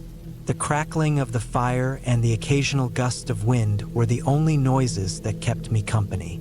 By the time I turned in for the night, I felt a strange sense of comfort in the isolation. But as I lay in bed, I couldn't shake a feeling that I was being watched. It wasn't an overt sensation, more like a subtle awareness of something just out of sight. I pushed it aside, attributing it to the unfamiliar surroundings and the shadows that danced on the walls. The feeling persisted as I drifted off to sleep, but it wasn't strong enough to keep me awake. The next day, I woke up to the sound of birds chirping outside the cabin. The sun was already up, casting a soft light through the thin curtains. I took a deep breath, stretching my arms above my head, and smiled to myself. Another day to enjoy the peace. I grabbed a cup of coffee from the kitchen and stepped outside, the crisp morning air biting at my skin. The forest looked even more beautiful in the daylight, the trees swaying gently in the wind. As I stood there, I noticed something odd. There was a small trail leading into the woods, barely visible unless you were paying attention. I hadn't seen it the night before. Curiosity tugged at me, so I decided to follow it. The trail was narrow and overgrown, but it seemed to head deeper into the forest, away from the cabin. I walked for what felt like an hour, the trees growing thicker as I ventured further. The trail grew steeper, and I had to watch my step, avoiding branches and uneven ground. The silence of the forest was almost oppressive, broken only by the occasional crunch of leaves underfoot. I couldn't help but feel like something was off, like I wasn't supposed to be here. The further I went, the more that feeling grew. It was as if the forest itself was closing in on me. Eventually, the trail opened up to a small clearing. In the center, there was an old, dilapidated shed. It was made of weathered wood, its door hanging loosely on one hinge. The shed looked ancient, abandoned for years. I felt a strange pull toward it, but something held me back. It was the kind of place that seemed to hold secrets I wasn't sure I wanted to know. I stood there for a long moment, staring at the shed, debating whether to investigate further. My gut told me to turn around, but my curiosity was stronger. Slowly, I approached the shed, the wood creaking under my feet as I drew closer. The door was slightly ajar, and I hesitated before pushing it open. Inside, the smell of mildew and decay hit me immediately. It was dark, save for a few beams of light that filtered through cracks in the walls. The interior was empty, save for a few old tools scattered on the floor and a large wooden crate in the corner. I walked over to the crate, my heart pounding a little faster now. What was this place? Why did it feel so wrong? I crouched down and, with some effort, pried open the lid of the crate. Inside, there was nothing but dirt. But as my eyes adjusted to the dim light, I saw something else. Something that didn't belong. A series of markings had been scratched into the wooden bottom of the crate. They were crude, uneven, and looked like they had been made with something sharp. At first, I couldn't make out the patterns, but then I realized what they were. Symbols. Strange, foreign symbols carved deeply into the wood. I leaned closer, trying to understand their meaning, when a sudden noise from outside caused me to jump. I stood up quickly, my heart racing as I rushed to the door. My breath caught in my throat. There, standing at the edge of the clearing, was a man. He was tall, dressed in old, worn clothing, and he had a weathered, unshaven face.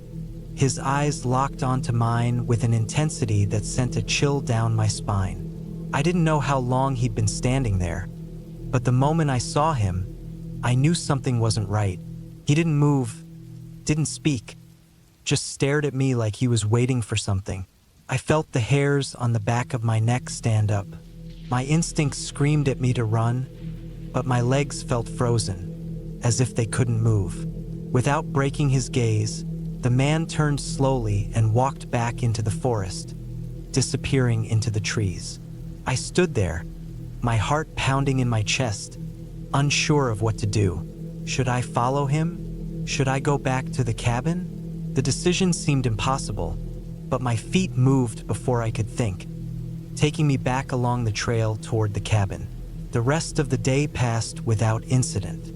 I didn't see the man again, nor did I venture back to the shed. But the unsettling feeling lingered. It wasn't just the man, it was the whole place.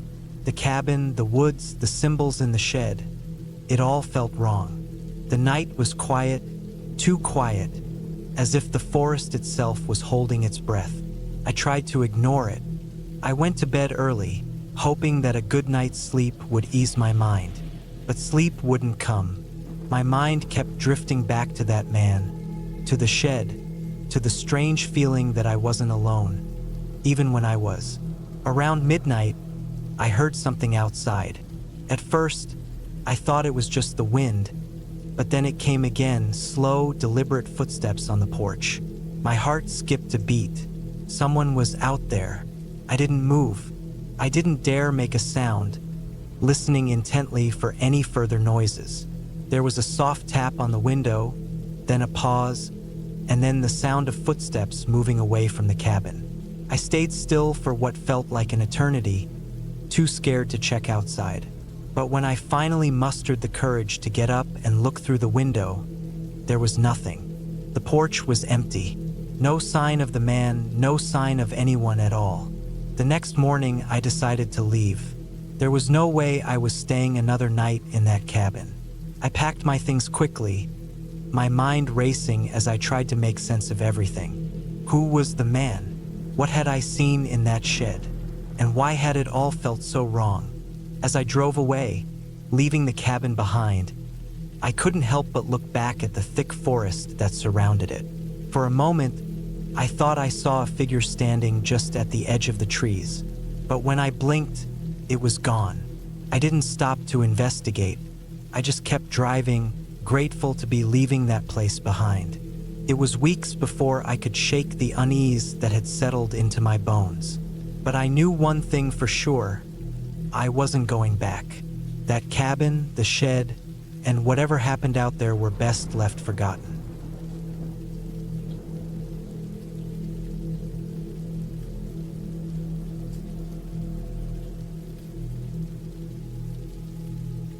It was early October 2021 when I decided to take a short break from work.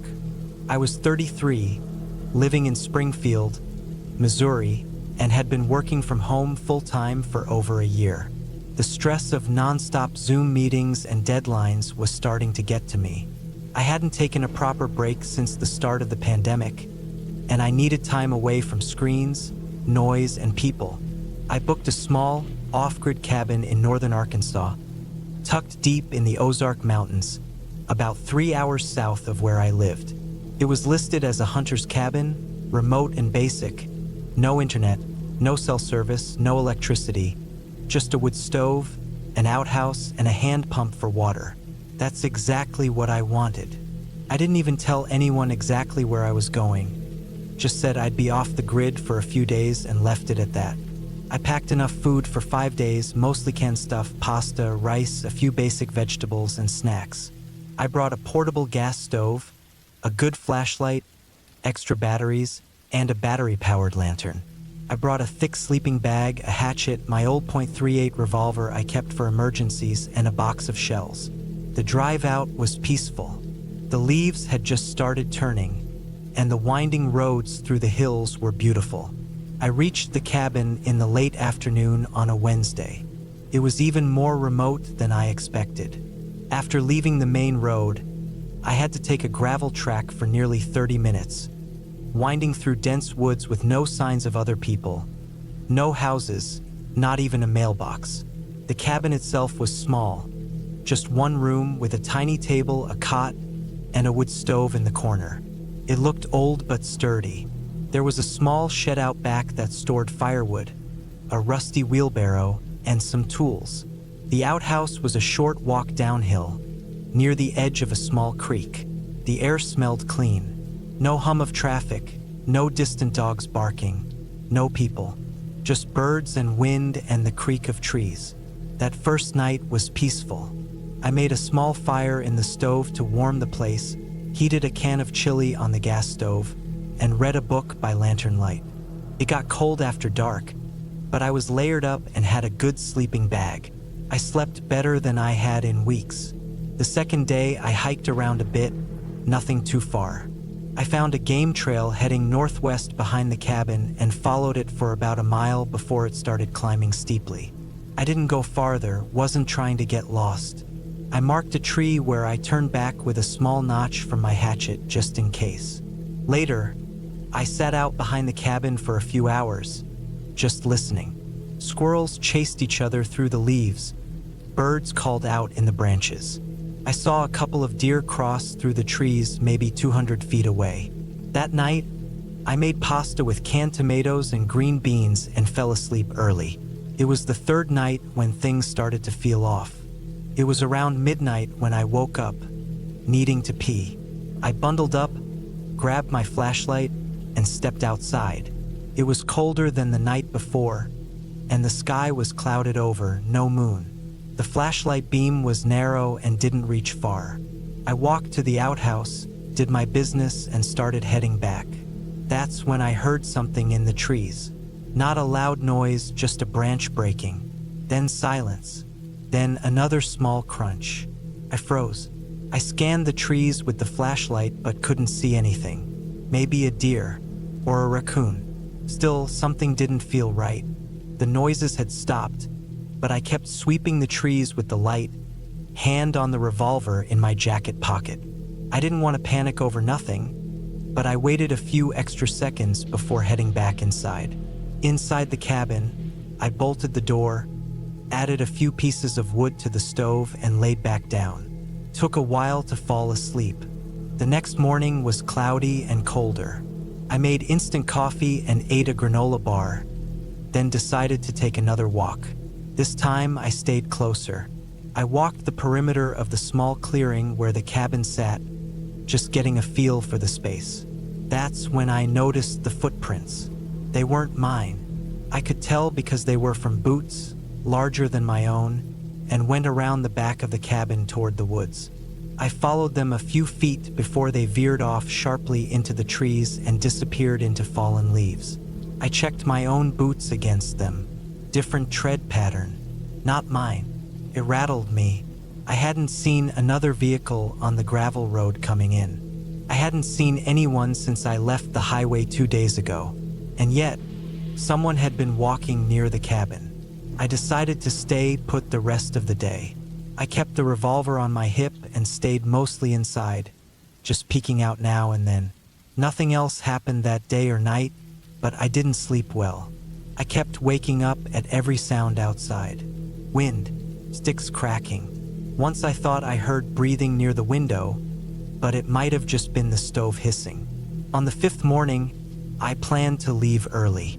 I didn't feel safe anymore. I packed up, made sure I had everything, and loaded up the car. Just as I was about to leave, I noticed something nailed to a tree about 50 feet behind the cabin. I hadn't seen it before. It was a small strip of metal, looked like a bent license plate, tacked to the tree with a rusty nail. I walked over to look at it. There were scratch marks on it. Deep gouges, not letters or numbers. Like someone had taken a knife or some sharp tool and carved erratically across the surface over and over again. At the base of the tree was a small pile of bones. Animal bones, I think. Maybe a rabbit or squirrel. I backed away, heart beating fast. I got in the car and drove. The gravel road felt longer than I remembered. Every turn I kept checking my rearview mirror, half expecting someone to appear behind me. But no one did. Back on the main road, I finally got a bar of signal. I pulled over and called my brother just to hear a familiar voice, even though I didn't tell him much. I just said I was heading home early, not feeling well. When I got home, I checked the cabin listing again. It was still there, still available for rent. I left a short review, just said it was very remote, beautiful, but I cut my trip short. I didn't say anything else. I don't know why. Maybe I didn't want to sound crazy. Maybe I just wanted to put it behind me. A week later, I kept thinking about those footprints, that scratched metal plate, the bones. I hadn't imagined any of it. I knew that, so I went back online, found the parcel listing through county records. The land was owned by someone in their 70s who lived in Kansas City. They'd inherited it, apparently, hadn't been to the property in years. The listing had been posted by some third-party rental company. I emailed the company and asked if they had other reports of trespassers or anyone else using the land. They never replied. I've camped many times before, hiked alone, stayed in remote places, but that was the first time I ever felt truly watched. Not just the feeling of being in nature, but being watched by someone who didn't want to be seen. I don't know what they were doing or how long they'd been out there. I didn't go camping again for over a year, and when I did, I brought a friend. I haven't stayed in a remote cabin alone since. I've thought about it, but something in me says no, not again. Some people are out there for the same reason I was. Peace, quiet, a break from the noise. But others are out there for different reasons. Reasons they don't want you to know. And sometimes, if you're not careful, you end up in the same woods.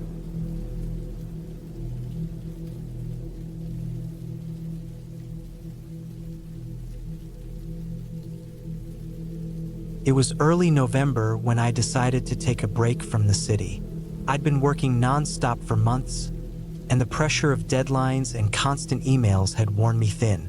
I needed quiet, solitude, somewhere far away from everything. A place where I could clear my head, even if it was just for a weekend. So, I rented a small cabin in the woods of northern New Hampshire, deep in the mountains where the nearest town was miles away. I thought it was going to be perfect, peaceful, isolated, and exactly what I needed. The cabin was about a 2-hour drive from the nearest gas station. The road leading up to it wasn't even paved for the last half mile, just a winding dirt path with ruts and rocks scattered across it. It felt like I was heading into the middle of nowhere, and honestly, I liked that. I'd been driving for hours, the landscape turning from suburban sprawl to dense forests, and the air had started to feel fresher as I climbed higher into the mountains. The last sign of civilization was a little diner I passed about 30 minutes ago. Since then, the silence had been deafening, broken only by the sound of my tires crunching the gravel. I arrived at the cabin just as the sun was setting. The sky was streaked with orange and purple, and the first few stars had begun to poke through.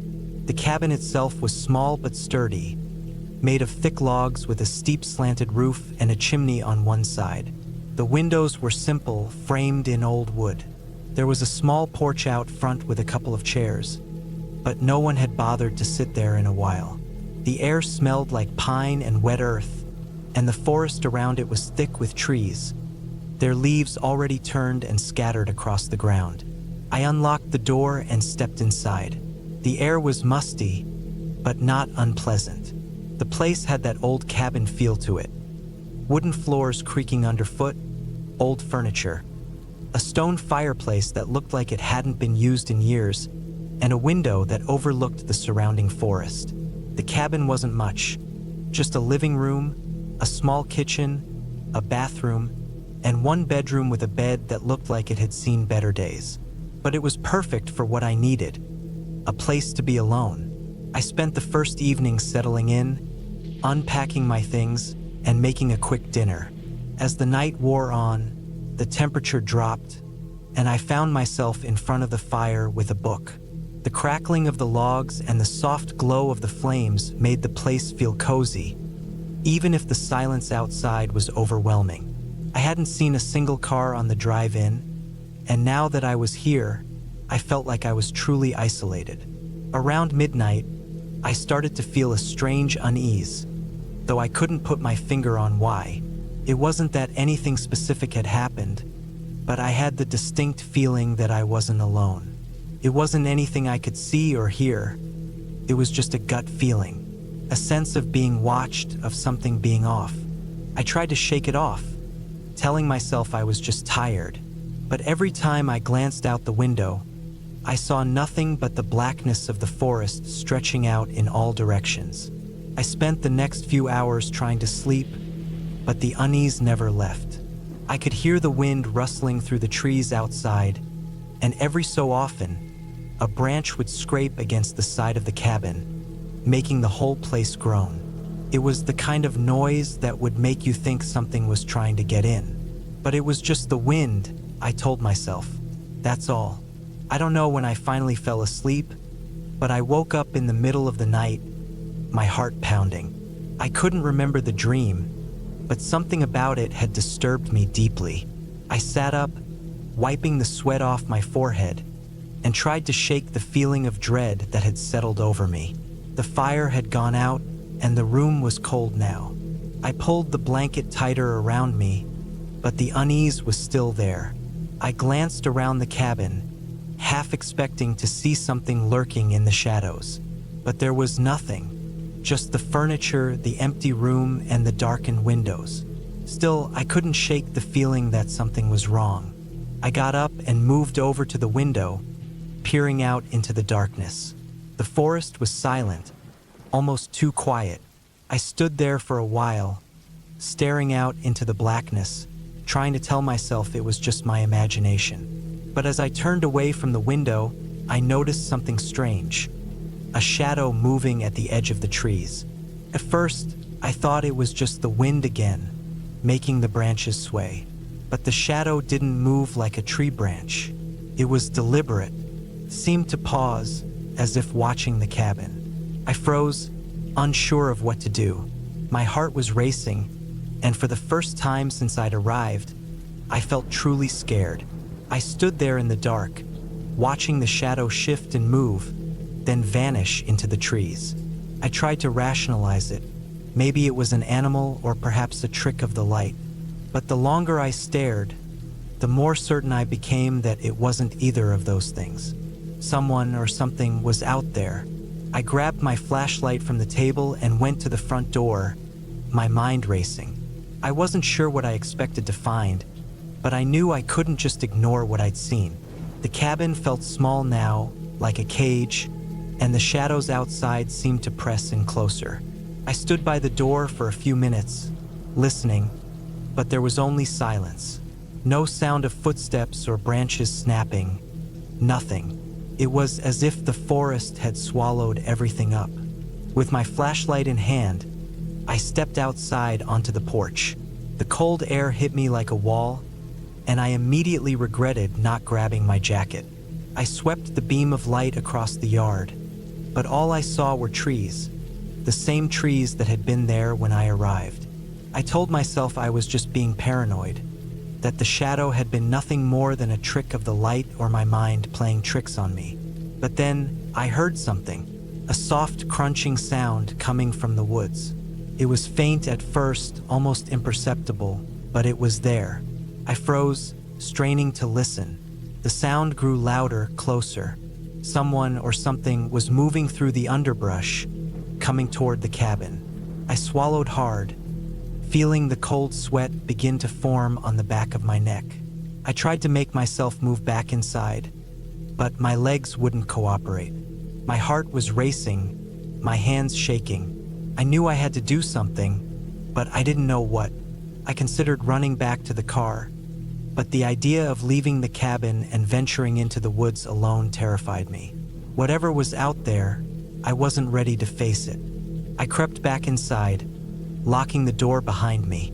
The cabin was silent again, but the feeling of dread had grown tenfold. I grabbed the chair by the fireplace and placed it against the door, trying to reassure myself that I was safe. I couldn't explain what had just happened or what was still happening outside, but I knew I wasn't alone. Hours passed. The night stretched on endlessly, and the feeling of being watched never left.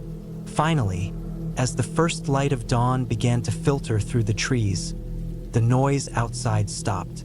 The forest went quiet again, and I couldn't help but wonder if it had all been in my head.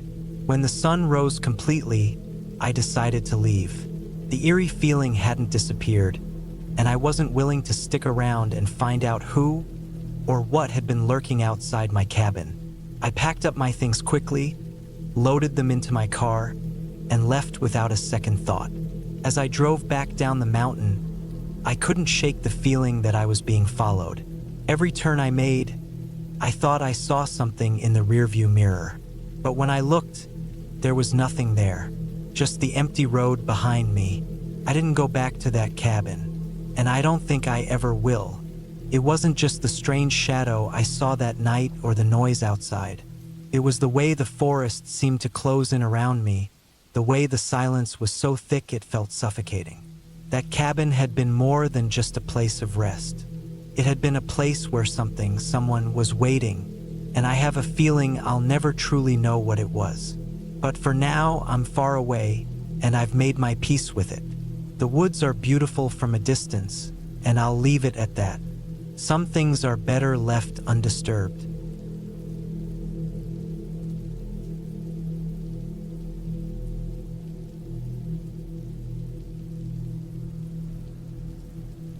I never expected it to be like this. I always thought a weekend away in the woods, at a secluded cabin, would be the perfect escape from the usual noise of the city. The kind of peace you can't get from the constant buzz of phone notifications or the thrum of traffic. I wanted quiet, fresh air, and a break from work. Just me, some time to clear my head, and the sound of nature surrounding me. What I didn't expect was to find myself so unnerved by something that I couldn't explain. The cabin was nestled in a remote part of the Oregon woods, far from the nearest town, or even any real signs of civilization. I'd found it online through a rental site, nothing too fancy, just a small, one-story log cabin with a few basic amenities. The reviews spoke of it as a great hideaway for anyone wanting to be left alone. I figured it'd be the perfect spot for a weekend by myself. I hadn't taken time off in years, and I'd been running on fumes lately, both from work and life in general. It was early October when I decided to make the trip. The trees had just begun to turn those shades of red and gold that you only get in fall. The drive out had been long, about 4 hours from Portland, but I didn't mind. I had my music playing, the windows cracked to let in the cool air, and I felt like I was finally escaping into something peaceful. I arrived at the cabin just before dusk. The place sat on a small hill surrounded by thick woods, and the dirt driveway that led up to it was barely wide enough for my truck. I parked, unloaded my bags, and took a deep breath of the fresh, pine-scented air. For a moment, I felt like I'd made the right choice. Everything felt perfect. The cabin itself was smaller than I expected. A simple structure with wooden beams and a rustic stone fireplace. The porch creaked underfoot, and the door had a brass handle that felt cool to the touch as I opened it. Inside, the place had that cozy, lived-in charm. A mix of old and new furniture, a well-used kitchen with mismatched plates, and a large window that gave a view of the forest. Everything about it screamed home. Even though I wasn't supposed to be there for long, the first night went smoothly. I unpacked my things, made a simple dinner, just a canned stew I'd brought along, and sat on the porch, eating in silence. The quiet was almost unnerving at first, but I quickly settled into it. I had a book with me, but the night sky was too inviting, so I decided to leave the book inside and just stare up at the stars. As I sat there, the only sound was the rustle of leaves and the occasional snap of a branch under some unseen animal's weight. It was peaceful, but there was something about the isolation that felt off. Something about how empty it was. I couldn't shake the thought that I was being watched, but I dismissed it. After all, who would be out here? I was in the middle of nowhere. The first night passed without incident, and I slept soundly in the small bedroom at the back of the cabin. I woke up the next morning to a crisp, cold breeze coming through the cracks in the windows, and I felt refreshed. The perfect day for a hike, I thought. I spent most of that second day exploring the area around the cabin. I walked through the woods, taking in the colors of autumn and the scent of damp earth. I found a small creek not far from the cabin, where the water trickled over rocks and the moss covered the surrounding trees like thick green blankets. I spent a few hours just sitting by the water, listening to the gentle rush of it, trying to push the lingering feeling of unease from my mind. But something was off. I couldn't put my finger on it. There was no real reason to feel like something was wrong, but the longer I stayed there, the more I felt it. It wasn't the place itself. Hell, it was beautiful, peaceful, but something about the woods around me made me feel like I wasn't entirely alone. I kept hearing noises, snaps of branches, rustling leaves, but I never saw anyone or anything. I brushed it off, thinking it was just wildlife. The isolation must have been messing with my head. That night, I decided to stay inside. I made dinner, sat by the fire, and read a little. The wind had picked up, and the trees outside swayed violently in the gusts. The fire crackled, and I felt cozy, but that feeling didn't last long. Around midnight, I woke up to a noise. At first, I thought it was just the wind, but then I heard it again, soft at first, like a whisper. I strained my ears, holding my breath, but it was just the wind, right? I tried to convince myself, but then it came again, louder, the unmistakable sound of something. No, someone, scratching at the door. I froze, staring at the door to the cabin. My heart began to pound. No one was supposed to be out here. I was isolated, in the middle of nowhere. But someone was outside, I was sure of it. I waited, trying to listen for any other sound, but it was dead quiet. The wind had stopped howling, and all I could hear was my own breath, coming out in quick, shallow gasps. I grabbed my flashlight from the table and slowly crept to the door, shining the light through the small crack in the wooden frame. Nothing. I opened the door just a crack, shining the light into the darkness. The beam of light bounced off the trees and then the empty yard, revealing nothing. My heart slowed a little, but the sense of unease didn't go away. I closed the door and bolted it shut, then went back to the couch, trying to convince myself that I was just being paranoid. But I couldn't shake the feeling. The rest of the night passed in restless sleep, but I didn't hear anything else. When morning came, I was exhausted. My nerves were on edge, and I was tempted to pack up and leave right then. But I had paid for the whole weekend, and I wasn't about to let a little unease ruin it. I decided to stick it out, but I kept the door locked and the windows shut. The next few days passed in a blur. The eerie feeling never quite left me, and I spent most of my time staying inside, watching the woods from the cabin's windows. I didn't venture far anymore. Every time I thought about heading back into the trees, something held me back. I kept hearing strange noises from outside, scratching, thumping, and sometimes even the faint sound of footsteps, but I never saw anyone. Not once. By the time the third evening rolled around, I had made my mind up. I wasn't going to stay here another night. I had had enough. The entire time I had been there, I had not felt truly alone, and the feeling that I was being watched, followed, had only grown stronger. I packed my things quickly, gathered my gear, and as night began to fall, I threw the last of my bags into the truck. Just as I was about to leave, I heard it, something scraping against the side of the cabin.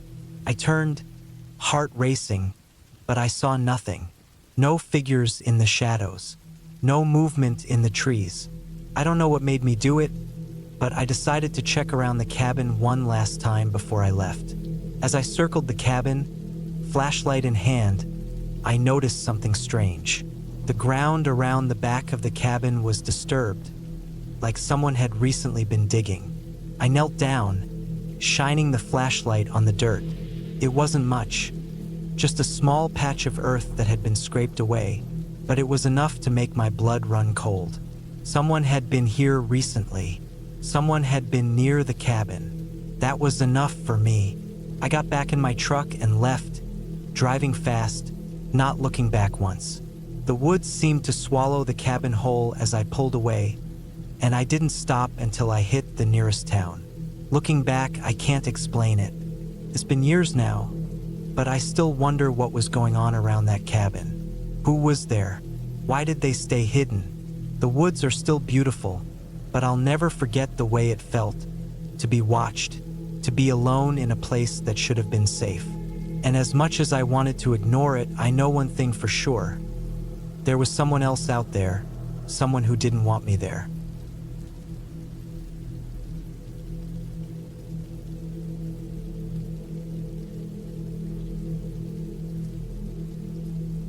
I had no idea what I was getting into when I decided to spend the weekend at that cabin. My friend Luke had rented the place up in the mountains, tucked away in the middle of nowhere. At first, it seemed like a peaceful getaway, just what I needed. Luke had promised me some downtime away from the hustle of city life, just a couple of days to clear my head, fish in the nearby lake, and maybe do a little hiking. The cabin was exactly what I had imagined when I thought about a secluded retreat. A small, rustic wooden structure with a chimney, a porch that faced the lake, and surrounded by dense trees. The weather was perfect when we arrived. It was late autumn, and the air was crisp, with the trees showing off the last of their golden leaves. There was something oddly peaceful about it. I could already feel the stress of city life melting away.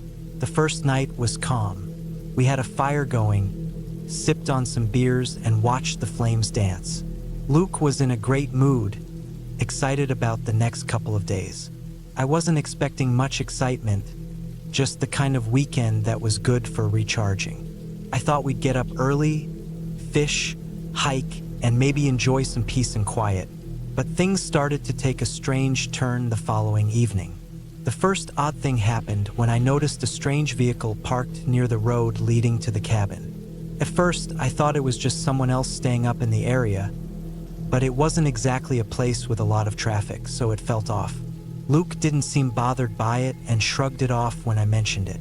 "Probably just someone else enjoying the weekend," he said. The next morning, we went out to the lake, just the two of us, hoping to catch some fish. We didn't talk much while we fished, enjoying the quiet solitude of the water. But I kept glancing back at the road, which was barely visible through the trees. I couldn't shake the feeling that someone was watching us. Around midday, while we were taking a break, we noticed something strange. A small group of people had walked into the clearing by the lake. They were far enough away that I couldn't make out any details at first, but I could tell they weren't hiking or doing anything normal. They moved in a way that seemed unnatural, almost like they were sneaking around, and it was unsettling. We watched them for a while, unsure what to do. The group was moving closer to the cabin, but it was odd. They didn't look like tourists or hikers. They were dressed in a mix of clothing, some of it clearly out of place for a wilderness area like this. They didn't seem to have any camping gear with them, which made no sense for a group that would be out here. Luke looked at me, his expression serious for the first time. "We should head back," I agreed, and we quickly packed up our things, trying not to make it obvious that we were rushing. We made our way back to the cabin, but as we got closer, we noticed that the group was now at the cabin itself. There was no denying it. They were looking at our place, peering in through the windows. It was unsettling how they didn't seem to care that they were so close to us. We huddled in the cabin, locking the doors and windows. We didn't know what to make of it. "Maybe they're just curious," Luke said, trying to sound calm, but his voice betrayed his own unease. I wasn't so sure. There was something off about them. They seemed out of place in a way that I couldn't quite explain. The next few hours were a blur. We stayed inside, trying to keep our presence hidden, but I kept hearing noises around the cabin. Footsteps, the sound of something scraping against the wood. I tried to ignore it, but the air in the cabin felt heavy, like it was thick with tension. It was as if we were being watched from every corner. By nightfall, things had gotten worse. The group of people had set up camp near the cabin. I could see them through a crack in the curtains, sitting around a small fire, laughing quietly. The way they spoke to each other, the low, murmured voices, only added to my growing fear. They didn't seem normal. There was something wrong with them, like they didn't belong here. I wanted to call the authorities, but there was no cell service, and Luke didn't think it was worth making a big deal of it. "They're probably just some locals out for a hike," he said, but I knew deep down that this wasn't normal behavior.